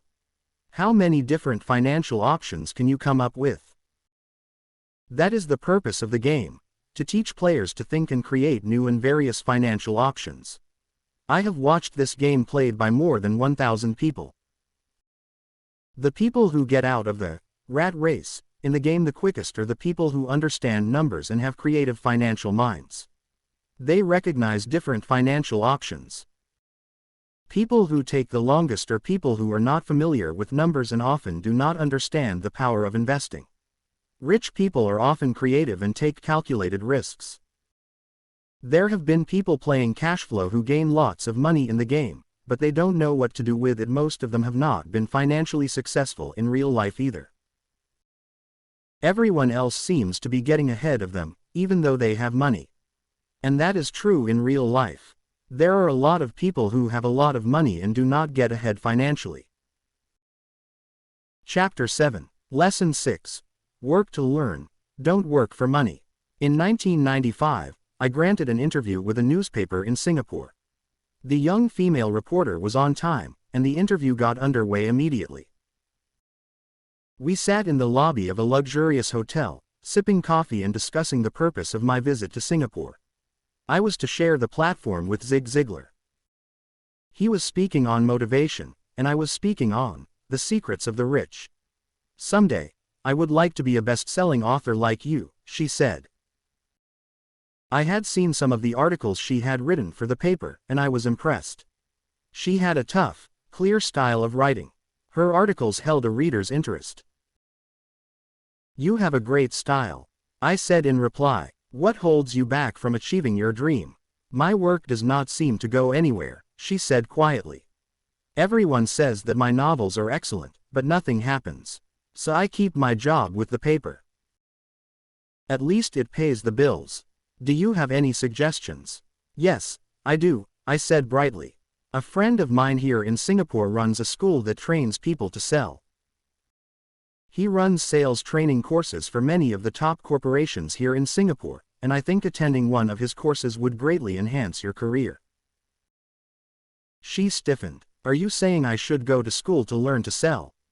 I nodded. You aren't serious, are you? Again, I nodded. What is wrong with that? I was now backpedaling. She was offended by something, and now I was wishing I had not said anything. In my attempt to be helpful, I found myself defending my suggestion. I have a master's degree in English literature. Why would I go to school to learn to be a salesperson? I am a professional. I went to school to be trained in a profession so I would not have to be a salesperson. I hate salespeople. All they want is money. So tell me why I should study sales. She was now packing her briefcase forcibly. The interview was over. On the coffee table sat a copy of an earlier best-selling book I wrote. I picked it up as well as the notes she had jotted down on her legal pad. Do you see this? I said, pointing to her notes. She looked down at her notes. What? She said, confused. Again, I pointed deliberately to her notes. On her pad she had written, Robert Kiyosaki, best-selling author. It says, best-selling author, not best, writing, author. Her eyes widened immediately. I am a terrible writer. You are a great writer. I went to sales school. You have a master's degree. Put them together and you get a best-selling author and a best writing author. Anger flared from her eyes. I'll never stoop so low as to learn how to sell. People like you have no business writing. I am a professionally trained writer and you are a salesman. It is not fair. The rest of her notes were put away, and she hurried out through the large glass doors into the humid Singapore morning. At least she gave me a fair and favorable write-up the next morning. The world is filled with smart, talented, educated and gifted people. We meet them every day. They are all around us. A few days ago, my car was not running well. I pulled into a garage, and the young mechanic had it fixed in just a few minutes. He knew what was wrong by simply listening to the engine. I was amazed. The sad truth is, great talent is not enough. I'm constantly shocked at how little talented people earn. I heard the other day that less than 5% of Americans earn more than $100,000 a year. I have met brilliant, highly educated people who earn less than $20,000 a year. A business consultant who specializes in the medical trade was telling me how many doctors, dentists and chiropractors struggle financially. All this time, I thought that when they graduated, the dollars would pour in. It was this business consultant who gave me the phrase, they are one skill away from great wealth. What this phrase means is that most people need only to learn and master one more skill and their income would jump exponentially. I have mentioned before that financial intelligence is a synergy of accounting, investing, marketing and law. Combine those 4 technical skills and making money with money is easier. When it comes to money, the only skill most people know is to work hard. The classic example of a synergy of skills was that young writer for the newspaper. If she diligently learned the skills of sales and marketing, her income would jump dramatically. If I were her, I would take some courses in advertising copywriting as well as sales. Then, instead of working at the newspaper, I would seek a job at an advertising agency. Even if it were a cut in pay, she would learn how to communicate in shortcuts that are used in successful advertising. She also would spend time learning public relations, an important skill. She would learn how to get millions in free publicity. Then, at night and on weekends, she could be writing her great novel. When it was finished, she would be better able to sell her book. Then, in a short while, she could be a best-selling author. When I first came out with my first book, If You Want to Be Rich and Happy, Don't Go to School, a publisher suggested I change the tide to the economics of education. I told the publisher that with a title like that, I would sell 2 books, one to my family and one to my best friend. The problem is, they would expect it for free. The obnoxious title If You Want to Be Rich and Happy, Don't Go to School was chosen because we knew it would get tons of publicity. I am pro-education and believe in education reform. Otherwise, why would I continue to press for changing our antiquated educational system? So I chose a title that would get me on more TV and radio shows, simply because I was willing to be controversial. Many people thought I was a fruitcake, but the book sold and sold. When I graduated from the U.S. Merchant Marine Academy in 1969, my educated dad was happy. Standard Oil of California had hired me for its oil tanker fleet. I was a third mate, and the pay was low compared with my classmates, but it was okay for a first real job after college. My starting pay was about $42,000 a year, including overtime, and I only had to work for 7 months. I had 5 months of vacation. If I had wanted to, I could have taken the run to Vietnam with a subsidiary shipping company, and easily doubled my pay instead of taking the 5 months vacation. I had a great career ahead of me, yet I resigned after 6 months with the company and joined the Marine Corps to learn how to fly. My educated dad was devastated. Rich Dad congratulated me in school and in the workplace. The popular opinion is the idea of specialization. That is, in order to make more money or get promoted, you need to specialize. That is why medical doctors immediately begin to seek a specialty such as orthopedics or pediatrics. The same is true for accountants, architects, lawyers, pilots and others. My educated dad believed in the same dogma. That is why he was thrilled when he eventually achieved his doctorate. He often admitted that schools reward people who study more and more about less and less. Rich Dad encouraged me to do exactly the opposite. You want to know a little about a lot, was his suggestion. That is why for years I worked in different areas of his companies. For a while, I worked in his accounting department. Although I would probably never have been an accountant, he wanted me to learn via osmosis. Rich Dad knew I would pick up jargon and a sense of what is important and what is not. I also worked as a busboy and construction worker, as well as in sales, reservations and marketing. He was grooming Mike and me. That is why he insisted we sit in on the meetings with his bankers, lawyers, accountants and brokers. He wanted us to know a little about every aspect of his empire. When I quit my high-paying job with Standard Oil, my educated dad had a heart-to-heart with me. He was bewildered. He could not understand my decision to resign from a career that offered high pay, great benefits, lots of time off, and opportunity for promotion. When he asked me one evening, "Why did you quit?" I could not explain it to him, as much as I tried. My logic did not fit his logic. The big problem was that my logic was my rich dad's logic. Job security meant everything to my educated dad. Learning meant everything to my rich dad. Educated dad thought I went to school to learn to be a ship's officer.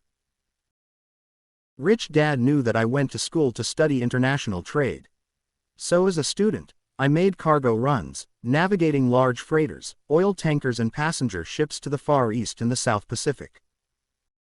Rich dad emphasized that I stay in the Pacific instead of taking ships to Europe because he knew that the emerging nations were in Asia, not Europe. While most of my classmates, including Mike, were partying at their fraternity houses, I was studying trade, people, business styles and cultures in Japan, Taiwan, Thailand, Singapore, Hong Kong, Vietnam, Korea, Tahiti, Samoa and the Philippines. I also was partying, but it was not in any frat house. I grew up rapidly. Educated dad just could not understand why I decided to quit and join the Marine Corps.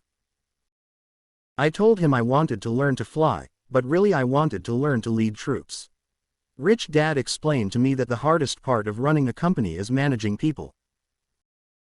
He had spent 3 years in the Army. My educated dad was draft exempt. Rich dad told me of the value of learning to lead men into dangerous situations.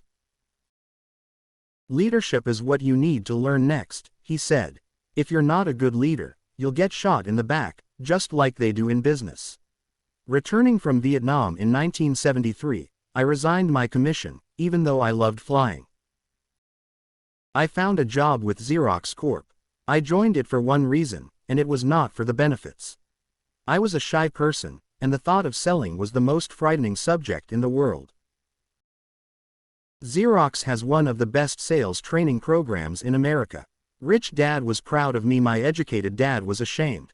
Being an intellectual, he thought that salespeople were below him. I worked with Xerox for 4 years until I overcame my fear of knocking on doors and being rejected.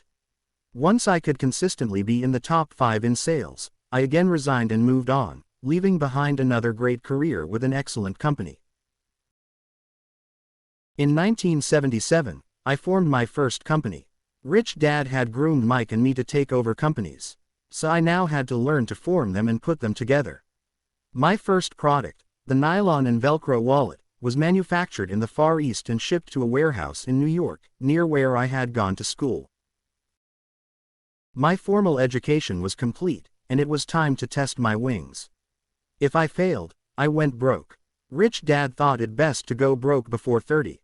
You still have time to recover, was his advice. On the eve of my 30th birthday, my first shipment left Korea for New York. Today, I still do business internationally.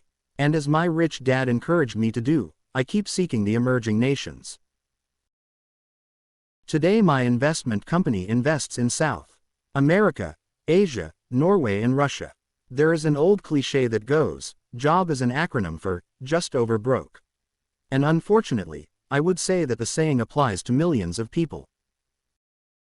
Because school does not think financial intelligence is an intelligence, most workers live within their means. They work and they pay the bills. There is another horrible management theory that goes, workers work hard enough to not be fired, and owners pay just enough so that workers won't quit. And if you look at the pay scales of most companies, again I would say there is a degree of truth in that statement. The net result is that most workers never get ahead. They do what they've been taught to do, get a secure job.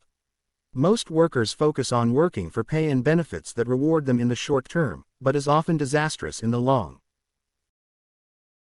Instead, I recommend to young people to seek work for what they will learn, more than what they will earn. Look down the road at what skills they want to acquire before choosing a specific profession and before getting trapped in the rat race.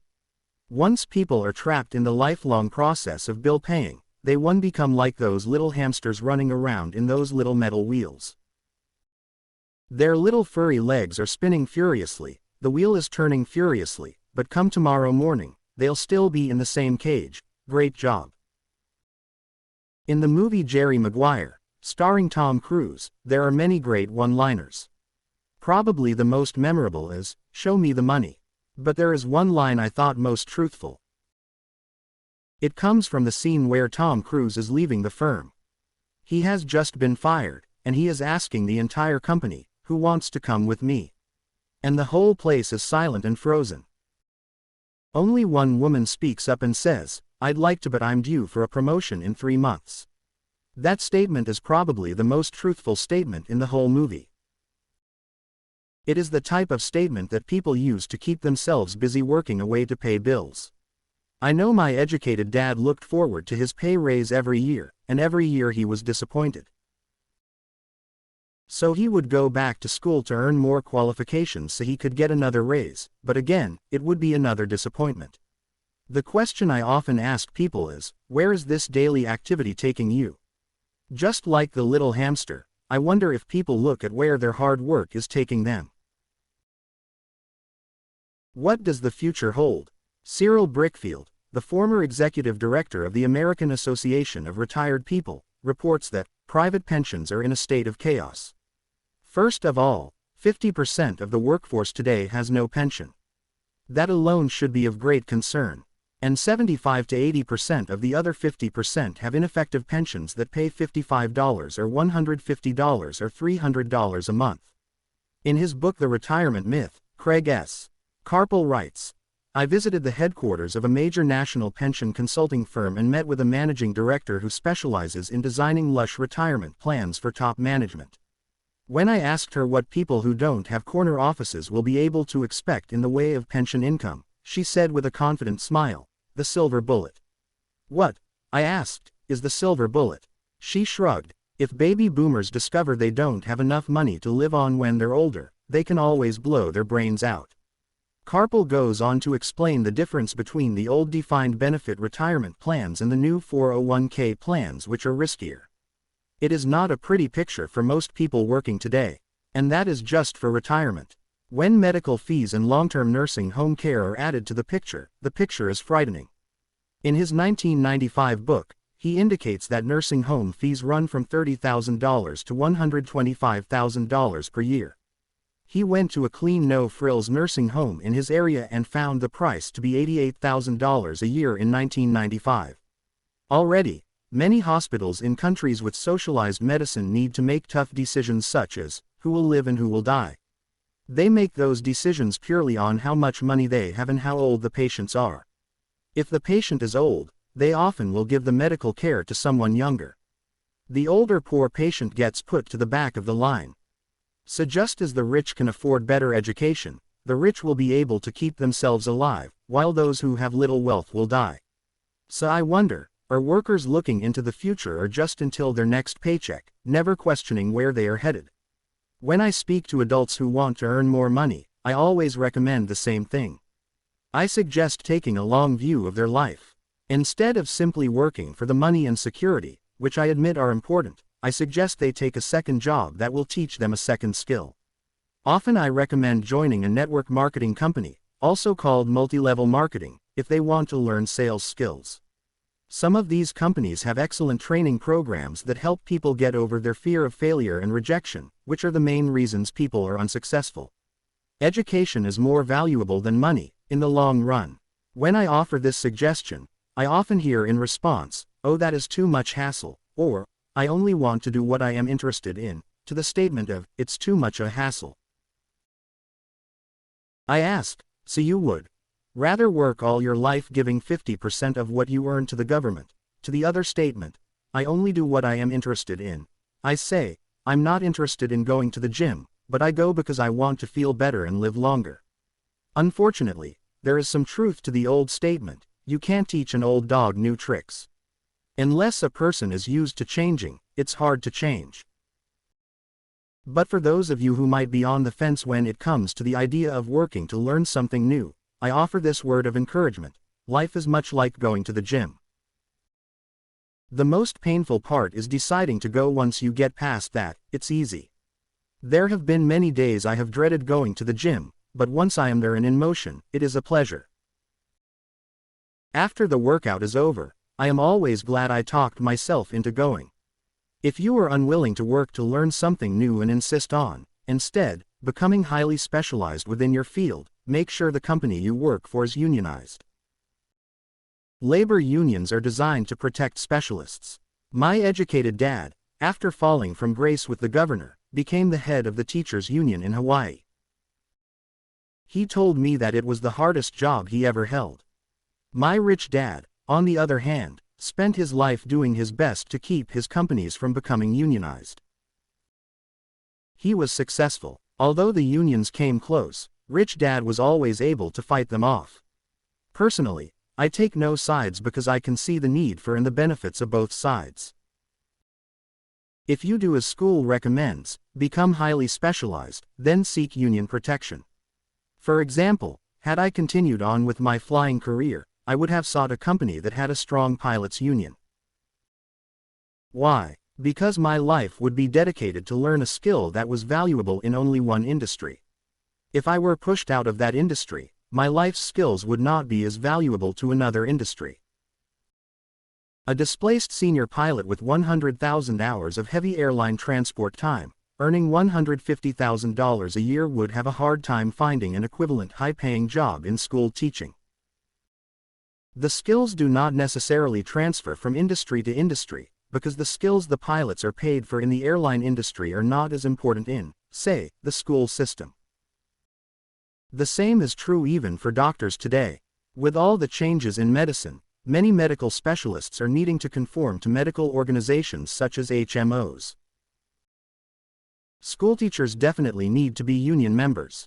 Today in America, the teachers' union is the largest and the richest labor union of all. The NEA, National Education Association, has tremendous political clout. Teachers need the protection of their union because their skills are also of limited value to an industry outside of education. So the rule of thumb is, highly specialized, then unionize. It's the smart thing to do.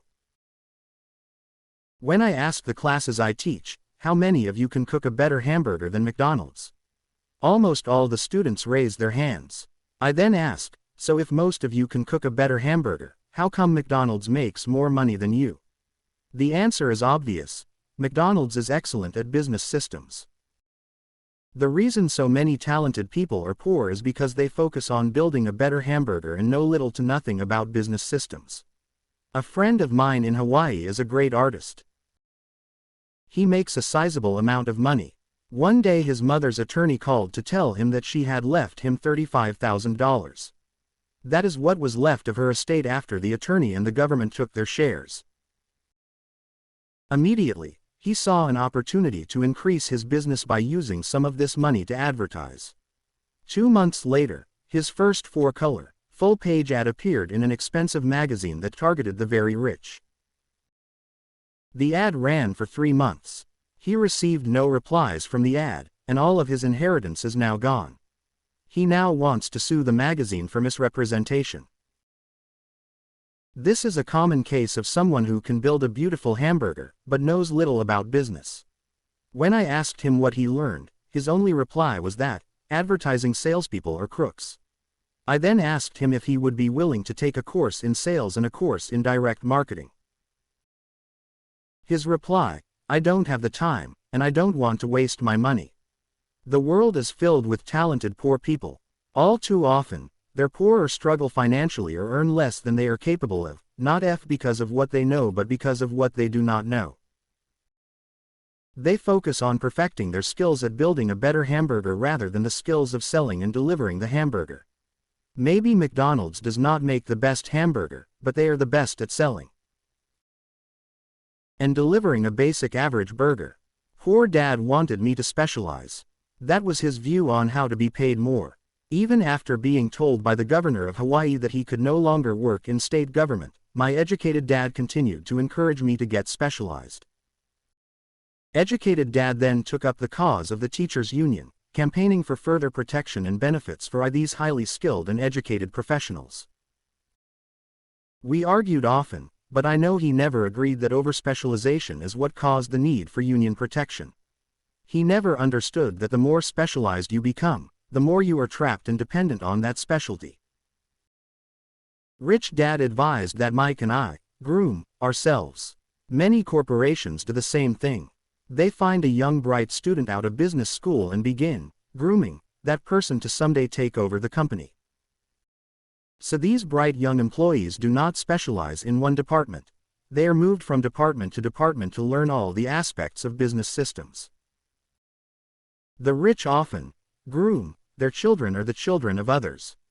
By doing so, their children gain an overall knowledge of the operations of the business and how the various departments interrelate. For the World War II generation, it was considered bad to skip from company to company. Today, it is considered smart. Since people will skip from company to company, rather than seek greater specialization, why not seek to learn more than earn? In the short term, it may earn you less. In the long term, it will pay off in large dividends. The main management skills needed for success are 1. White medium square the management of cash flow. 2. White medium square the management of systems including yourself and time with family. 3. White medium square the management of people. The most important specialized skills are sales and understanding marketing. It is the ability to sell, therefore, to communicate to another human being, be it a customer, employee, boss, spouse or child, that is the base skill of personal success. It is communication skills such as writing, speaking and negotiating that are crucial to a life of success. It is a skill that I work on constantly, attending courses or buying educational tapes to expand my knowledge. As I have mentioned, my educated dad worked harder and harder the more competent he became. He also became more trapped the more specialized he got. Although his salary went up, his choices diminished. Soon after he was locked out of government work, he found out how vulnerable he really was professionally. It is like professional athletes who suddenly are injured or are too old to play. Their once high-paying position is gone, and they have limited skills to fall back on. I think that is why my educated dad sided so much with unions after that. He realized how much a union would have benefited him. Rich Dad encouraged Mike and me to know a little about a lot. He encouraged us to work with people smarter than we were and to bring smart people together to work as a team. Today it would be called a synergy of professional specialities. Today, I meet ex-school teachers earning hundreds of thousands of dollars a year. They earn that much because they have specialized skills in their field as well as other skills. They can teach as well as sell and market. I know of no other skills to be more important than selling as well as marketing. The skills of selling and marketing are difficult for most people primarily due to their fear of rejection. The better you are at communicating, negotiating and handling your fear of rejection, the easier life is. Just as I advised that newspaper writer who wanted to become a best-selling author, I advise anyone else today. Being technically specialized has its strengths as well as its weaknesses. I have friends who are geniuses, but they cannot communicate effectively with other human beings and, as a result, their earnings are pitiful. I advise them to just spend a year learning to sell. Even if they earn nothing, their communication skills will improve. And that is priceless. In addition to being good learners, sellers and marketers, we need to be good teachers as well as good students. To be truly rich, we need to be able to give as well as to receive. In cases of financial or professional struggle, there is often a lack of giving and receiving. I know many people who are poor because they are neither good students nor good teachers. Both of my dads were generous men. Both made it a practice to give first. Teaching was one of their ways of giving. The more they gave, the more they received. One glaring difference was in the giving of money. My rich dad gave lots of money away. He gave to his church, to charities, to his foundation. He knew that to receive money, you had to give money. Giving money is the secret to most great, wealthy families. That is why there are organizations like the Rockefeller Foundation and the Ford Foundation. These are organizations designed to take their wealth and increase it, as well as give it away in perpetuity. My educated dad always said, when I have some extra money, I'll give it. The problem was, there was never any extra. So he worked harder to draw more money in rather than focus on the most important law of money, give and you shall receive. Instead, he believed in, receive and then you give. In conclusion, I became both dads. One part of me is a hardcore capitalist who loves the game of money making money. The other side is, a socially responsible teacher who is deeply concerned with this ever-widening gap between the haves and have-nots. I personally hold the archaic educational system primarily responsible for this growing gap. Chapter 8. Overcoming Obstacles. Once people have studied and become financially literate, they may still face roadblocks to becoming financially independent. There are 5 main reasons why financially literate people may still not develop abundant asset columns. Asset columns that could produce large sums of cash flow. Asset columns that could free them to live the life they dream of, instead of working full-time just to pay bills. The 5 reasons are: 1. Fear. 2. Cynicism. 3. Laziness. 4. Bad habits. 5. Arrogance. Reason number 1. Overcoming the fear of losing money. I have never met anyone who really likes losing money. And in all my years, I have never met a rich person who has never lost money. But I have met a lot of poor people who have never lost a dime. Investing, that is, the fear of losing money is real. Everyone has it, even the rich. But it's not fear that is the problem. It's how you handle fear. It's how you handle losing. It's how you handle failure that makes the difference in one's life. That goes for anything in life, not just money. The primary difference between a rich person and a poor person is how they handle that fear. It's okay to be fearful. It's okay to be a coward when it comes to money. You can still be rich. We're all heroes at something and cowards at something else.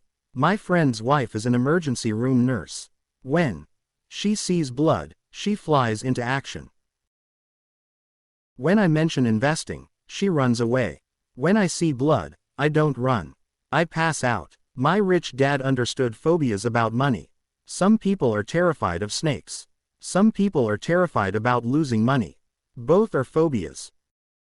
He would say. So his solution to the phobia of losing money was this little rhyme: if you hate risk and worry, start early. That's why banks recommend savings as a habit when you're young.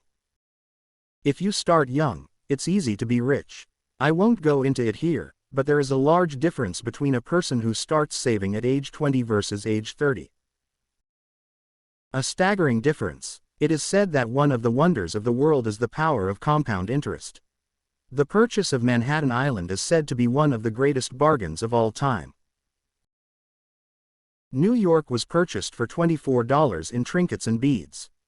Yet, if that $24 had been invested, at 8% annually, that $24 would have been worth more than $28 trillion by 1995. Manhattan could be repurchased with money left over to buy much of LA, especially at 1995's real estate prices. My neighbor works for a major computer company. He has been there 25 years. In 5 more years he will leave the company with $4 million in his 401k retirement plan. It is invested mostly in high-growth mutual funds, which he will convert to bonds and government securities. He'll only be 55 when he gets out, and he will have a passive cash flow of over $300,000 a year, more than he makes from his salary. So it can be done, even if you hate losing or hate risk. But you must start early and definitely set up a retirement plan, and you should hire a financial planner you trust to guide you before investing in anything. But what if you don't have much time left or would like to retire early? How do you handle the fear of losing money? My poor dad did nothing. He simply avoided the issue, refusing to discuss the subject. My rich dad, on the other hand, recommended that I think like a Texan. I like Texas and Texans, he used to say. In Texas, everything is bigger. When Texans win, they win big. And when they lose, it's spectacular. They like losing. I asked. That's not what I'm saying. Nobody likes losing. Show me a happy loser, and I'll show you a loser, said Rich Dad. It's a Texan's attitude toward risk, reward and failure I'm talking about. It's how they handle life. They live it big, not like most of the people around here, living like roaches when it comes to money. Roaches terrified that someone will shine a light on them, whimpering when the grocery clerk shortchanges them a quarter.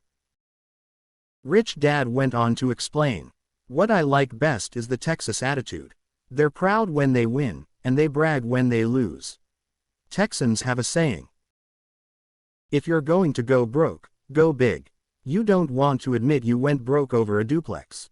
Most people around here are so afraid of losing, they don't have a duplex to go broke with.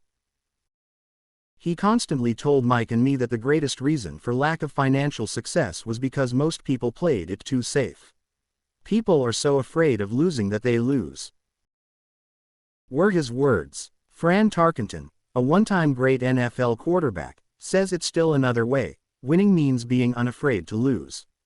In my own life, I've noticed that winning usually follows losing. Before I finally learned to ride a bike, I first fell down many times. I've never met a golfer who has never lost a golf ball. I've never met people who have fallen in love who have never had their heart broken. And I've never met someone rich who has never lost money. So for most people, the reason they don't win financially is because the pain of losing money is far greater than the joy of being rich. Another saying in Texas is, everyone wants to go to heaven, but no one wants to die. Most people dream of being rich, but are terrified of losing money. So they never get to heaven.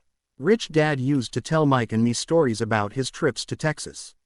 If you really want to learn the attitude of how to handle risk, losing and failure, go to San Antonio and visit the Alamo. The Alamo is a great story of brave people who chose to fight, knowing there was no hope of success against overwhelming odds. They chose to die instead of surrendering. It's an inspiring story worthy of study. Nonetheless, it's still a tragic military defeat. They got their butts kicked. A failure, if you will. They lost. So how do Texans handle failure? They still shout, "Remember the Alamo." Mike and I heard this story a lot. He always told us this story when he was about to go into a big deal and he was nervous. After he had done all his due diligence and now it was put up or shut up, he told us this story. Every time he was afraid of making a mistake, or losing money, he told us this story. It gave him strength, for it reminded him that he could always turn a financial loss into a financial win. Rich Dad, I knew that failure would only make him stronger and smarter. It's not that he wanted to lose. He just knew who he was and how he would take a loss. He would take a loss and make it a win. That's what made him a winner and others losers. It gave him the courage to cross the line when others backed out. That's why I like Texans so much. They took a great failure and turned it into a tourist destination that makes them millions. But probably his words that mean the most to me today are these: Texans don't bury their failures. They get inspired by them. They take either failures and turn them into rallying cries. Failure inspires Texans to become winners. But that formula is not just the formula for Texans. It is the formula for all winners. Just as I also said that falling off my bike was part of learning to ride. I remember falling off only made me more determined to learn to ride. Not less. I also said that I have never met a golfer who has never lost a ball. To be a top professional golfer, losing a ball or a tournament only inspires golfers to be better, to practice harder, to study more. That's what makes them better. For winners, losing inspires them. For losers, losing defeats them. Quoting John D. Rockefeller, I always tried to turn every disaster into an opportunity. And being Japanese American, I can say this. Many people say that Pearl Harbor was an American mistake. I say it was a Japanese mistake. From the movie Tora, Tom, a somber Japanese admiral says to his cheering subordinates, "I am afraid we have awakened a sleeping giant." Remember Pearl Harbor became a rallying cry. It turned one of America's greatest losses into the reason to win. This great defeat gave America strength, and America soon emerged as a world power. Failure inspires winners. And failure defeats losers. It is the biggest secret of winners. It's the secret that losers do not know. The greatest secret of winners is that failure inspires winning. Thus, they're not afraid of losing. Repeating Fran Tarkenton's quote, winning means being unafraid to lose. People like Fran Tarkenton are not afraid of losing because they know who they are. They hate losing, so they know that losing will only inspire them to become better.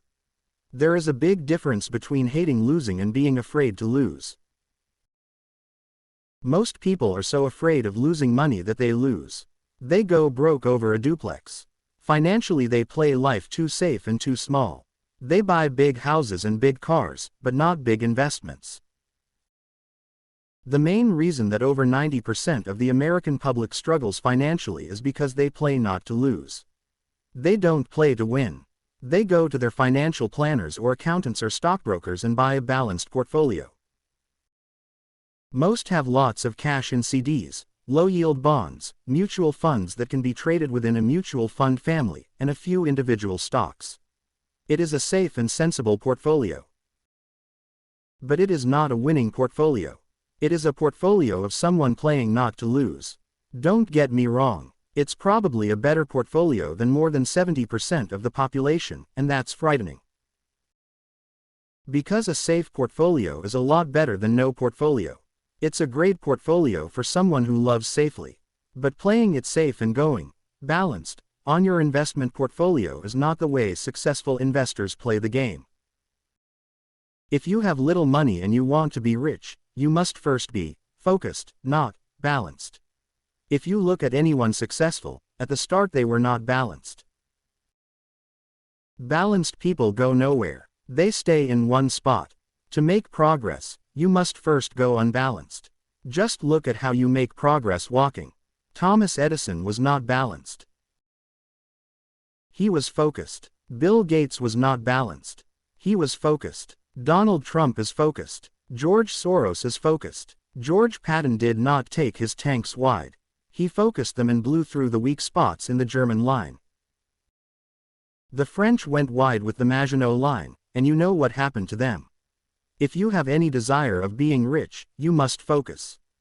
Put a lot of your eggs in a few baskets. Do not do what poor and middle class people do, put their few eggs in many baskets.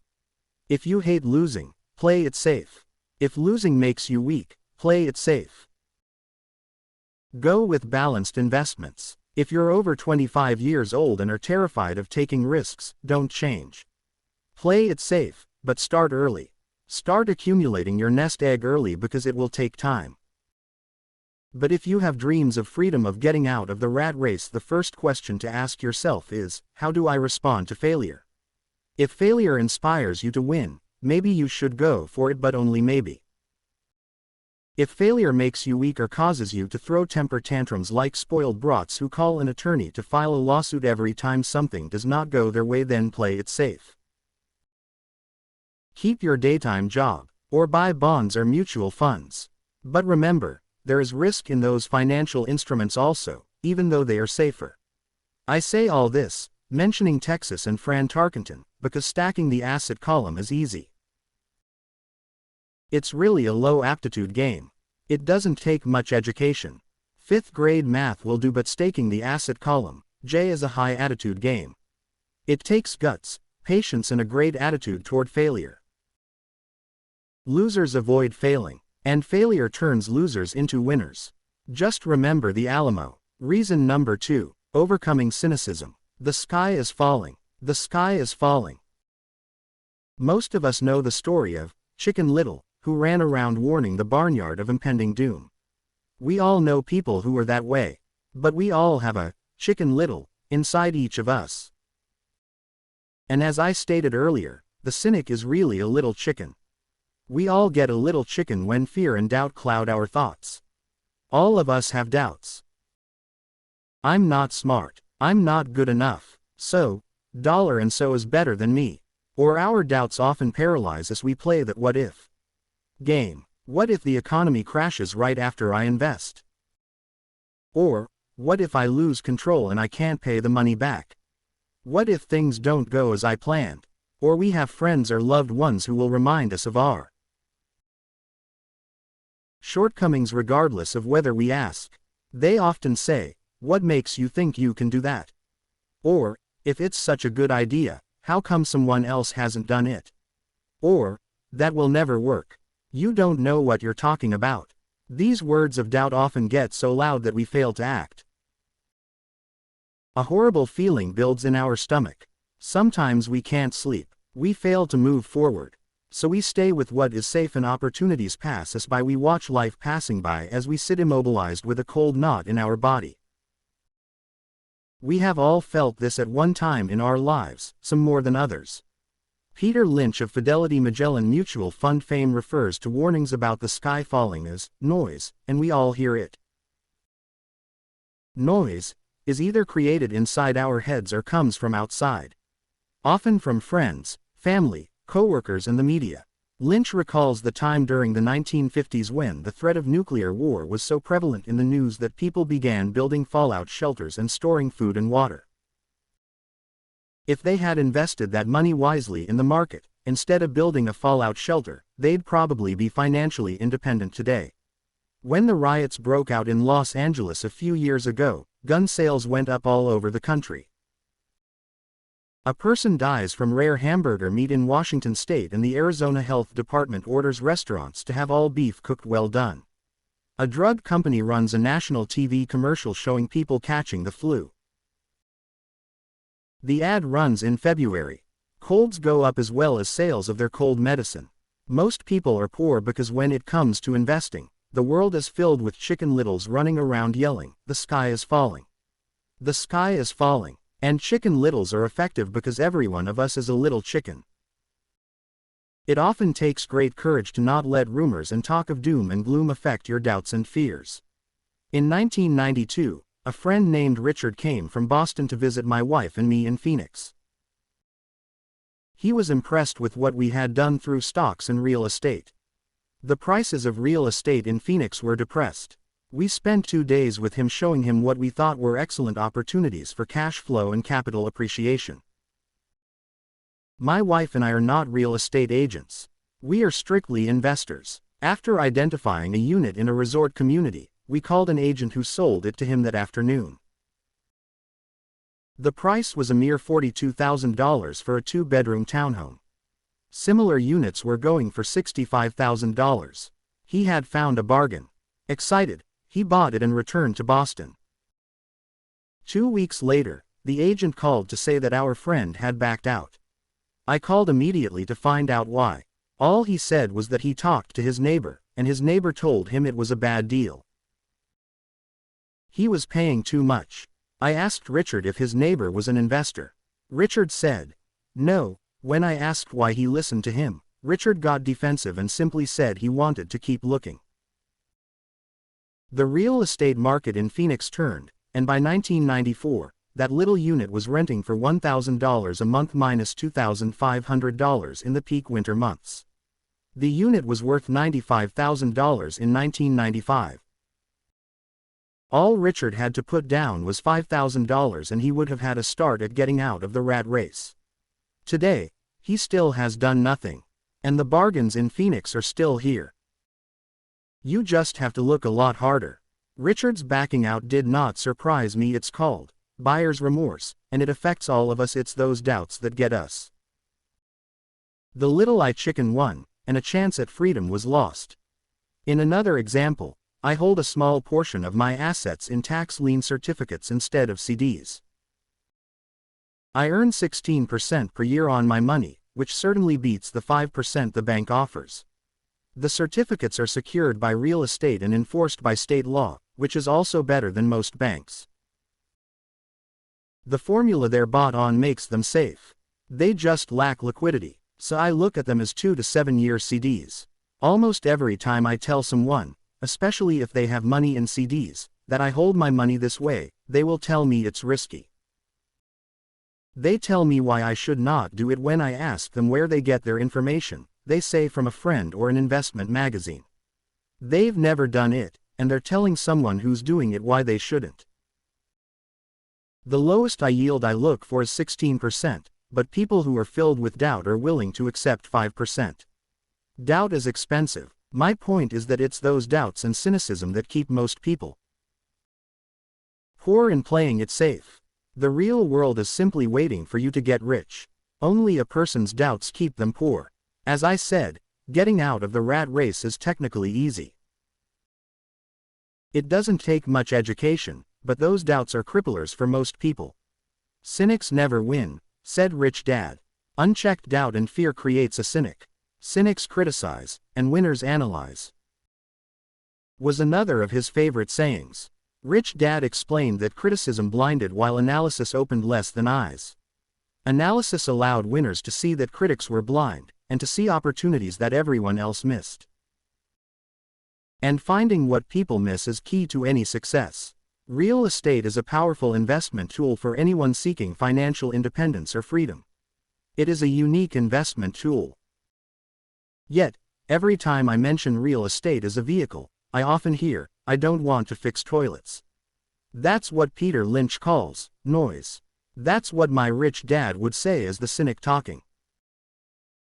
Someone who criticizes and does not analyze. Someone who lets their doubts and fears close their mind instead of open their eyes.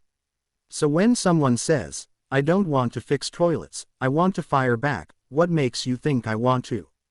They're saying a toilet is more important than what they want.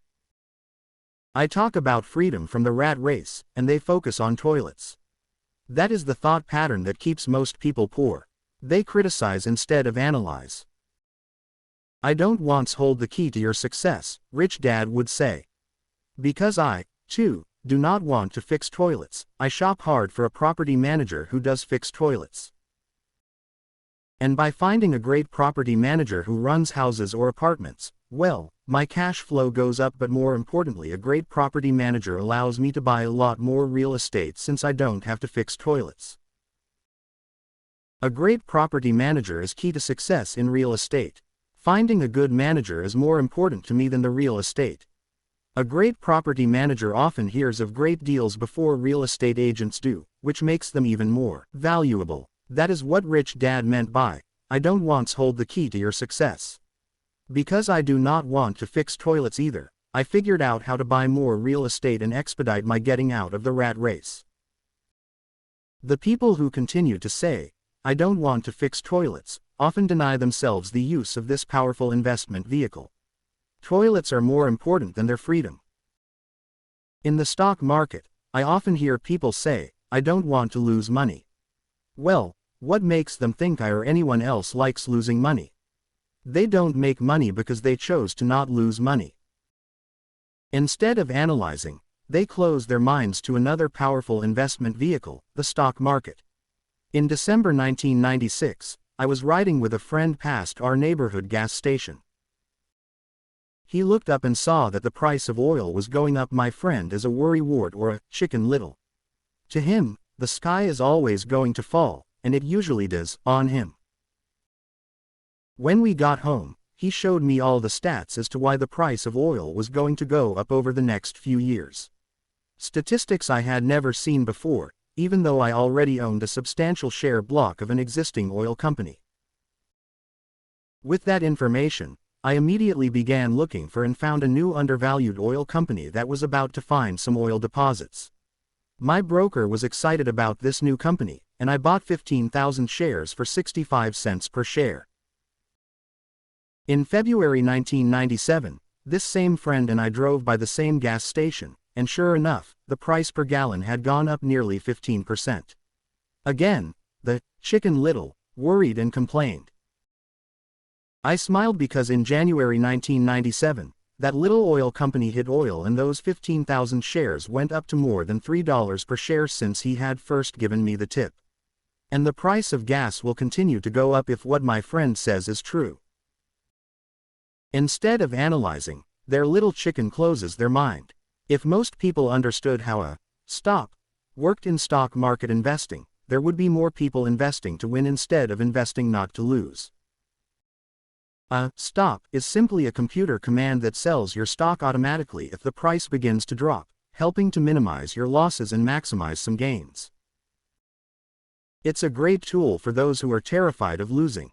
So whenever I hear people focusing on their "I don't wants," rather than what they do want, I know the noise in their head must be loud. Chicken Little has taken over their brain and is yelling, "The sky is falling and toilets are breaking." So they avoid their don't wants, but they pay a huge price. They may never get what they want in life. Rich Dad gave me a way of looking at Chicken Little. Just do what Colonel Sanders did. At the age of 66, He lost his business and began to live on his Social Security check. It wasn't enough. He went around the country selling his recipe for fried chicken. He was turned down 1,009 times before someone said yes. And he went on to become a multimillionaire at an age when most people are quitting. He was a brave and tenacious man, Rich Dad said of Harlan Sanders. So when you're in doubt and feeling a little afraid, just do what Colonel Sanders did to his little chicken. He fried it. Reason number 3. Laziness. Busy people are often the most lazy. We have all heard stories of a businessman who works hard to earn money. He works hard to be a good provider for his wife and children. He spends long hours at the office and brings work home on weekends. One day he comes home to an empty house. His wife has left with the kids. He knew he and his wife had problems, but rather than work to make the relationship strong, he stayed busy at work. Dismayed, his performance at work slips and he loses his job.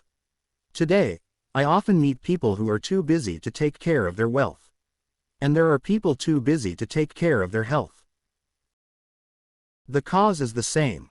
They're busy, and they stay busy as a way of avoiding something they do not want to face. Nobody has to tell them. Deep down they know. In fact, if you remind them, they often respond with anger or irritation. If they aren't busy at work or with the kids, they're often busy watching TV, fishing, playing golf or shopping. Yet, deep down they know they are avoiding something important. That's the most common form of laziness. Laziness by staying busy. So what is the cure for laziness? The answer is a little greed. For many of us, we were raised thinking of greed or desire as bad.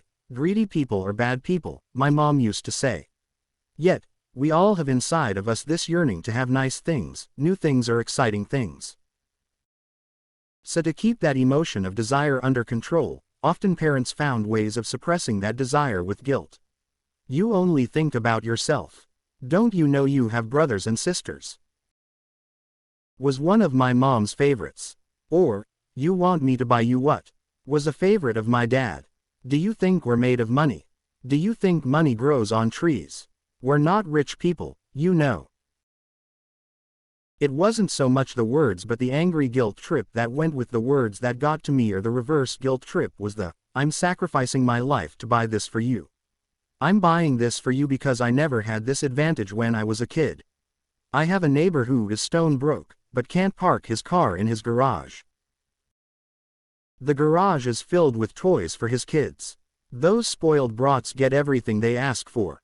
I don't want them to know the feeling of want, are his everyday words. He has nothing set aside for their college or his retirement, but his kids have every toy ever made. He recently got a new credit card in the mail and took his kids to visit Las Vegas. I'm doing it for the kids, he said with great sacrifice. Rich Dad forbade the words, I can't afford it. In my real home, that's all I heard. Instead, Rich Dad required his children to say, how can I afford it? His reasoning, the words, I can't afford it, shut down your brain. It didn't have to think anymore. How can I afford it? Opened up the brain. Forced it to think and search for answers. But most importantly, he felt the words, I can't afford it, were a lie. And the human spirit knew it. The human spirit is very, very powerful, he would say. It knows it can do anything. By having a lazy mind that says, I can't afford it, a war breaks out inside you. Your spirit is angry, and your lazy mind must defend its lie. The spirit is screaming, come on, let's go to the gym and work out. And the lazy mind says, but I'm tired. I worked really hard today. Or the human spirit says, I'm sick and tired of being poor. Let's get out there and get rich. To which the lazy mind says, rich people are greedy. Besides, it's too much bother. It's not safe. I might lose money. I'm working hard enough as it is. I've got too much to do at work anyway. Look at what I have to do tonight. My boss wants it finished by the morning. I can't afford it also brings up sadness. A helplessness that leads to despondency and often depression. Apathy is another word. How can I afford it? opens up possibilities, excitement and dreams. So Rich Dad was not so concerned about what you wanted to buy, but that, how can I afford it? Created a stronger mind and a dynamic spirit. Thus, he rarely gave Mike or me anything. Instead he would ask, how can you afford it? And that included college, which we paid for ourselves. It was not the goal but the process of attaining the goal we desired that he wanted us to learn. The problem I sense today is that there are millions of people who feel guilty about their greed. It's an old conditioning from their childhood, their desire to have the finer things that life offers. Most have been conditioned subconsciously to say, you can't have that, or, you'll never afford that. When I decided to exit the rat race, it was simply a question. How can I afford to never work again? And my mind began to kick out answers and solutions. The hardest part was fighting my real parents' dogma of, we can't afford that. Or, stop thinking only about yourself. Or, why don't you think about others? And other such words designed to instill guilt to suppress my greed. So how do you beat laziness? The answer is a little greed. It's that radio station WFM, which stands for, what's in it for me? A person needs to sit down and ask, what's in it for me if I'm healthy, sexy and good looking? Or, what would my life be like if I never had to work again? Or, what would I do if I had all the money I needed? Without that little greed, the desire to have something better, progress is not made.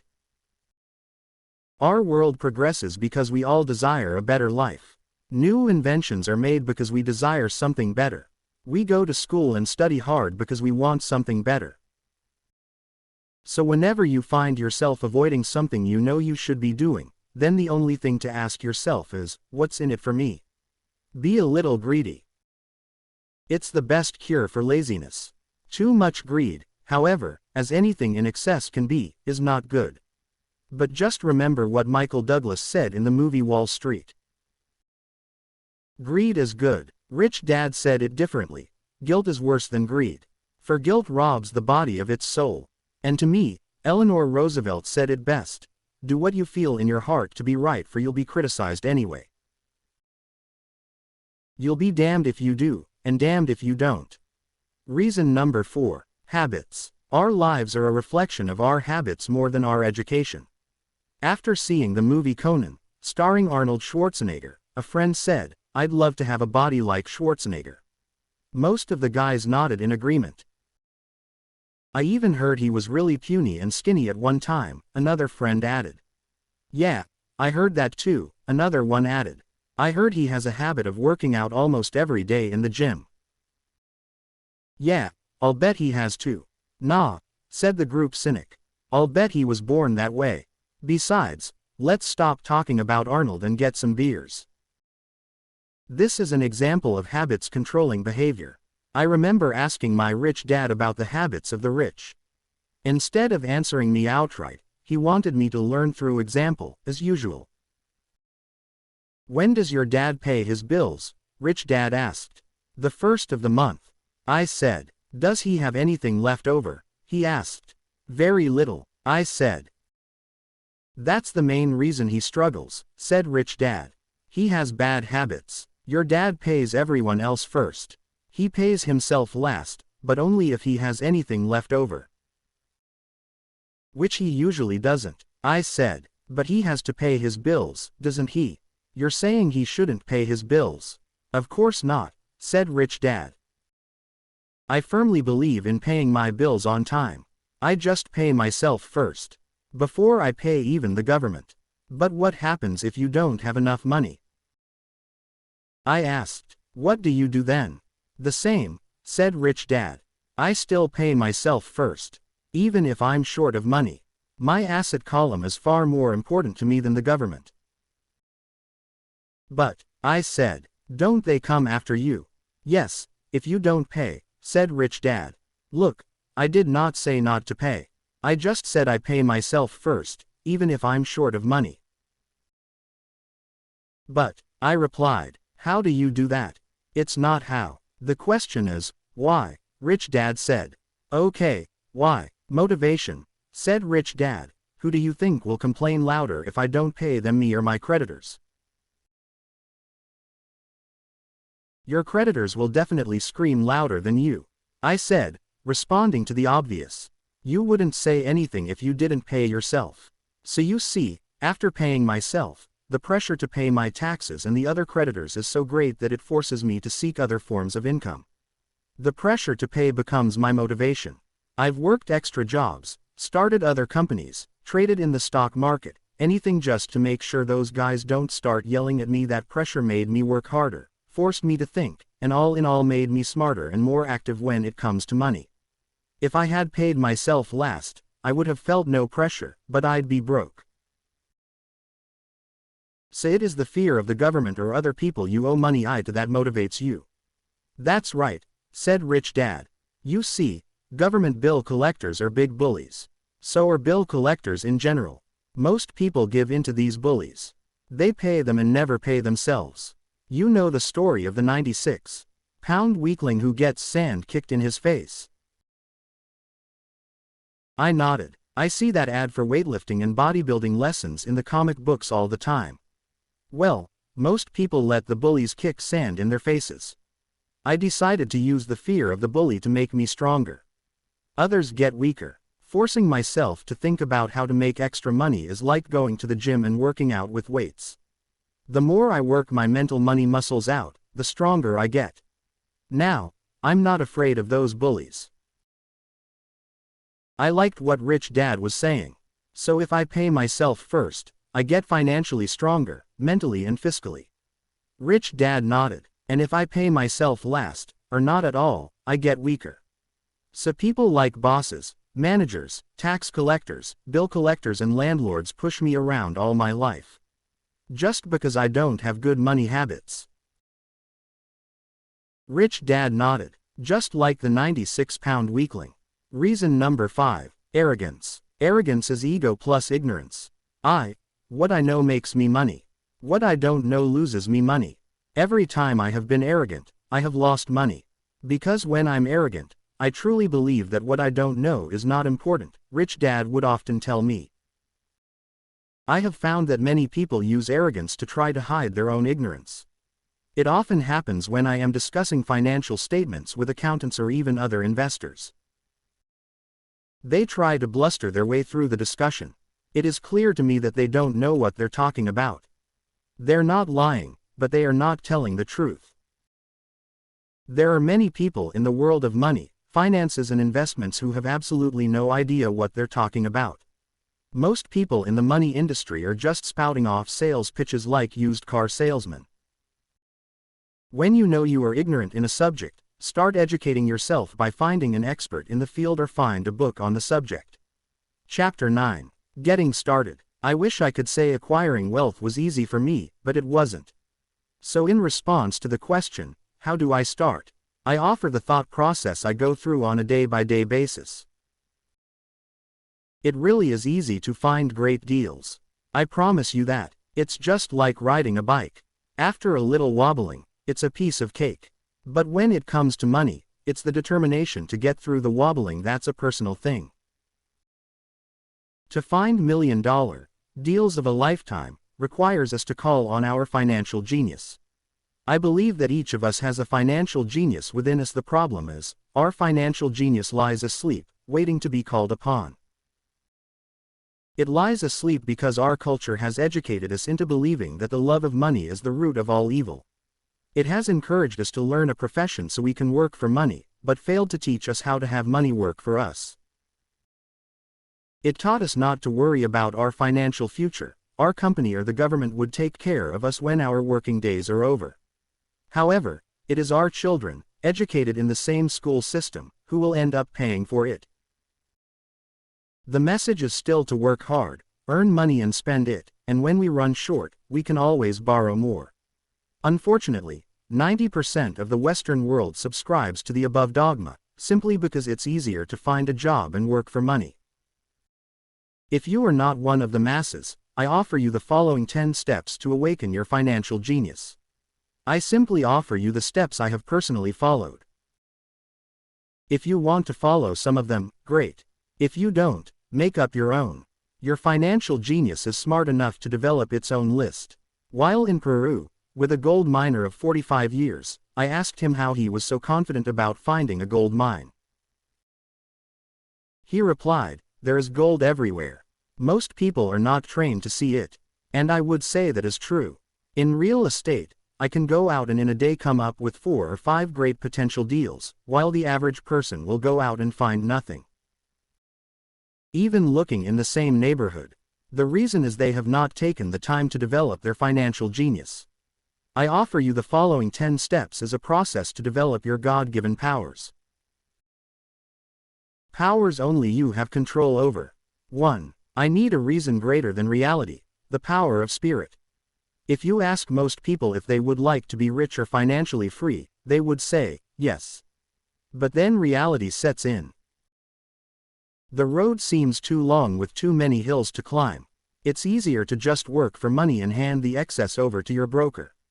I once met a young woman who had dreams of swimming for the US Olympic team. The reality was, she had to get up every morning at 4 a.m. to swim for 3 hours before going to school. She did not party with her friends on Saturday night. She had to study and keep her grades up, just like everyone else. When I asked her what compelled her with such superhuman ambition and sacrifice, she simply said, "I do it for myself and the people I love. It's love that gets me over the hurdles and sacrifices." A reason or a purpose is a combination of wants and don't wants. When people ask me what my reason for wanting to be rich is, it is a combination of deep emotional wants and don't wants. I will list a few. First, the don't wants, for they create the wants. I don't want to work all my life. I don't want what my parents aspired for, which was job security in a house in the suburbs. I don't like being an employee. I hated that my dad always missed my football games because he was so busy working on his career. I hated it when my dad worked hard all his life and the government took most of what he worked for at his death. He could not even pass on what he worked so hard for when he died. The rich don't do that. They work hard and pass it on to their children. Now the wants. I want to be free to travel the world and live in the lifestyle I love. I want to be young when I do this. I want to simply be free. I want control over my time and my life. I want money to work for me. Those are my deep-seated, emotional reasons. What are yours? If they are not strong enough, then the reality of the road ahead may be greater than your reasons. I have lost money and been set back many times, but it was the deep emotional reasons that kept me standing up and going forward. I wanted to be free by age 40, but it took me until I was 4. With many learning experiences along the way. As I said, I wish I could say it was easy. It wasn't, but it wasn't hard either.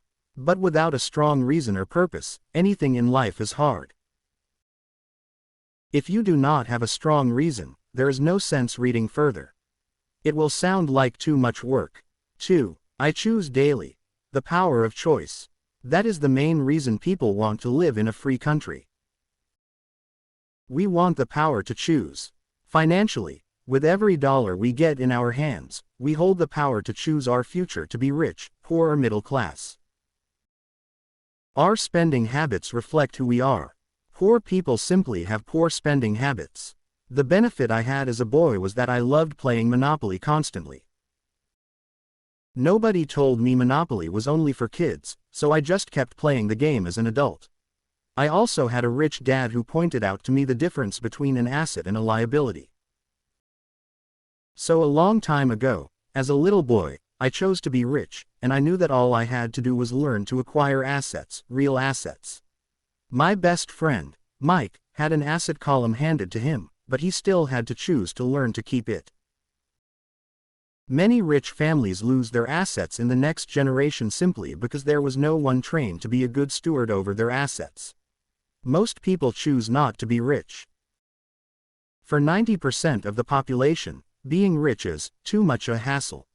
So they invent sayings that go, "I'm not interested in money." Or, "I'll never be rich." Or, "I don't have to worry, I'm still young."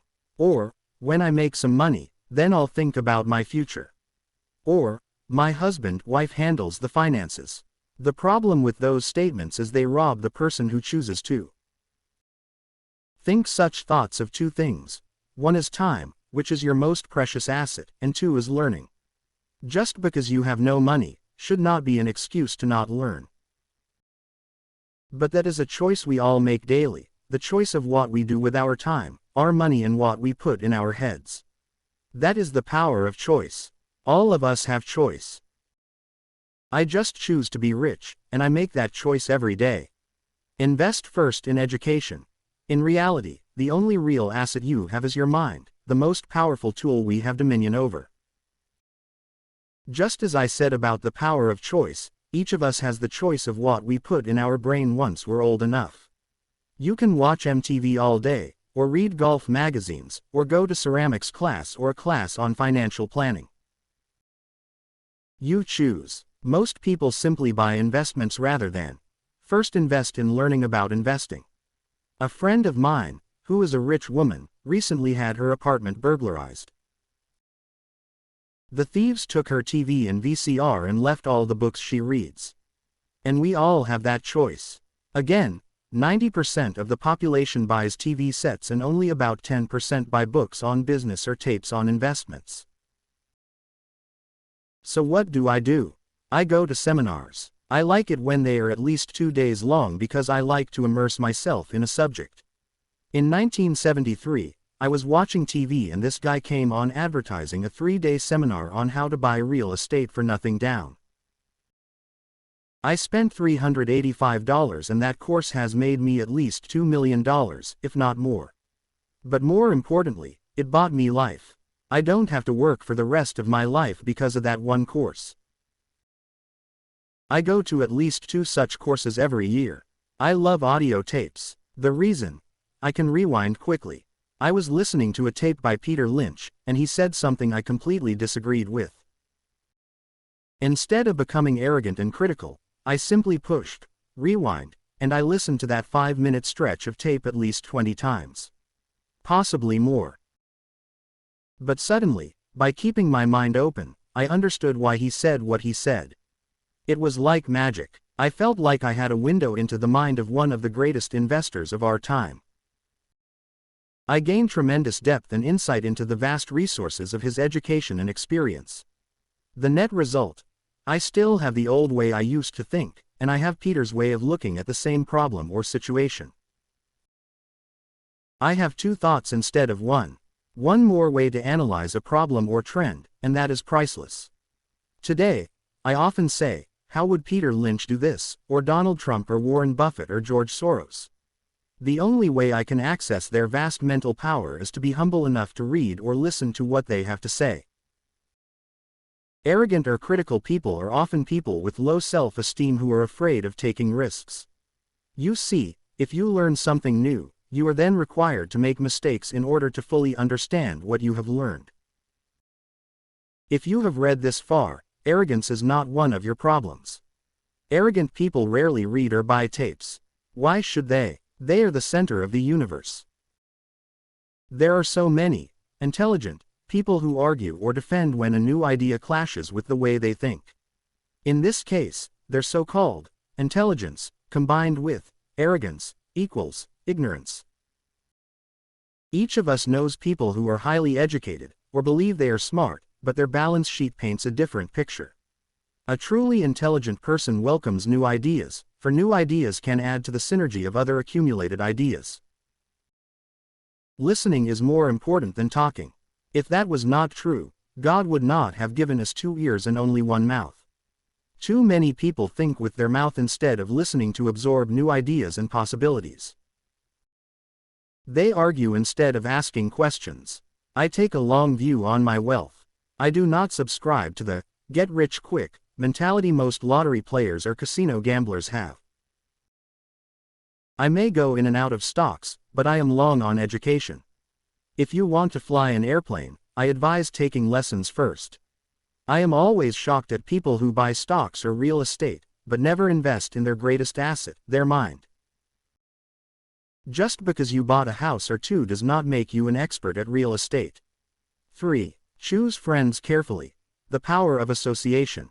First of all, I do not choose my friends by their financial statements. I have friends who have actually taken the vow of poverty as well as friends who earn millions every year. The point is I learn from all of them, and I consciously make the effort to learn from them. Now I will admit that there are people I have actually sought out because they had money. But I was not after their money. I was seeking their knowledge. In some cases, these people who had money have become dear friends, but not all. But there is one distinction that I would like to point out. I've noticed that my friends with money talk about money. And I do not mean brag. They're interested in the subject.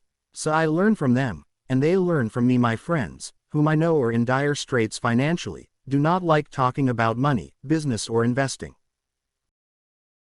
They often think it rude or unintellectual. So I also learn from my friends who struggle financially. I find out what not to do. I have several friends who have generated over $1 billion in their short lifetimes. The three of them report the same phenomenon. Their friends who have no money have never come to them to ask them how they did it, but they do come asking for one of two things, or both. 1. A loan, or 2. A job. A warning. Don't listen to poor or frightened people. I have such friends, and I love them dearly, but they are the Chicken Littles of life. When it comes to money, especially investments, the sky is always falling. They can always tell you why something won't work. The problem is, people listen to them, but people who blindly accept doom and gloom information are also Chicken Littles. As that old saying goes, chickens of a feather agree together. If you watch CNBC, which is a goldmine of investment information, they often have a panel of so-called experts. One expert will say the market is going to crash, and the other will say it's going to boom. If you're smart, you listen to both. Keep your mind open because both have valid points. Unfortunately, most poor people listen to Chicken Little. I have had more close friends try to talk me out of a deal or an investment. A few years ago, a friend told me he was excited because he found a 6% certificate of deposit. I told him I earned 16% from the state government. The next day he sent me an article about why my investment was dangerous. I have received 16% for years now, and he still receives 6%. I would say that one of the hardest things about wealth building is to be true to yourself and be willing to not go along with the crowd. For in the market, it is usually the crowd that shows up late and is slaughtered. If a great deal is on the front page, it's too late in most instances. Look for a new deal. As we used to say as surfers, there is always another wave. People who hurry and catch a wave late usually are the ones who wipe out. Smart investors don't time markets. If they miss a wave, they search for the next one and get themselves in position. Why this is hard for most investors is because buying what is not popular is frightening to them. Timid investors are like sheep going along with the crowd, or their greed gets them in when wise investors have already taken their profits and moved on. Wise investors buy an investment when it's not popular. They know their profits are made when they buy, not when they sell. They wait patiently. As I said, they do not time the market. Just like a surfer, they get in position for the next big swell. It's all insider trading. There are forms of insider trading that are illegal, and there are forms of insider trading that are legal. But either way, it's insider trading. The only distinction is how far away from the inside are you. The reason you want to have rich friends who are close to the inside is because that is where the money is made. It's made on information. You want to hear about the next boom, get in and get out before the next bust. I'm not saying do it illegally, but the sooner you know, the better your chances are for profits with minimal risk. That is what friends are for. And that is financial intelligence. 4. Master a formula and then learn a new one. The power of learning quickly. In order to make bread, every baker follows a recipe, even if it's only held in their head. The same is true for making money. That's why money is often called dough. Most of us have heard the saying, you are what you eat. I have a different slant on the same saying. I say, you become what you study. In other words, be careful what you study and learn, because your mind is so powerful that you become what you put in your head. For example, if you study cooking, you then tend to cook.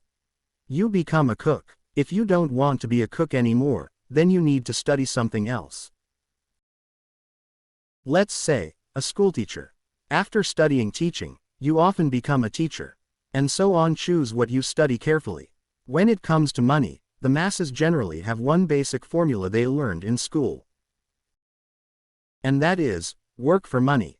The formula I see that is predominant in the world is that every day millions of people get up and go to work, earn money, pay bills, balance checkbooks, buy some mutual funds and go back to work. That is the basic formula, or recipe.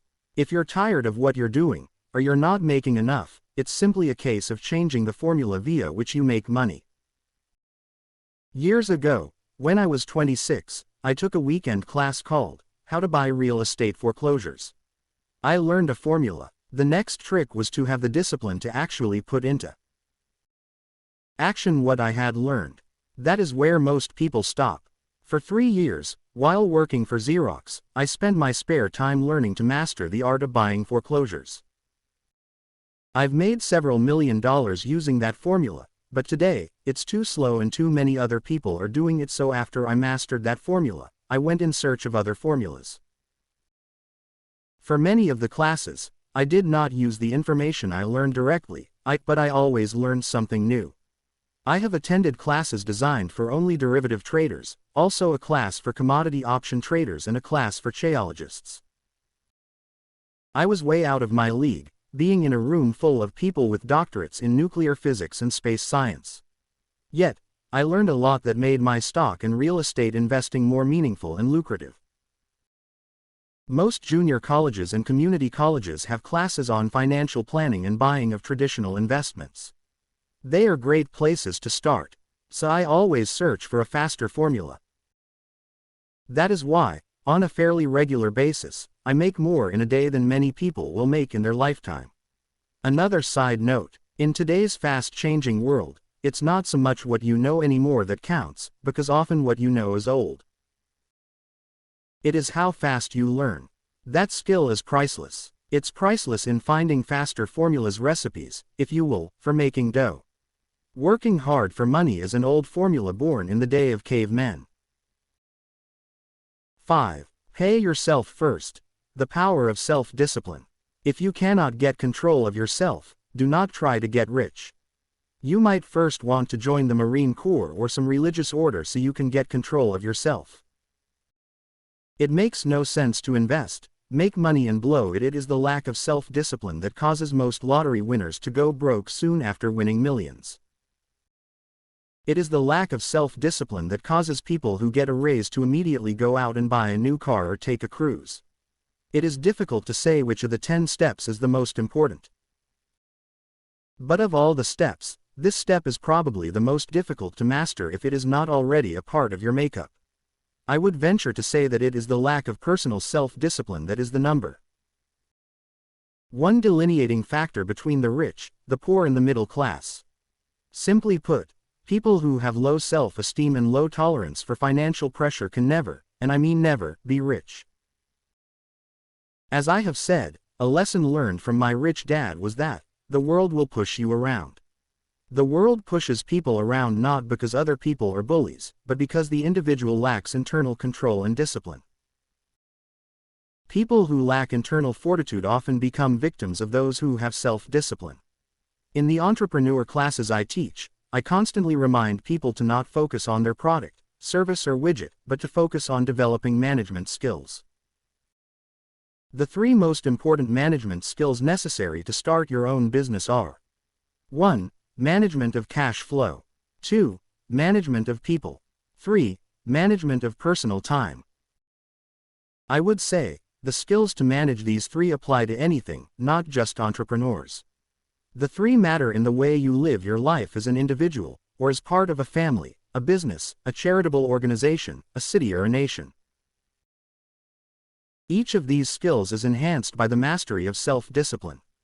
I do not take the saying, "Pay yourself first," lightly. The Richest Man in Babylon, by George Clason, is where the statement, "Pay yourself first," comes from.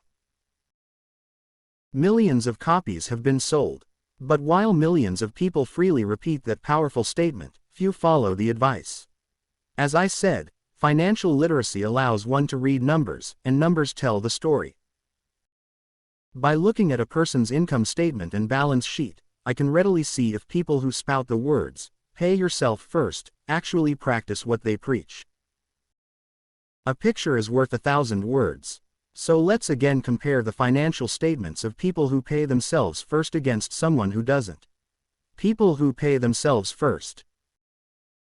Someone who pays everyone else first. Often there is nothing left. Study the diagrams and notice if you can pick up some distinctions. Again, it has to do with understanding cash flow, which tells the story. Most people look at the numbers and miss the story. If you can truly begin to understand the power of cash flow, you will soon realize what is wrong with the picture on the next page, or why 90% of most people work hard all their lives and need government support like Social Security when they are no longer able to work. Do you see it? The diagram above reflects the actions of an individual who chooses to pay himself first. Each month, they allocate money to their asset column before they pay their monthly expenses. Although millions of people have read Clason's book and understand the words, "Pay yourself first," in reality they pay themselves last. Now I can hear the howls from those of you who sincerely believe in paying your bills first. And I can hear all the responsible people who pay their bills on time. I am not saying be irresponsible and not pay your bills. All I am saying is do what the book says, which is, pay yourself first. And the diagram above is the correct accounting picture of that action. Not the one that follows. My wife and I have had many bookkeepers and accountants and bankers who have had a major problem with this way of looking at, pay yourself first. The reason is that these financial professionals actually do what the masses do, which is pay themselves last. They pay everyone else first. There have been months in my life, when for whatever reason, cash flow was far less than my bills. I still paid myself first. My accountant and bookkeeper screamed in panic. "They're going to come after you. The IRS is going to put you in jail. You're going to ruin your credit rating. They'll cut off the electricity." I still paid myself first. Why? You ask. Because that's what the story The Richest Man in Babylon was all about. The power of self-discipline and the power of internal fortitude. Guts, in less elegant terms. As my rich dad taught me the first month I worked for him, most people allow the world to push them around. A bill collector calls and you, pay or else. So you pay and not pay yourself. A sales clerk says, "Oh, just put it on your charge card." Your real estate agent tells you to, "Go ahead, the government allows you a tax deduction on your home." That is what the book is really about. Having the guts to go against the tide and get rich. You may not be weak, but when it comes to money, many people get wimpy. I am not saying be irresponsible. The reason I don't have high credit card debt, and doodad debt, is because I want to pay myself first.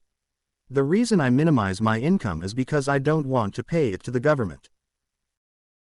That is why, for those of you who have watched the video The Secrets of the Rich, my income comes from my asset column, through a Nevada corporation. If I work for money, the government takes it. Although I pay my bills last, I am financially astute enough to not get into a tough financial situation. I don't like consumer debt. I actually have liabilities that are higher than 99% of the population, but I don't pay for them. Other people pay for my liabilities. They're called tenants. So rule number 1 in paying yourself first is don't get into debt in the first place. Although I pay my bills last, I set it up to have only small unimportant bills that I will have to pay. Secondly, when I occasionally come up short, I still pay myself first. I let the creditors and even the government scream. I like it when they get tough. Why? Because those guys do me a favor. They inspire me to go out and create more money. So I pay myself first, invest the money, and let the creditors yell. I generally pay them right away anyway. My wife and I have excellent credit. We just don't cave into the pressure and spend our savings or liquidate stocks to pay for consumer debt. That is not too financially intelligent. So the answer is 1. White medium square. Don't get into large debt positions that you have to pay for.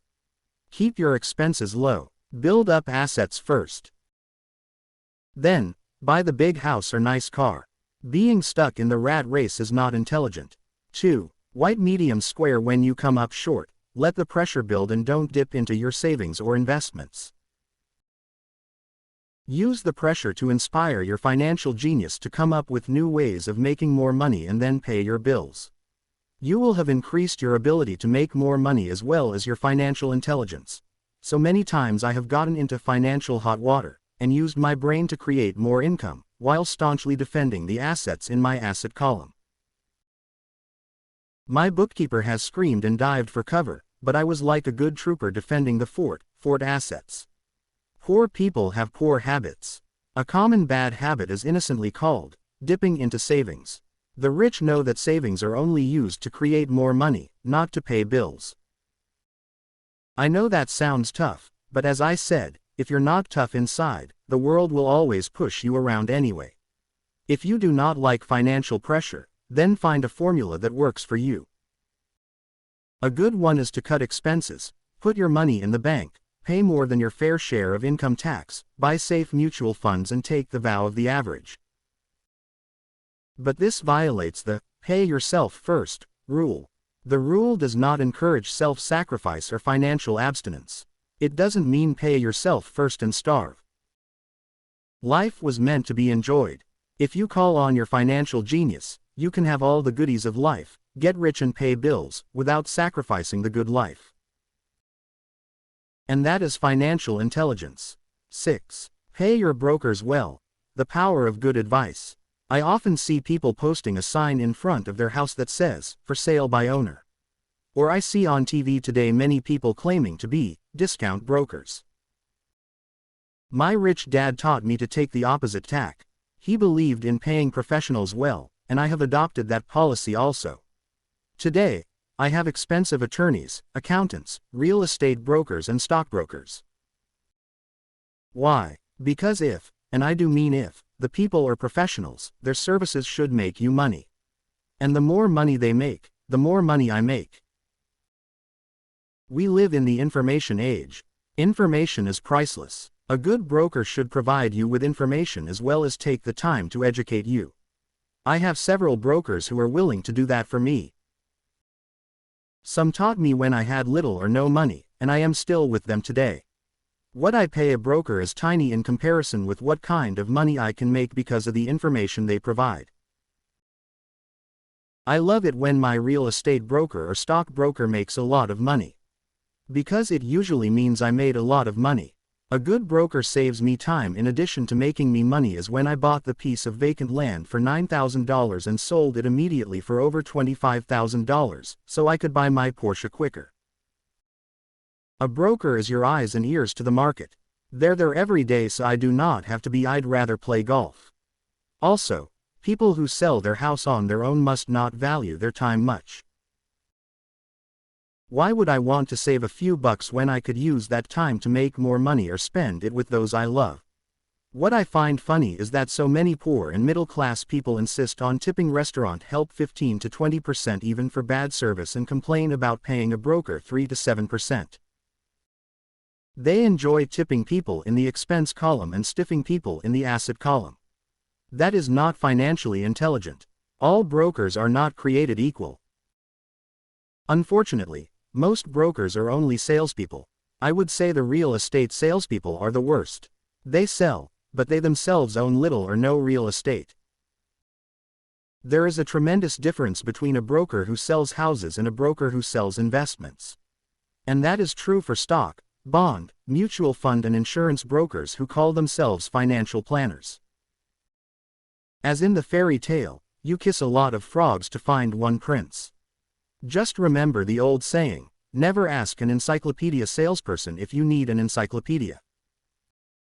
When I interview any paid professional, I first find out how much property or stocks they personally own and what percentage they pay in taxes. And that applies to my tax attorney as well as my accountant. I have an accountant who minds her own business. Her profession is accounting, but her business is real estate. I used to have an accountant that was a small business accountant, but he had no real estate. I switched because we did not love the same business. Find a broker who has your best interests at heart. Many brokers will spend the time educating you, and they could be the best asset you find.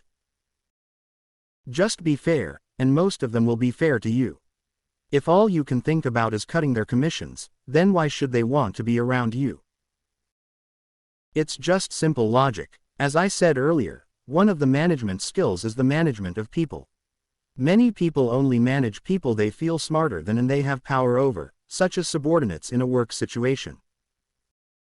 Many middle managers remain middle managers, failing to get promoted because they know how to work with people below them, but not with people above them. The real skill is to manage and pay well the people who are smarter than you in some technical area. That is why companies have a board of directors.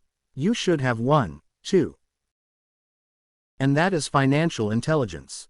7. Be an Indian giver. This is the power of getting something for nothing. When the first white settlers came to America, they were taken aback by a cultural practice some American Indians had. For example, if a settler was cold, the Indian would give the person a blanket. Mistaking it for a gift, the settler was often offended when the Indian asked for it back. The Indians also got upset when they realized the settlers did not want to give it back. That is where the term, Indian giver, came from. A simple cultural misunderstanding. In the world of the asset column, being an Indian giver is vital to wealth. The sophisticated investor's first question is, how fast do I get my money back? They also want to know what they get for free, also called a piece of the action. That is why the ROI, or return of an on investment, is so important.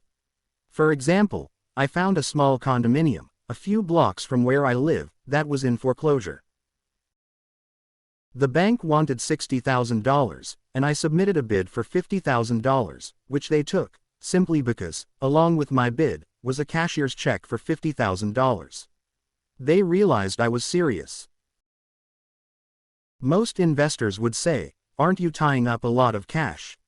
Would it not be better to get a loan on it? The answer is, not in this case. My investment company uses this as a vacation rental in the winter months, when the snowbirds come to Arizona and rent it for $2,500 a month for 4 months out of the year. For rental during the off-season, it rents for only $1,000 a month. I had my money back in about 3 years. Now I own this asset, which pumps money out for me, month in and month out. The same is done with stocks. Frequently, my broker will call me and recommend I move a sizable amount of money into the stock of a company that he feels is just about to make a move that will add value to the stock, like announcing a new product. I will move my money in for a week to a month while the stock moves up. Then I pull my initial dollar amount out, and stop worrying about the fluctuations of the market, because my initial money is back and ready to work on another asset. So my money goes in, and then it comes out, and I own an asset that was technically free. True, I have lost money on many occasions. But I only play with money I can afford to lose. I would say, on an average 10 investments, I hit home runs on 2 or 3, while 5 or 6 do nothing, and I lose on 2 or 3. But I limit my losses to only the money I have in at that time. For people who hate risk, they put their money in the bank. And in the long run, savings are better than no savings. But it takes a long time to get your money back, and, in most instances, you don't get anything for free with it. They used to hand out toasters, but they rarely do that these days. On every one of my investments, there must be an upside, something for free. A condominium, a mini storage, a piece of free land, a house, stock shares, office building. And there must be limited risk, or a low-risk idea. There are books devoted entirely to this subject that I will not get into here. Ray Kroc, of McDonald's fame, Sold hamburger franchises, not because he loved hamburgers, but because he wanted the real estate under the franchise for free. So wise investors must look at more than ROI. It's the assets you get for free once you get your money back. That is financial intelligence. 8. Assets buy luxuries. The power of focus. A friend's child has been developing a nasty habit of burning a hole in his pocket. Just 16, he naturally wanted his own car. The excuse: all his friends' parents gave their kids cars. The child wanted to go into his savings and use it for a down payment. That was when his father called me. Do you think I should let him do it, or should I just do as other parents do and just buy him a car? To which I answered, it might relieve the pressure in the short term, but what have you taught him in the long term? Can you use this desire to own a car and inspire your son to learn something? Suddenly the lights went on, and he hurried home. 2 months later I ran into my friend again. Does your son have his new car? I asked. No, he doesn't, but I went and handed him $3,000 for the car. I told him to use my money instead of his college money. Well, that's generous of you, I said. Not really. The money came with a hitch. I took your advice of using his strong desire to buy a car and use that energy so he could learn something. So what was the hitch? I asked. Well, first we broke out your game again, cash flow. We played it and had a long discussion about the wise use of money. I then gave him a subscription to the Wall Street Journal, and a few books on the stock market. Then what? I asked. What was the catch? I told him the $3,000 was his, but he could not directly buy a car with it. He could use it to buy and sell stocks, find his own stockbroker, and once he had made $6,000 with the $3,000, the money would be his for the car, and the $3,000 would go into his college fund.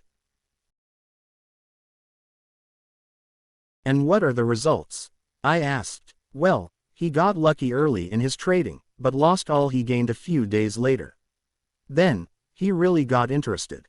Today, I would say he is down $2,000, but his interest is up. He has read all the books I bought him and he's gone to the library to get more. He reads the Wall Street Journal voraciously, watching for indicators, and he watches CNBC instead of MTV. He's got only $1,000 left, but his interest in learning are sky high. He knows that if he loses that money, he walks for 2 more years. But he does not seem to care. He even seems uninterested in getting a car because he's found a game that is more fun. What happens if he loses all the money? I asked. We'll cross that bridge when we get to it. I'd rather have him lose everything now rather than wait till he's our age to risk losing everything. And besides, that is the best $3,000 I've ever spent on his education. What he is learning will serve him for life, and he seems to have gained a new respect for the power of money. I think he's stopped the burning of holes in his pockets. As I said in the section, pay yourself first. If a person cannot master the power of self-discipline, it is best not to try to get rich. For while the process of developing cash flow from an asset column in theory is easy, it is the mental fortitude of directing money that is hard. Due to external temptations, it is much easier in today's consumer world to simply blow it out the expense column. Because of weak mental fortitude, that money flows into the paths of least resistance. That is the cause of poverty and financial struggle. I gave this numerical example of financial intelligence, in this case the ability to direct money to make more money. If we gave 100 people $10,000 at the start of the year, I gave my opinion that at the end of the year, 80 would have nothing left. In fact, many would have created a greater debt by making a down payment on a new car, refrigerator, TV, VCR or a holiday. 16 would have increased that $10,000 by 5% to 10%. 4 would have increased it to $20,000 or into the millions. We go to school to learn a profession so we can work for money. It is my opinion that it is also important to learn how to have money work for you. I love my luxuries as much as anyone else. The difference is, some people buy their luxuries on credit. It's the keep up with the Joneses trap. When I wanted to buy a Porsche, the easy road would have been to call my banker and get a loan. Instead of choosing to focus in the liability column, I chose to focus in the asset column. As a habit, I used my desire to consume to inspire and motivate my financial genius to invest. Too often today, we focus to borrowing money to get the things we want instead of focusing on creating money. One is easier in the short term, but harder in the long term. It's a bad habit that we as individuals and as a nation have gotten into. Remember, the easy road often becomes hard, and the hard road often becomes easy. The earlier you can train yourself and those you love to be masters of money, the better. Money is a powerful force.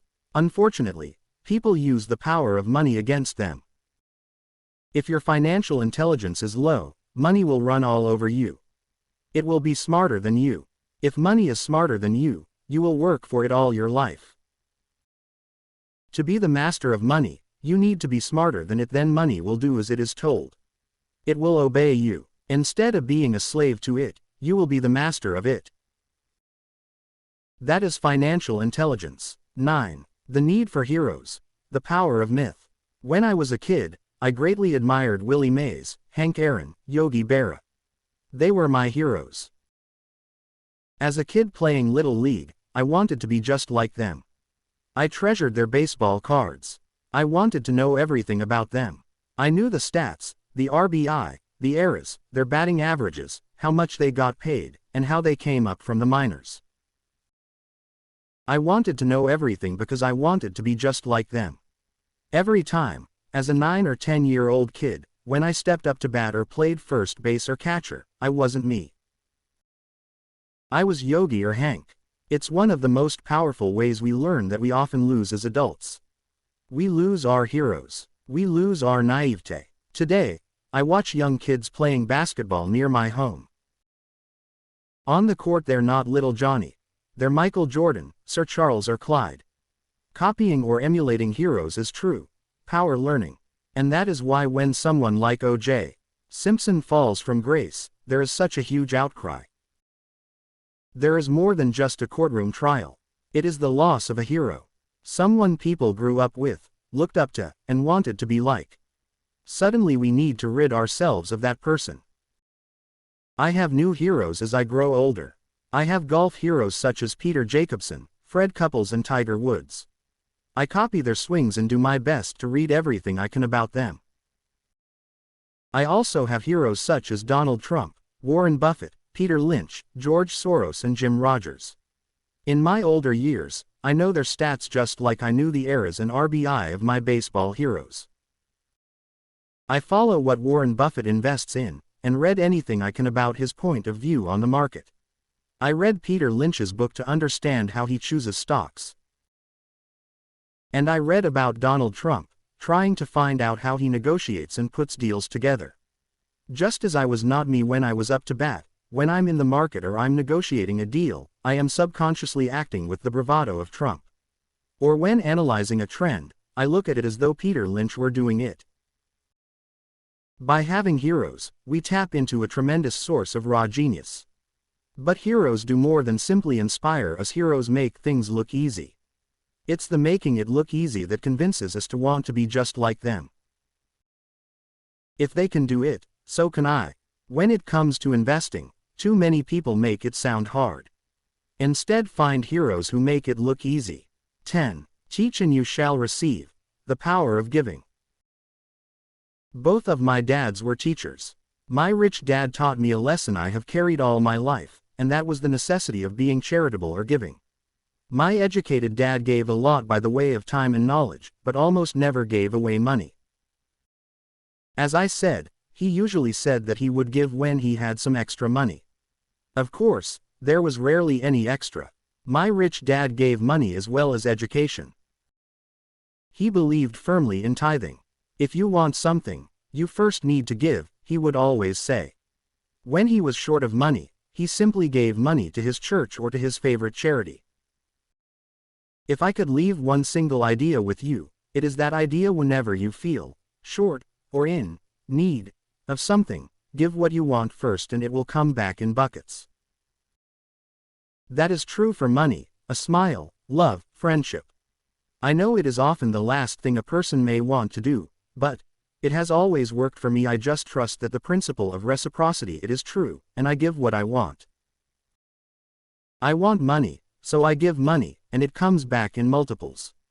I want sales, so I help someone else sell something, and sales come to me. I want contacts and I help someone else get contacts, and like magic, contacts come to me.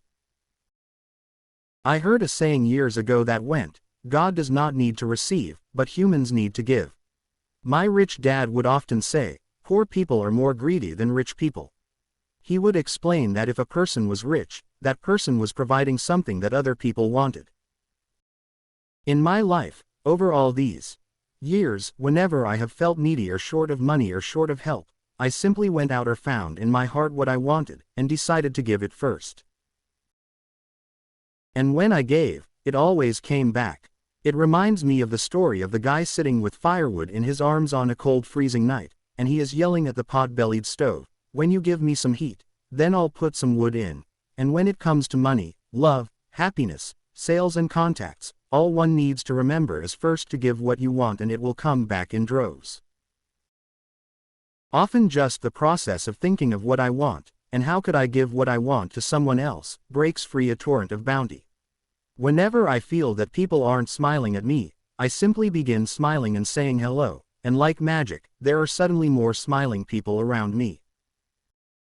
It is true that your world is only a mirror of you. So that's why I say, teach and you shall receive. I have found that the more I sincerely teach those who want to learn, the more I learn. If you want to learn about money, teach it to someone else. A torrent of new ideas and finer distinctions will come in. There are times when I have given and nothing has come back, or what I have received is not what I wanted. But upon closer inspection and soul searching, I was often giving to receive in those instances, instead of giving to give. My dad taught teachers, and he became a master teacher. My rich dad always taught young people his way of doing business. In retrospect, it was their generosity with what they knew that made them smarter. There are powers in this world that are much smarter than we are.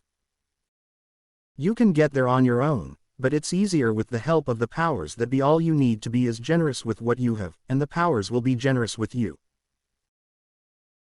Chapter 10. Still want more. Here are some to-dos. Many people may not be satisfied with my 10 steps. They see them more as philosophies than actions.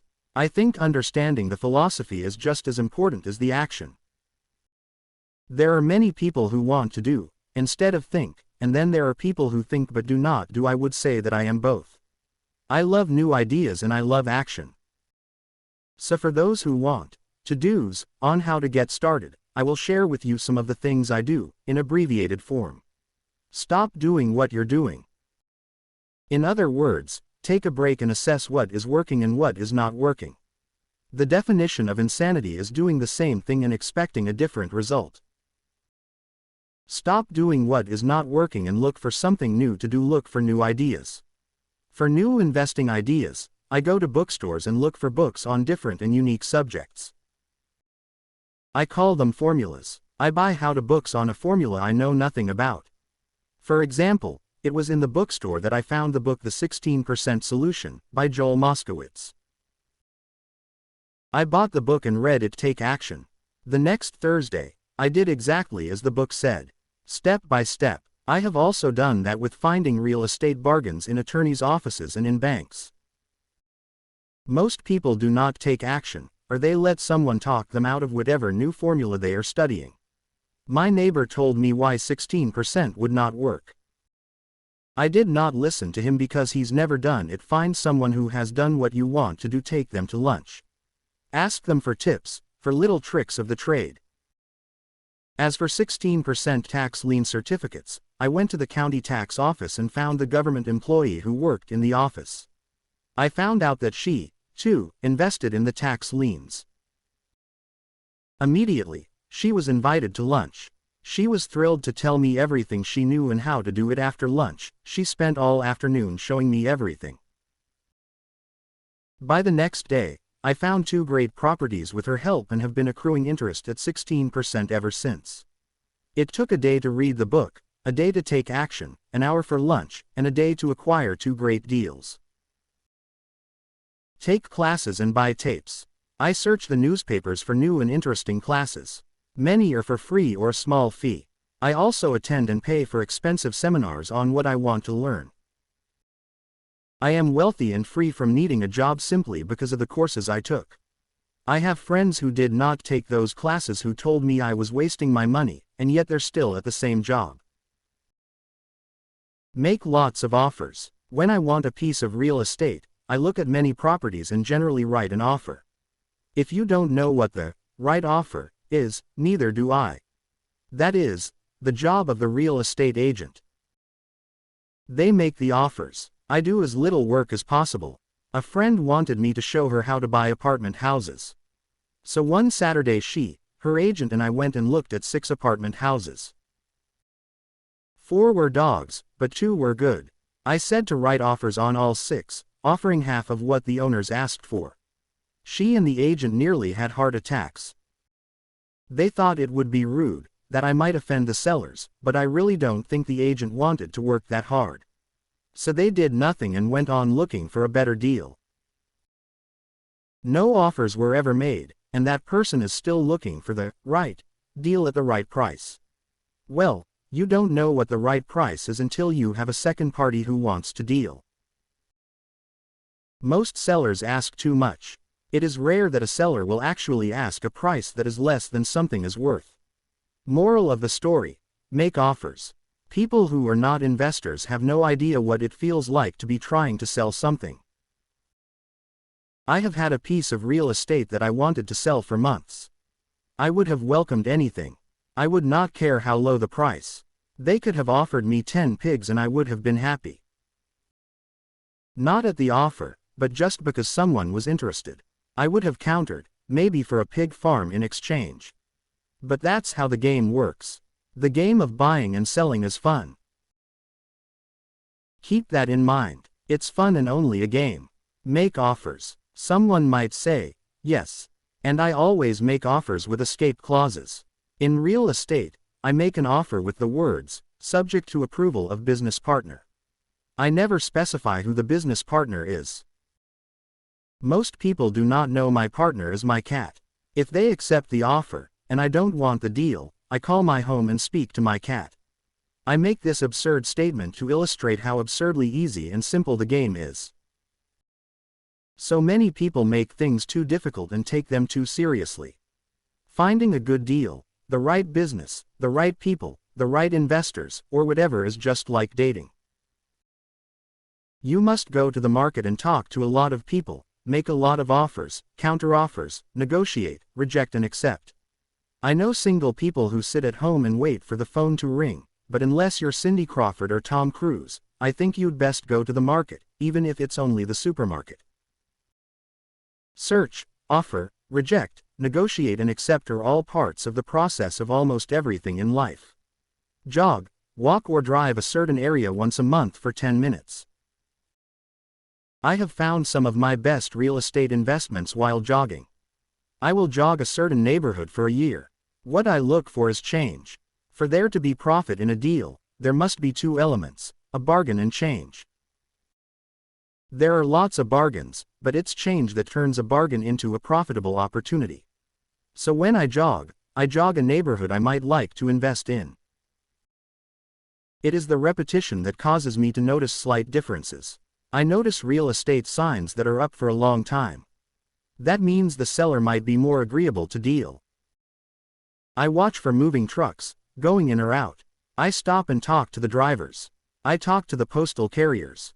It's amazing how much information they acquire about an area. I find a bad area, especially an area that the news has scared everyone away from. I drive it for sometimes a year waiting for signs of something changing for the better. I talk to retailers, especially new ones, and find out why they're moving, and it takes only a few minutes a month, and I do it while doing something else, like exercising or going to and from the store. As for stocks, I like Peter Lynch's book Beating the Street for his formula for selecting stocks that grow in value. I have found that the principles of finding value are the same regardless if it's real estate, stocks, mutual funds, new companies, a new pet, a new home, a new spouse, or a bargain on laundry detergent. The process is always the same. You need to know what you're looking for and then go look for it. Why consumers will always be poor. When the supermarket has a sale on, say, toilet paper, the consumer runs in and stocks up. When the stock market has a sale, most often called a crash or correction, the consumer runs away from it. When the supermarket raises its prices, the consumer shops elsewhere. When the stock market raises its prices, the consumer starts buying. Look in the right places. A neighbor bought a condominium for $100,000. I bought the identical condo next door to his for $50,000. He told me he's waiting for the price to go up. I told him that his profit is made when you buy, not when you sell. He shopped with a real estate broker who owns no property of her own. I shopped at the foreclosure department of a bank. I paid $500 for a class on how to do this. My neighbor thought that the $500 for a real estate investment class was too expensive. He said he could not afford it, and he couldn't afford the time. So he waits for the price to go up. I look for people who want to buy first, then I look for someone who wants to sell. A friend was looking for a certain piece of land. He had the money and did not have the time. I found a large piece of land larger than what my friend wanted to buy, tied it up with an option, called my friend, and he wanted a piece of it. So I sold the piece to him and then bought the land. I kept the remaining land as mine for free. Moral of the story: buy the pie and cut it in pieces. Most people look for what they can afford, so they look too small. They buy only a piece of the pie, so they end up paying more for less. Small thinkers don't get the big breaks. If you want to get richer, think bigger first. Retailers love giving volume discounts, simply because most business people love big spenders. So even if you're small, you can always think big. When my company was in the market for computers, I called several friends and asked them if they were ready to buy also. We then went to different dealers and negotiated a great deal because we wanted to buy so many. I have done the same with stocks. Small people remain small because they think small. Act alone, or don't act. All learn from history. All the big companies on the stock exchange started out as small companies. Colonel Sanders did not get rich until after he lost everything in his 60s. Bill Gates was one of the richest men in the world before he was 30. Action always beats inaction. These are just a few of the things I have done and continue to do to recognize opportunities. The important words being done and do. As repeated many times throughout the book, you must take action before you can receive the financial rewards. Act now. Epilogue. How to pay for a child's college education for $7,000. As the book draws to a close and approaches publication, I would like to share a final thought with you. The main reason I wrote this book was to share insights into how increased financial intelligence can be used to solve many of life's common problems.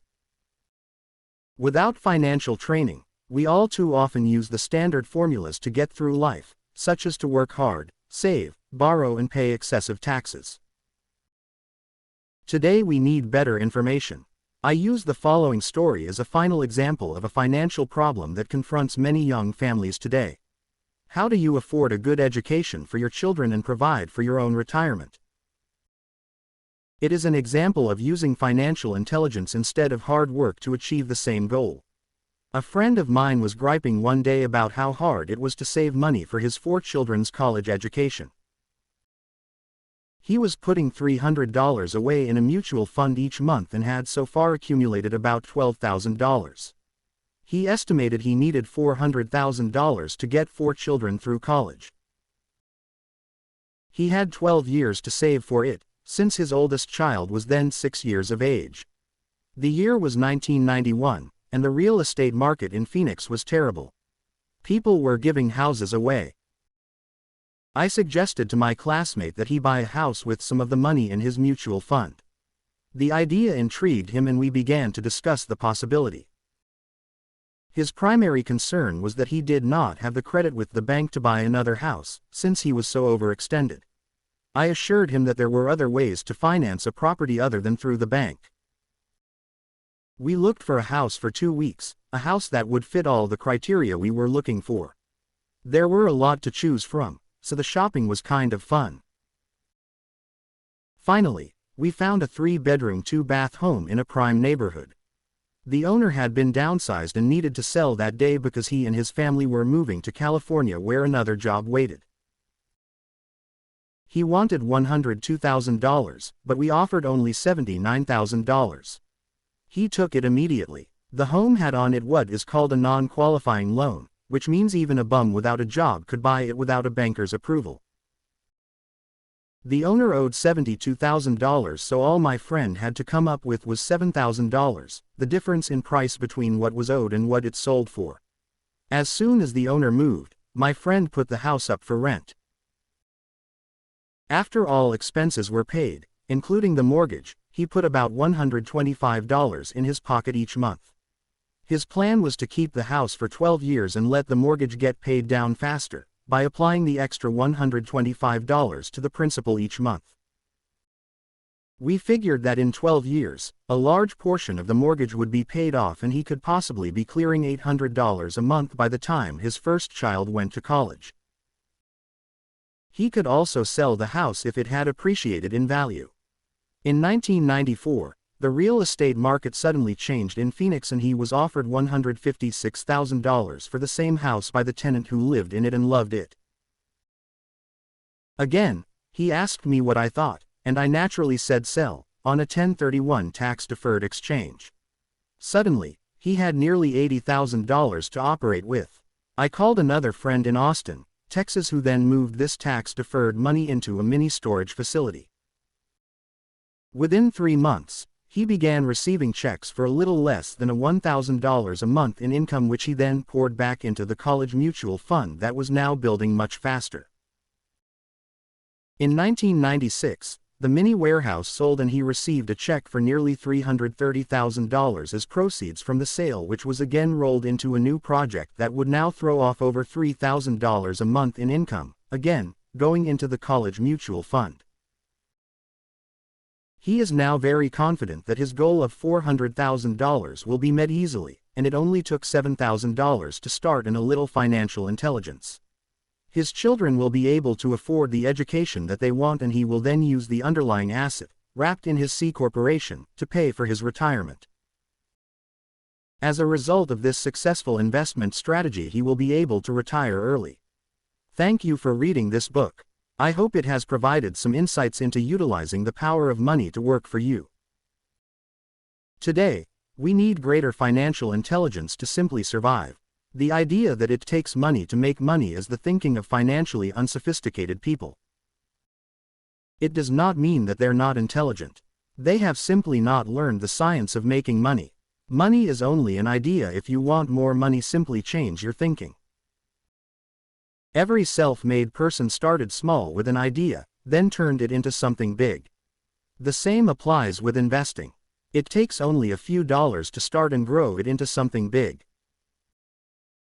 I meet so many people who spend their lives chasing the big deal, or trying to amass a lot of money to get into a big deal, but to me that is foolish. Too often I have seen unsophisticated investors put their large nest egg into one deal and lose most of it rapidly. They may have been good workers, but they were not good investors. Education and wisdom about money are important. Start early. Buy a book. Go to a seminar. Practice. Start small. I turned $5,000 cash into a $1 million asset, producing $5,000 a month cash flow in less than 6 years. But I started learning as a kid. I encourage you to learn because it's not that hard.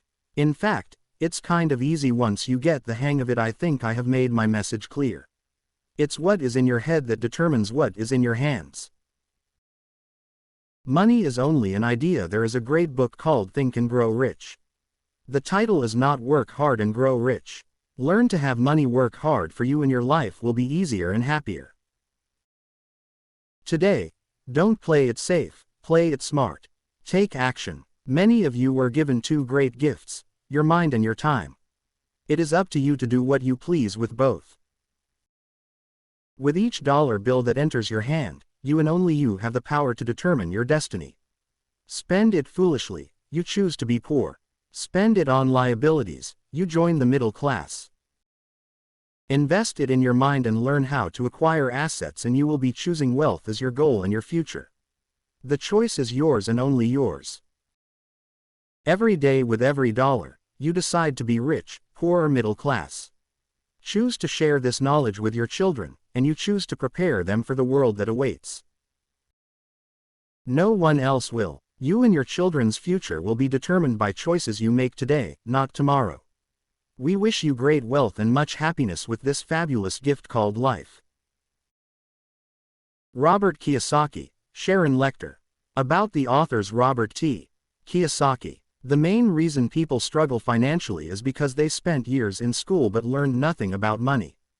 The result is, people learn to work for money, but never learn to have money work for them. Says Robert. Born and raised in Hawaii, Robert is fourth-generation Japanese American. He comes from a prominent family of educators. His father was the head of education for the state of Hawaii. After high school, Robert was educated in New York, and upon graduation, he joined the U.S. Marine Corps and went to Vietnam as an officer and a helicopter gunship pilot. Returning from the war, Robert's business career began. In 1977 he founded a company that brought to the market the first nylon and Velcro, surfer, wallets, which grew into a multi-million-dollar worldwide product. He and his products were featured in Runner's World, Gentleman's Quarterly, Success Magazine, Newsweek, and even Playboy.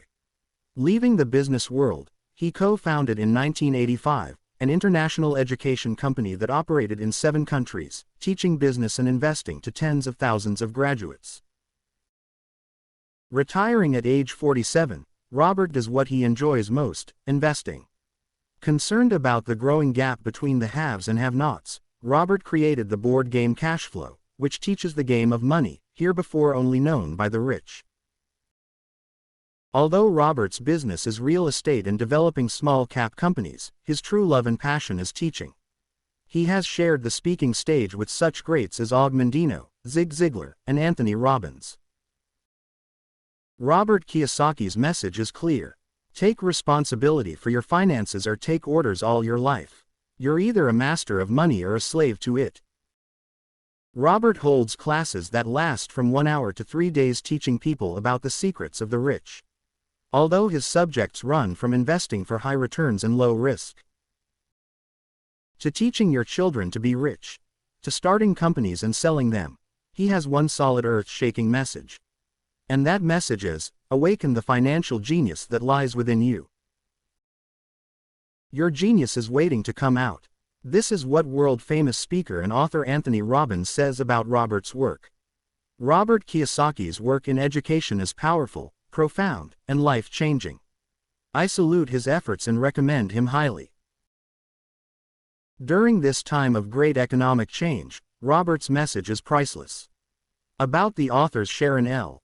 Lechter, wife and mother of 3, CPA, consultant to the toy and publishing industries and business owner, Sharon Lechter has dedicated her professional efforts to the field of education. She graduated with honors from Florida State University with a degree in accounting. She joined the ranks of what was then one of the Big 8 accounting firms, and went on to become the CFO of a turnaround company in the computer industry, tax director for a national insurance company, and founder and associate publisher of the first regional women's magazine in Wisconsin, all while maintaining her professional credentials as a CPA. Her focus quickly changed to education as she watched her own 3 children grow. It was a struggle to get them to read. They would rather watch TV, so she was delighted to join forces with the inventor of the first electronic, talking book, and help expand the electronic book industry to a multi-million-dollar international market. Today, she remains a pioneer in developing new technologies to bring the book back into children's lives. As her own children grew, she was keenly involved in their education. She became a vocal activist in the areas of mathematics, computers, reading and writing education. Our current educational system has not been able to keep pace with the global and technological changes in the world today. We must teach our young people the skills, both scholastic and financial, that they will need not only to survive, but to flourish in the world they face.